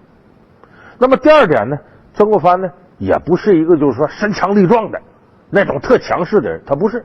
相反，曾国藩认为自个儿呢懦弱胆小，而且他的身体30岁的时候咳血肺有病，差点没死了。35岁的时候长了牛皮癣，50多岁得高血压，61岁脑中风死了。就他这个身体一辈子并不好。你说他会带兵打仗，他开始训练湘军镇压太平天国运动的时候呢，总打败仗，甚至自己都要投湖自尽。他并不会打仗。有人说那不对吧，他不会打仗，怎么最后还攻克南京有那么大功劳呢？要不说这个人呢各有一功。曾国藩总结自己自个儿带兵打仗时候经常打败仗，可是他指挥别人打仗总打胜仗，就说他是个战略家，是个帅才，但不是个将才。这个战略体现在什么上呢？当时打太平天国，太平天国雄踞南京大概10多年，干打就打不下来。为什么呢？当时的清政府急功近利，总以为啊，我在南京边上我就能把你打下来，以长江为界，划成江南大营、江北大营，以为这么近距离我就能把你收拾了。咱们看这个李连杰主演那个陈可辛导演的《投名状》里面不就反映了打太平天国非常艰苦吗？曾国藩就提出这种打法不对。为什么不对呢？在这金陵啊，就南京是长江下游的重镇，打他不应该从两边打他，而应该从西边打，就是从长江的上游。这在兵法上叫取势。我把你上游这些地方都控制住了，一点点往下游逼近，顺势而下，打你就好打。结果最后实践证明，曾国藩的谋略确实了不起，就是用这种方法把打了10多年没打下来的南京给攻克了。而且这一役集中的反映了曾国藩的军事战略，同时也反映了他为官为人的策略。150年前，这里是太平军与湘军的主战场，双方在这里进行了多年的惨烈厮杀。这里也是曾国藩人生的最低谷。由于清廷决策失误，曾国藩率领的湘军几度陷入绝境。破釜沉舟之际，曾国藩找到正确的战略决策，终于反败为胜。曾国藩的湘军在战场上不断壮大，而与此同时，清朝的正规部队却被太平军消灭殆尽。咸丰皇帝最终不得不依靠湘军来平定叛乱。1860年，49岁的曾国藩获任两江总督，支撑起大清帝国摇摇欲坠的江山。1864年，曾国藩的九弟曾国荃率领湘军攻克天津，曾国藩的威望也达到了顶点。这个时候呢，出了事情，他把南京打下来了。可是整个形势发生了微妙变化。第一个呢，整个东南半壁啊，湘军是私家军队，朝廷的将领调动不了湘军，得是曾国藩本人调动，就像后来李鸿章的淮军一样，得李鸿章本人调动。所以整个长江沿线那都是打着曾字帅旗的这个军队，给人感觉这东南半壁都是你曾国藩的了。所以这个清廷就很是猜忌，害怕出现这问题，尾大不掉了，你最后我收拾不了你了。所以在这个过程当中，清政府对曾国藩并不公平，不断的给他出各种难题，刁难他。当然曾国藩也不是没把柄，他在攻克南京的时候呢，那南京城里是有那么多金银财宝军费吗？被湘军一抢而空。打仗这么艰苦，能不让得点实惠吗？可这时候朝廷里有人拿这说事了，就让他把南京城内所有的这些缴获的这个物资和钱粮给我统计一下，申报朝廷。曾国藩只能一拖再拖，最后索性说我啥也没弄着。所以当时曾国藩这个时候也很为难，而且很重要的是呢，你这夹东南半壁，这就跟过去吴三桂那些人一样啊，朝廷对你猜忌，怕你把天下得了。所以那个时候曾国藩手底下将士就说了，何必呢？咱们现在力量这么强大，清兵打不过咱呢，咱索性攻到北京去，大帅你就做了天下得了。这不就是陈桥兵变吗？黄袍加身吗？你想想，这对曾国藩一个想建功立业的人来说有多大诱惑？那叫天下就是他的了，甚至在自己嘴边唾手可得。怎么办？这时候曾国藩体现出了超人一等的雄才大略和对清朝的这种忠心耿耿。他说这不行，我的一生是忠于大清朝，我不能在这个时候有所背逆。所以面对朝廷很多刁难呢，曾国藩一一接受，甚至呢主动把自己训练起来的湘军解散，还把劳苦功高自己九弟曾国荃撵回湖南老家，你待着去，我把兵都解散，除了长江几个要塞布防的兵留下以外，剩下都让朝廷大员你来，你看我是不是解散了？这些湘军你们都接收。所以曾国藩当时自己写首诗说，倚天照海花无数，流水高山心自知，向清廷表白心迹。你想想这样一下子就赢得了清廷上下，从王公贵胄皇上一直到大臣所有人的好感。所以这也是曾国藩为什么能够把持清廷军事政治那么些年的重要原因，就上下都认为曾国藩这个人忠心耿耿，甚至在为人上，曾国藩也是这样。在这里头还有一个小的故事很有趣儿。有一次呢，大伙儿凑到一块儿啊，这些幕僚谈论。这时候呢，曾国藩就问下边人呢：“你们说为什么很多人根本就不敢欺负彭玉麟、李鸿章，不敢欺骗他们？是什么原因？”哎，有个幕僚说的很有道理，说彭公威猛，人不敢欺；李公精明，人不能欺。就说彭玉麟很威猛，别人不敢欺负他；李鸿章很精明，别人不能欺负他。曾国藩一听有道理啊，彭公威猛，人不敢欺；李公精明，人不能欺。那我呢？大伙儿这一愣啊，怎么说呢？哎，有一个抄文书的后生在后边接句了：“哦，曾率仁德，人不忍欺。”你看接的多好！曾率仁德，人不忍欺。您呢，仁义厚道，别人不忍心欺负你、欺骗你。曾国藩一听，哎呀，这个人有大才呀！后来这个他去当两江总督啊，把这后生弄到扬州当盐运使，给个肥缺。所以这事儿也从侧面反映了，普遍大家认为曾国藩是个仁德之人。曾国藩另外还有一面呢，他不是个推卸责任的，说他老奸巨猾不对，他在大事面前是站出来敢于担当的，不是那种一碰到大事我就躲，见便宜就上，他绝不是那样的人。这种担当还体现在他晚年，1870年也是最后导致曾国藩等于就病死的一个关键事件——天津教案。天津教案是1870年的时候呢，天津出了一个人，19岁，叫武兰珍。这个人用迷药专门拐妇女儿童，拐走了。当时这个天津的知府知县就把他抓住了，审他。结果这小子胡说八道，说我这个谁指使的我呢？是法国大教堂有一个中国的主教叫王三儿，他指使我的。他这胡说八道是诬陷人家，但是知县得带人调查呀，就找到法国大教堂问王三儿在哪儿呢？你得把他带出来。这里头有个法国大主教，平常就看不起中国人，没这事你来找，人家确实没干过这事。法国教堂，结果双方之间说的言语冲突了，坏了。这法国大主教啊，一看你干嘛？你这当时也怕这个中国人直接冲到教堂里，他把枪掏出来，打死了知县旁边的一个跟班。这一下子惹乱了，这底人一看群情激昂，冲进法国教堂，把主教给打死了，把里边好多的外国人都给打死了，然后教堂一把火烧了。这还不算，把7个国家教堂都给烧了，然后见外国人就打死，见外国人就打死。事后查明，参与行动的民众当中也混杂着一些不法分子。据资料显示，在这起事件中被杀的外国人包括10名修女、2名神父、2名法国领事馆人员，此外还有30多位中国教民也惨遭杀害。一下子酿成了太大的事故，结果7个国家的军舰齐齐掠到塘沽口岸呢，等着你大清给我个说法。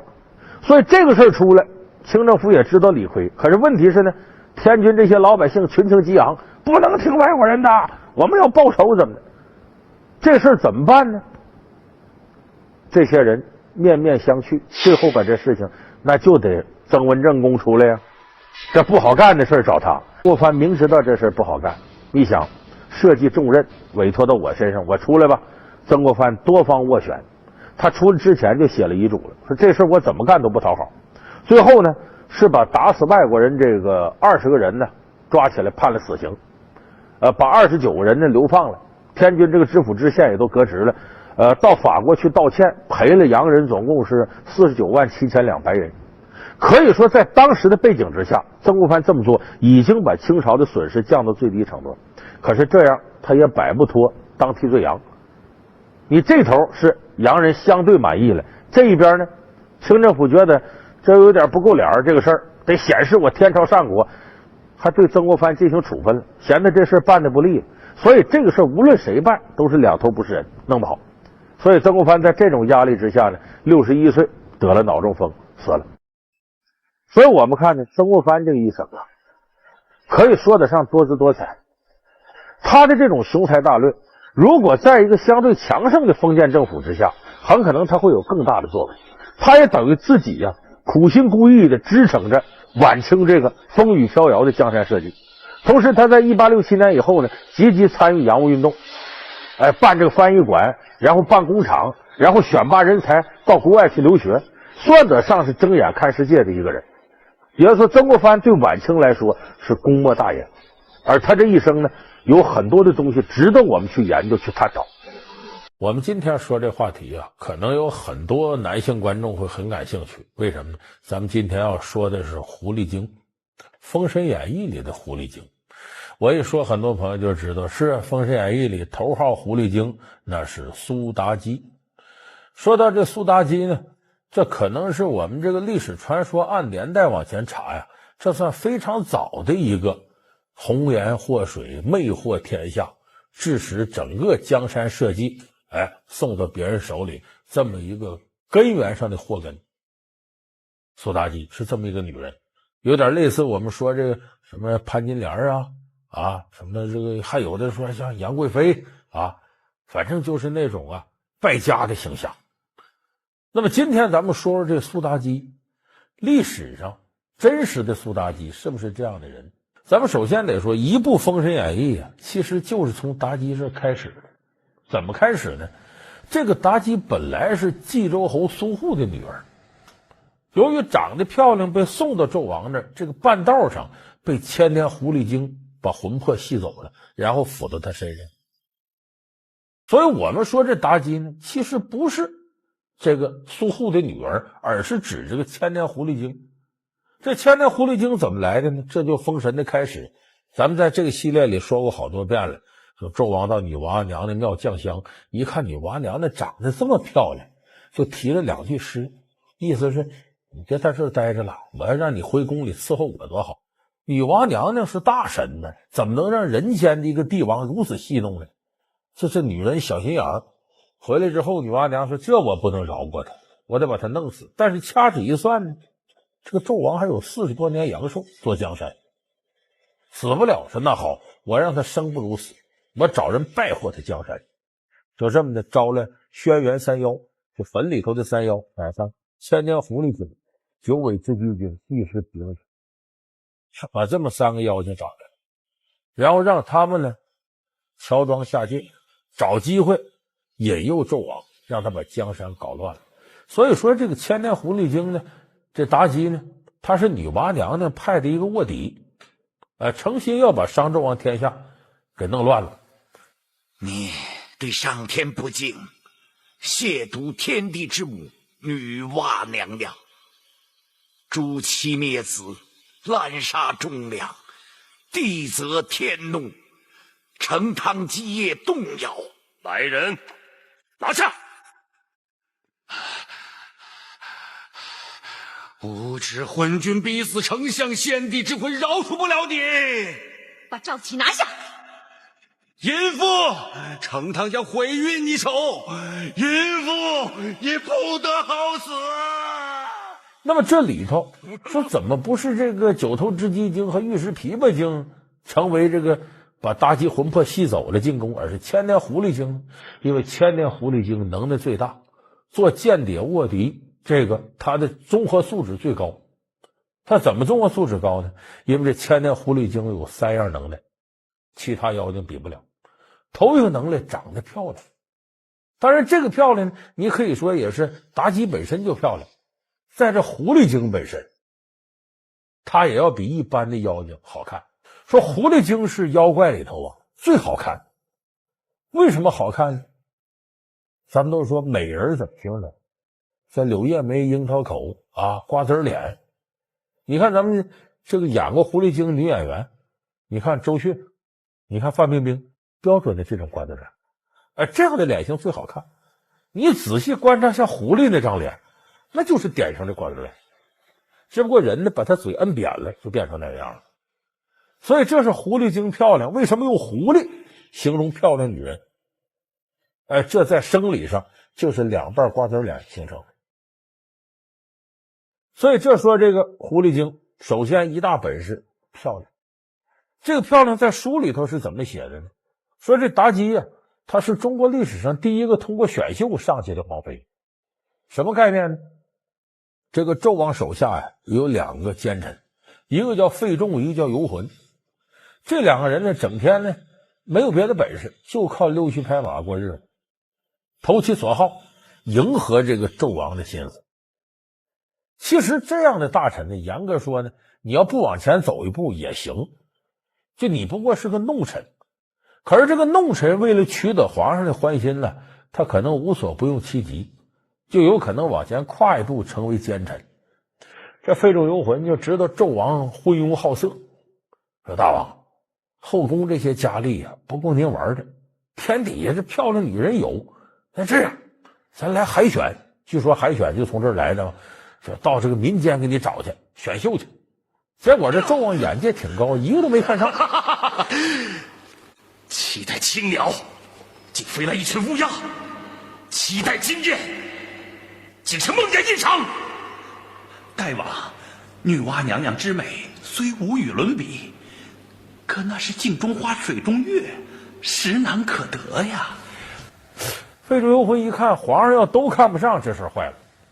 他俩的罪过，这俩人琢磨琢磨，打听说，听说冀州侯苏护啊，他女儿苏妲己那都漂亮的不得了。大王，冀州侯苏护有一女，年方28，名妲己，生有沉鱼落雁、闭月羞花之貌，琴棋诗画无所不通。结果通知苏护，苏护来气了，为啥？他女儿早已经许给人了，就差没过门了。人游苍山笑迎松，夕阳休映西渐红。地若有情地为证，愿见春风花轿中。一言为定，来年春暖花开时，你等我抬花轿迎娶新人。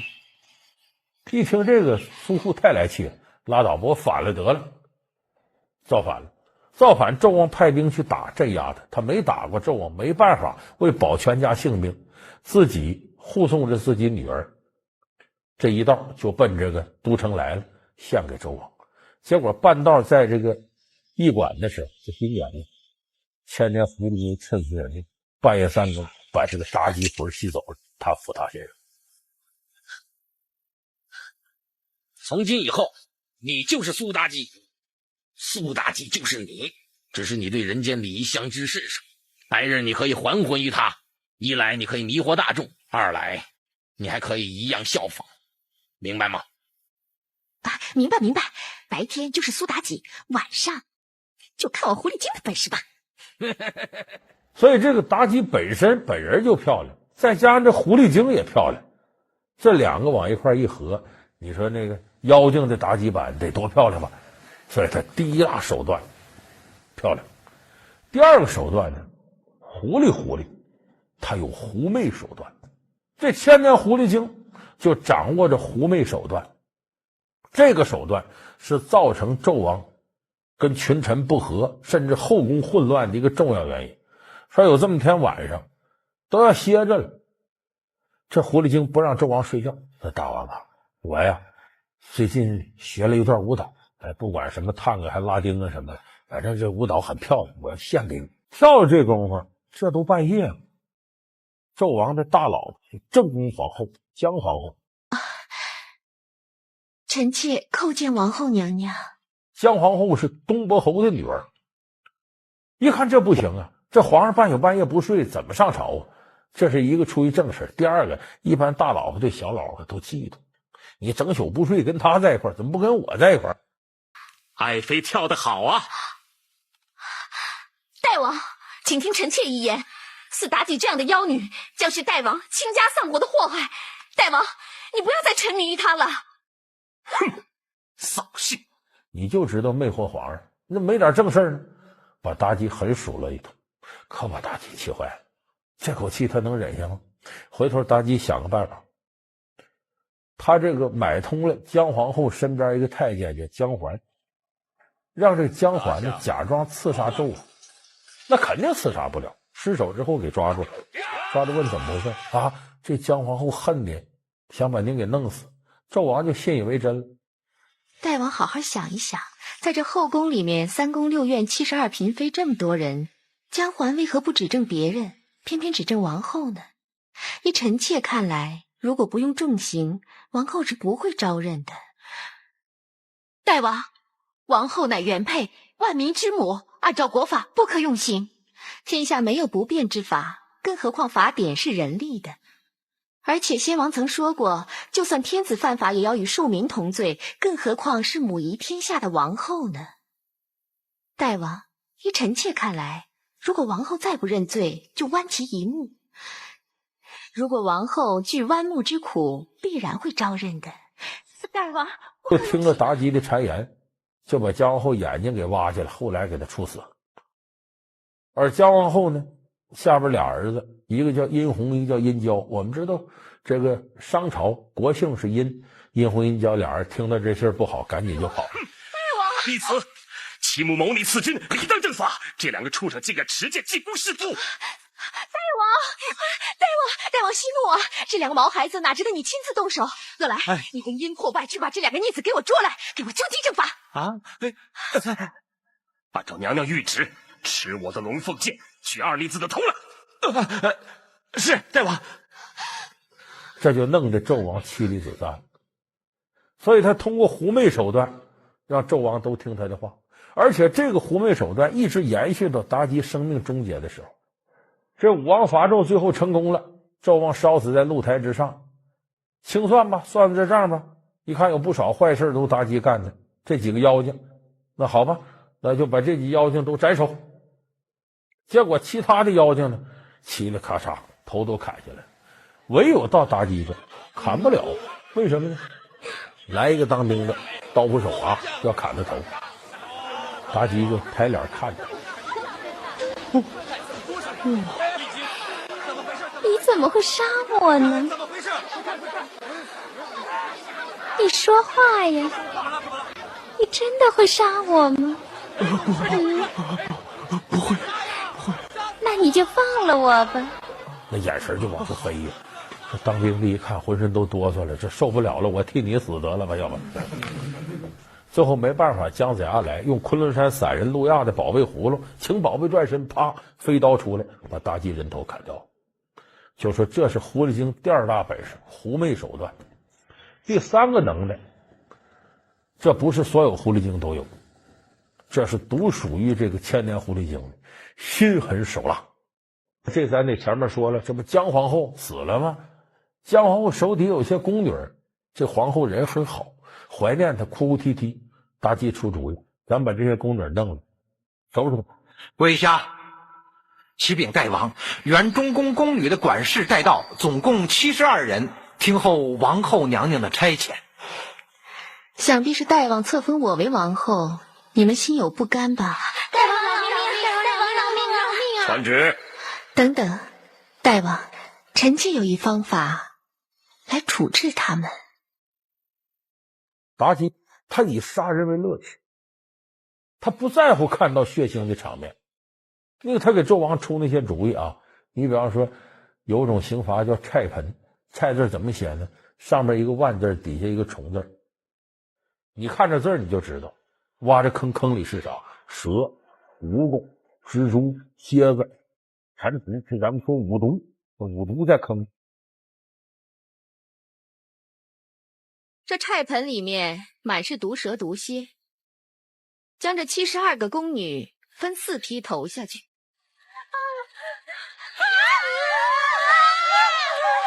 见菜盆如临法场，如果谁再敢给我大声喧哗，马上给我推下去。这最狠在哪儿？他不是一下子就没命啊，这多少条蛇咬他，一点点把他弄死，你琢磨琢磨这多惨吧。然后这妲己站到坑边，嘿嘿，看着取乐，那比看动画片都过瘾。这就说这个狐狸精心狠手辣，他不在乎这个。包括那个《封神演义》里写的若干种刑罚，几乎都是这个妲己跟纣王联手发明的。你看那蚂蚁在这树被烧着了，蚂蚁从树上爬，受不了那热，掉火里烧死了。妲己根据这个就发明炮烙之刑，把这大铜柱子上面涂上油，然后铜柱子里头呢烧上火，下边是火，让犯人赤着脚从上面走，本来就热，还有油站不住，吧唧掉火堆里就死了，为炮烙之刑。你就说这妲己得多狠，非常毒辣。所以我说这妲己千年狐狸精3样法宝，漂亮、狐媚，再加上毒辣，所以这个是女娲娘娘之所以派她下来当间谍头子，一个重要原因。老梁故事会是由中国酒魂汾酒独家冠名播出。那么说历史上的真实的妲己是不是这样的？可以肯定不是这样，它有诸多的证据。史书上写呢，叫殷心伐有苏，有苏以妲己女焉。什么意思？就说这妲己呢，她不是叫苏妲己，她全称应该叫有苏妲己。有苏是什么呢？现在淮河流域在中国古代的时候有一支少数民族叫有苏氏。这有苏氏呢，就类似你看大禹治水，大禹是哪家？叫有熊氏。就是一般部落起这么个名字。这个有苏氏说殷心伐有苏，殷心是谁？殷，商朝就以殷为姓，辛是谁？就是纣王。纣王本名叫帝辛，就辛苦的辛，这是他名字。殷心伐有苏，当时纣王那时候呢，商朝的底子打得不错，纣王本身呢也喜欢打仗，就带兵就打到这有苏这地界上。有苏打不过这个纣王，只能投降。投降用什么办法？祈求这个你饶了我吧，咱们和平吧。就是后来其实的和亲政策，就把自个儿部落首领的女儿妲己献上去，女燕就是配给纣王，当你的妃子了。所以说这个时候纣王已经有60了，历史记载，而妲己这时候呢刚刚不到20岁。所以在这种情况下，俩人在一块儿呢，你可以想见纣王宠幸妲己，这是很正常的。这20不到，说白了比现在干爹和女儿之间这距离还大呢，是吧？所以他这个纣王也知道疼人。再一个人为什么岁数大的男的有时候疼很小的女人呢？这有道理，他身上即将逝去的青春，他想在你身上找回来。所以说宠爱妲己这个没什么了不得的。其实妲己这时候也无外成了纣王晚年的一个生活伴侣。一看妲己聪明漂亮，还有少数民族那种奔放的气质啊，所以这纣王喜欢她是再正常不过的。大王，大王，大王，你真的生气啦？臣妾只不过是为大王的江山社稷着想吗？顾真是拿你没办法。你自己说，顾哪件事不依你了？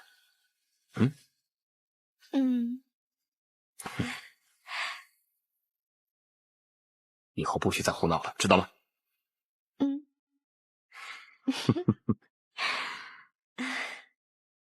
那么说干没干这些伤天害理的事呢？在这个夏商周3代啊，后宫几乎没有条件控制朝纲。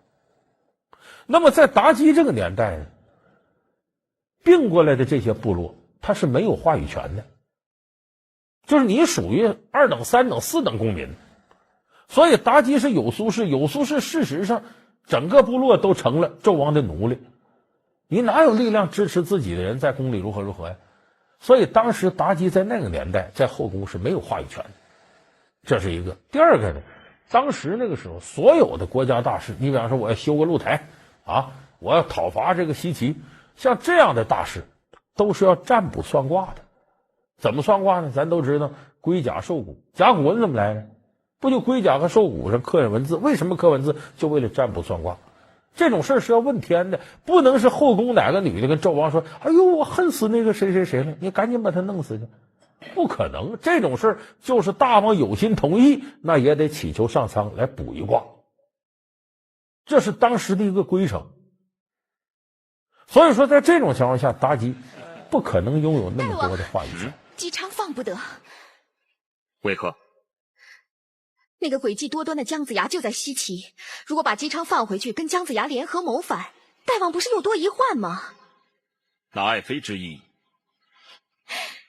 给他委以重任，接他的老母跟妻妾，留在朝歌讲学，传授演艺八卦。哼，笑话，不可能！姬昌要反，早就反了。再说，姑怎能朝令夕改，令群臣耻笑？就说妲己不过是纣王一个普普通通的妃子，最多是对他格外宠幸。要说他能引起什么纷争，把纣王天下弄乱了，那是因为他代表着他那个小部落。可是后宫那些嫔妃呢，也都是各个部落上来的，互相你争我夺的过程当中啊，难免谁得势谁失势，弄得纣王跟那些小部落之间闹点矛盾。那这是中国封建社会的历史逻辑。那说为什么还把妲己说成这样呢？这个男权社会就有这特点，老爷们干坏了的事儿啊，出于自我面子，不是男的事儿，女的给弄坏的。据说呢，《世说新语》里写说，后来妲己啊没死，把纣王打败了之后，妲己成了周武王的侍妾。你琢磨琢磨，这样男的有几个好东西？说他祸水，一看漂亮，归我了吧？这种事其实，咱们说陈圆圆，那不就是吗？啊，痛哭六军俱缟素，冲冠一怒为红颜，就打进来了。其实吴三桂是审时度势，非灭李自成不可，带清军入关，跟陈圆有什么关系？但这股祸水呢，弄成冲冠一怒为红颜，就弄到陈圆圆身上。再比方说，有一个千古冤案貂蝉，那个时候这妇女呀，这都是财产，你想自杀没那么容易，人给你送来送去，长得漂亮。你看看这思路，和我们今天说这千年狐狸精妲己的下场如出一辙。所以说，这历史的偏见，它怎么叫历史的偏见？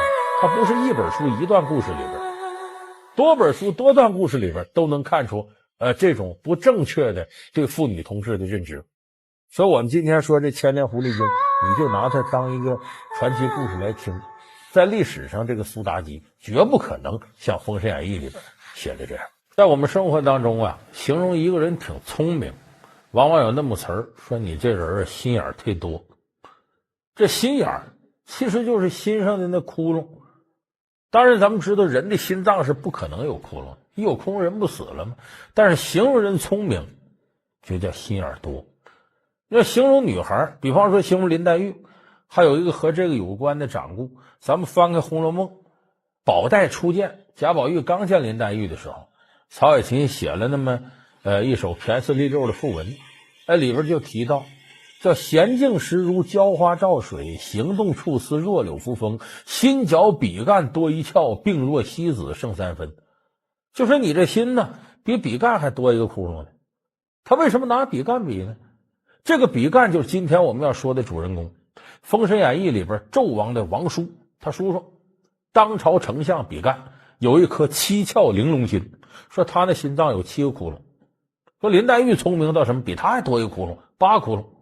其实这是夸张，我刚才说心脏有窟窿，那肯定缺血，早就死了，这就形容人聪明。那么这个比干有7窍玲珑心，没给他带来什么好处，却给他惹来了杀身之祸。妲己魅惑纣王，纣王让这个比干把心掏出来给妲己治病，比干把这心就给挖出来。但是这段历史，假如我们把《封神演义》还原一下，你看看比干死的过程，你就会发现这个事情没那么简单。也许比干的死呢，他个人也有责任。说这个比干怎么死的？说有这么一天呢，这妲己也想害比干，他俩以前有仇。突然间妲己就是眼睛一闭，往地上一躺，面如金纸，这只有出气儿没有进气儿。纣王一看坏了，我美人啊怎么这样了呢？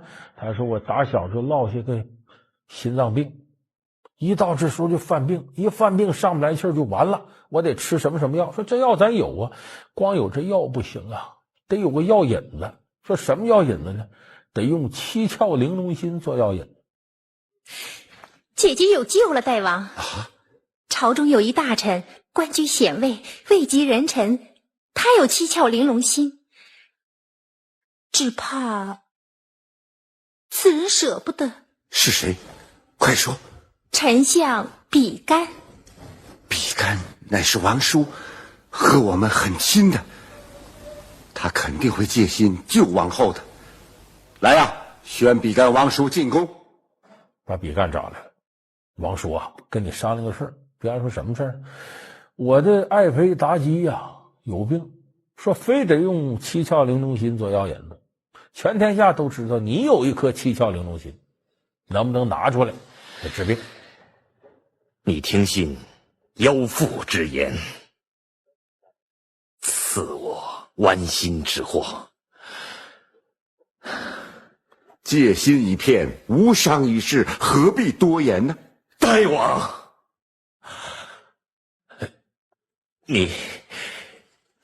你酒色昏迷，糊涂无道啊！我比干不犯剜心之罪，何故遭此惨祸？不，君叫臣死，不死不忠。来呀，把他的心挖出来。是。当时把比干给气坏了。你这个昏君，我辅佐你40年，我当年帮助你登上皇位啊，你如今就这么报答我？一想到这儿，这也是伤心无比。来吧，我也不用打麻药，也不用动手术，你给我拿把刀，歘把这豁开了，把心掏出去给周王。你听着挺残忍，其实这个事儿你琢磨琢磨，除了妲己陷害，这个人有时候啊，你觉得你什么事儿有特长，什么东西是你的，往往这东西可能给你带来祸。就像咱们中国有句话叫慢藏会道，野容会淫，什么意思？就是说你呀有点好东西，比方我有个宝贝珍珠，我怕别人这看我藏起来，东藏西藏的，天天这么琢磨，结果倒把那个小偷给招来了。你看他为什么这样？他家准有东西，我来偷来。野容会淫，就这女的天天对镜子捯饬，就怕自己不够妖艳，得越漂亮越好，结果就招致一些男人的非分之想。像咱办公室有时候性骚扰怎么出现的？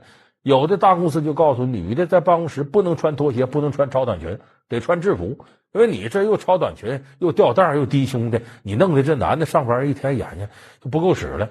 你倒这么穿是省料了，人家费眼睛了，这也不行。所以说这时候比干这七窍玲珑心在一定程度是什么？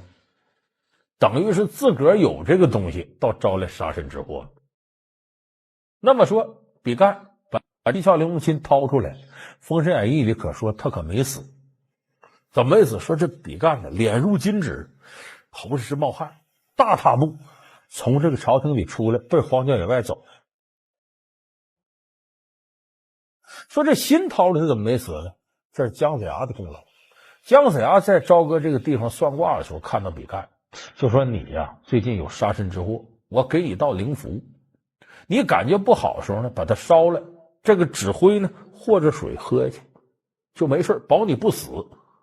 可有一样，你这颗心保不住，你得走到荒郊野外问一个人，说这个人没心能不能活？他说还能活，你命保住了；他说不能活，你就给我掐了。这道符是当初姜子牙临走的时候相送，要我在危急之时使用，可保性命。真的有用？哈哈，希望有吧。这么比干，纣王让他来商量事儿，比干就觉得不好，在家里头就把这灵符烧了，纸灰呢和水喝下去，所以这个心掏出去了，保比干不死。比干低着头，脸如金纸，奔荒郊野外走。走到这个羊肠小道上，看到有个老太太蹲着卖菜。无心菜，卖无心菜，卖菜喽，卖菜喽，卖无心菜。什么叫无心菜？我的菜无心，但能吃。菜无心能吃，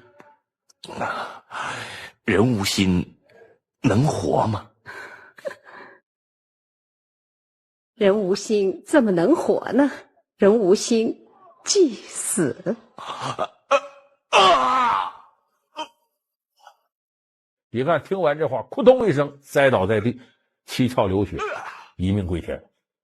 这个老妇人是妲己变的，妲己诚心害比干，不能让他留这条命。所以这段故事呢，这当然很多人就归结到是妲己心太狠，残害忠良，这个纣王又太残暴。可问题有一点，如果纣王不下令要比干这个心，那是比干不会往出逃的。你妲己没有这个下命令的权利。照理说纣王不该害比干，为什么呢？比干是纣王的叔叔，而且纣王之所以能登基，比干是立了大功的，因为纣王呢是他爸爸的二儿子。过去传皇位知道有的立嫡，无嫡立长啊，你得立老大呀。纣王名字叫帝辛，他大哥叫微子启。当时要是传皇位的时候，比干力主跟自己哥哥说，就纣王他爸爸说，我看呢，帝辛这个人很有能力，你传给微子启，此人懦弱无能啊，挺不起这天下，更别提开疆拓土了。所以比干对于纣王登基那有着汗马功劳，所以有这么大的恩德，那纣王怎么能有理由害他呢？哎，这里边就有道理。中国有句老话啊，可能咱们很多朋友不熟悉，叫大恩如大仇。就你对一个人恩越大，往往仇越大。为什么？你对他有恩，那么他在你面前矮3分，这矮3分给他形成很大的压力。受人点水之恩，必当涌泉相报。你要不能涌泉相报，连点水都报不了呢，这辈子我就矮他一头，矮他一头，我就不愿意见他。他总还在我面前晃，我可能就恨他。我说这个什么意思呢？纣王和比干就是大恩如大仇，对纣王这个恩这么大，所以这比干难免就有点，我在你面前，我既是你叔叔，又对你有恩，就有一点恃宠而骄，觉得我功劳大。所以这个纣王呢，跟妲己2个人在一块寻欢作乐，经常半个月不上朝。所以这比干有时候就直接找纣王去了。大王，天下诸侯奏章甚多，温太师绞尽北海，也屡有战报。不知道大王为什么多日不理朝纲，不登大殿？满朝文武议论纷纷，心急如焚呐。我以为有什么要紧的事呢，原来是些区区小事。我虽然多日没有临朝，可朝廷之事，丞相和王叔均可任劳。只要你们2位尽心，有什么影响国事的呢？当然，作为一国之君，这是混蛋话。但是比干呢，就觉得我在你面前，我对你有这么大的恩德，你还怎么着？我说你怎么的？这个时候，其实他自恃有恩，却以下犯上。啥叫伴君如伴虎？你命都攥人手里了。这事儿历史上这是封神啊，真实历史也有这事儿。当年吴王夫差要报杀父之仇，打败越国越王勾践，把越王勾践呢直接给抓到夫差的都城来了。在此之前呢，夫差重用从楚国来的大臣伍子胥，这伍子胥经常督促夫差。你比方说这个在宫里边，伍子胥立个规矩，夫差也认，任何一个人见着夫差都是，就哪怕是个奴仆都直呼其名，夫差，你忘了杀父之仇吗？夫差不敢。你忘了亡国之恨吗？夫差不敢。结果在这种精神之下，重用伍子胥，最后把越国打个什么不是，把勾践给抓过来了。勾践，你逼着寡人羞辱你。那么这个时候夫差就放松了，功成名就了，大仇得报了。伍子胥相反还像以前那样，天天见他面嘚不嘚嘚不嘚嘚不嘚。如今勾践就是当年的伍子胥，他在吴国为奴的每一刻，都在寄居着鞭尸之恨。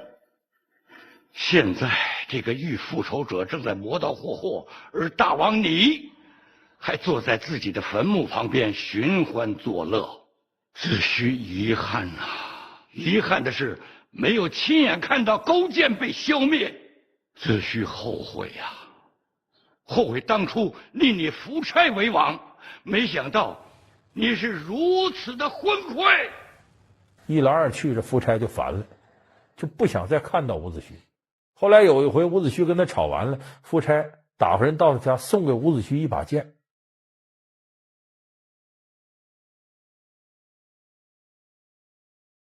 伍子胥就明白了，这是让我自刎的。老夫死后，你挖出老夫的两眼，挂于蛇门之上，让我亲眼看看勾践是怎么样率军杀进了姑苏，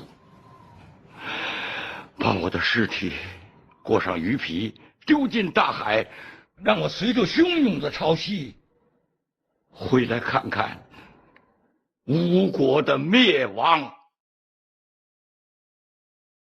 3年之内，我要眼见构建的大军打进来。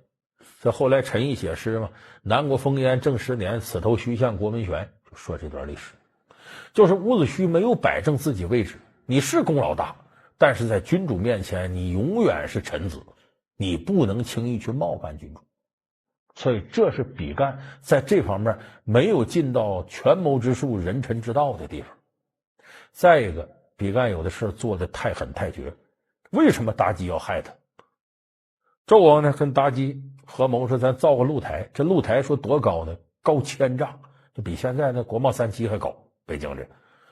然后建好这露台呢，妲己就说，我呀晚上祈祷神仙能到咱这儿来喝酒来。纣王一听，好啊，爱妃，你有这本事，把神仙招来，咱一块喝呗。那妲己是个狐狸精，他哪有那么大能耐招神仙呢？就把他的一些胡子胡孙都是些狐狸精，这些也会个小法术腾云驾雾，就给招来了。王家是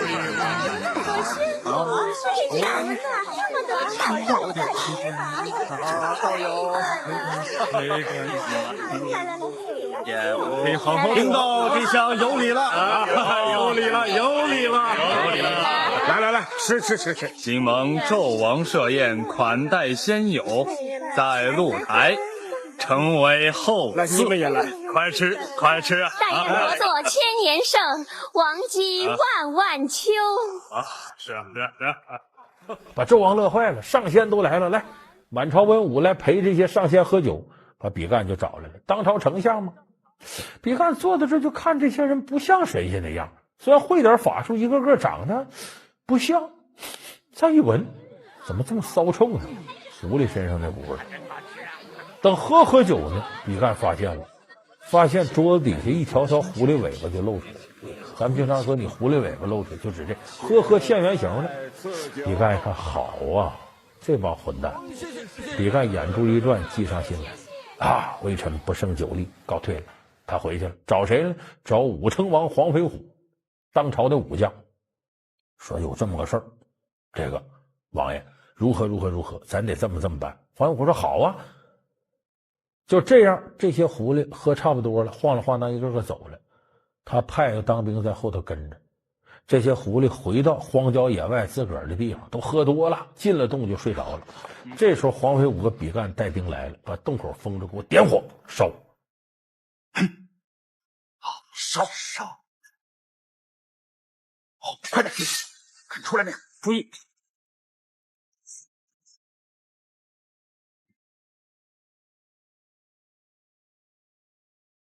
结果把妲己这些胡子胡孙全烧死，把这些狐狸尸体拽出来，有没烧干净的，那皮毛还好的呢，拽不都弄下来，合到一块钉了一个狐皮大衣，把这个大衣送到宫里。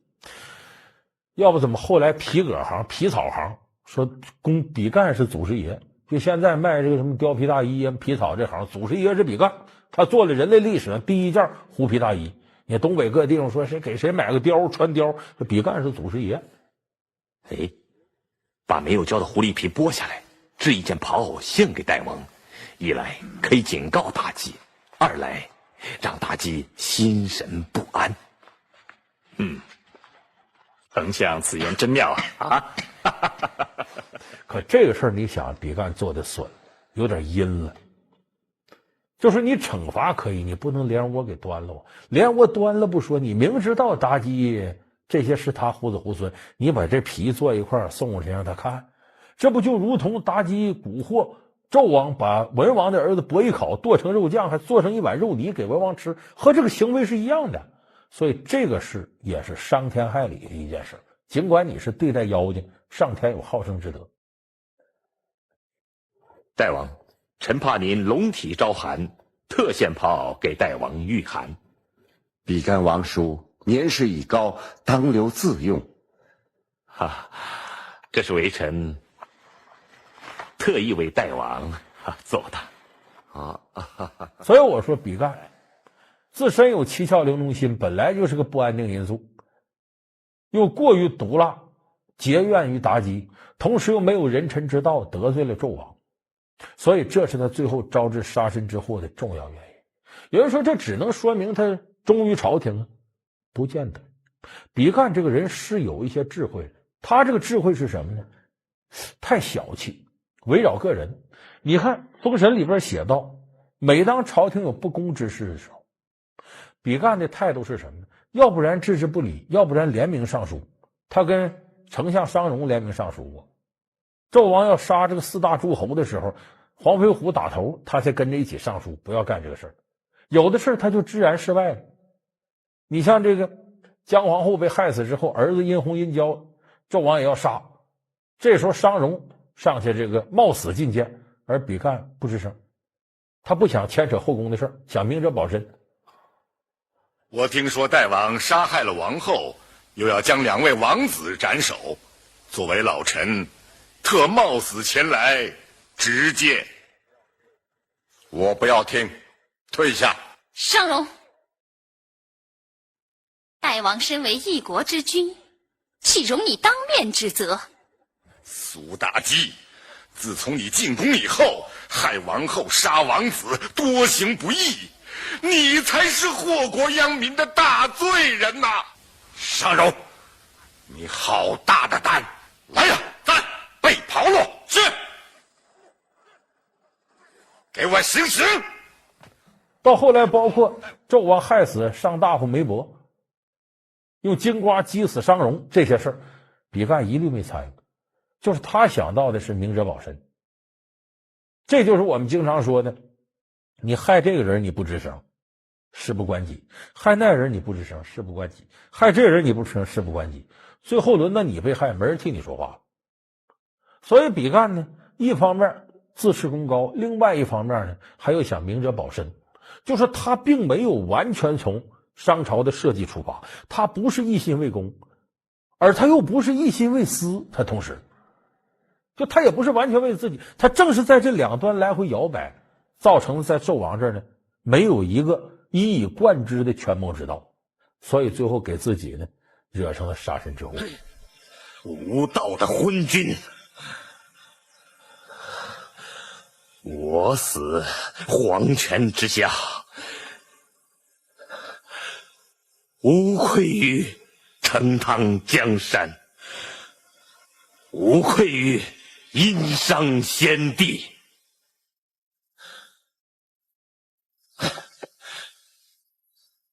拿剑来！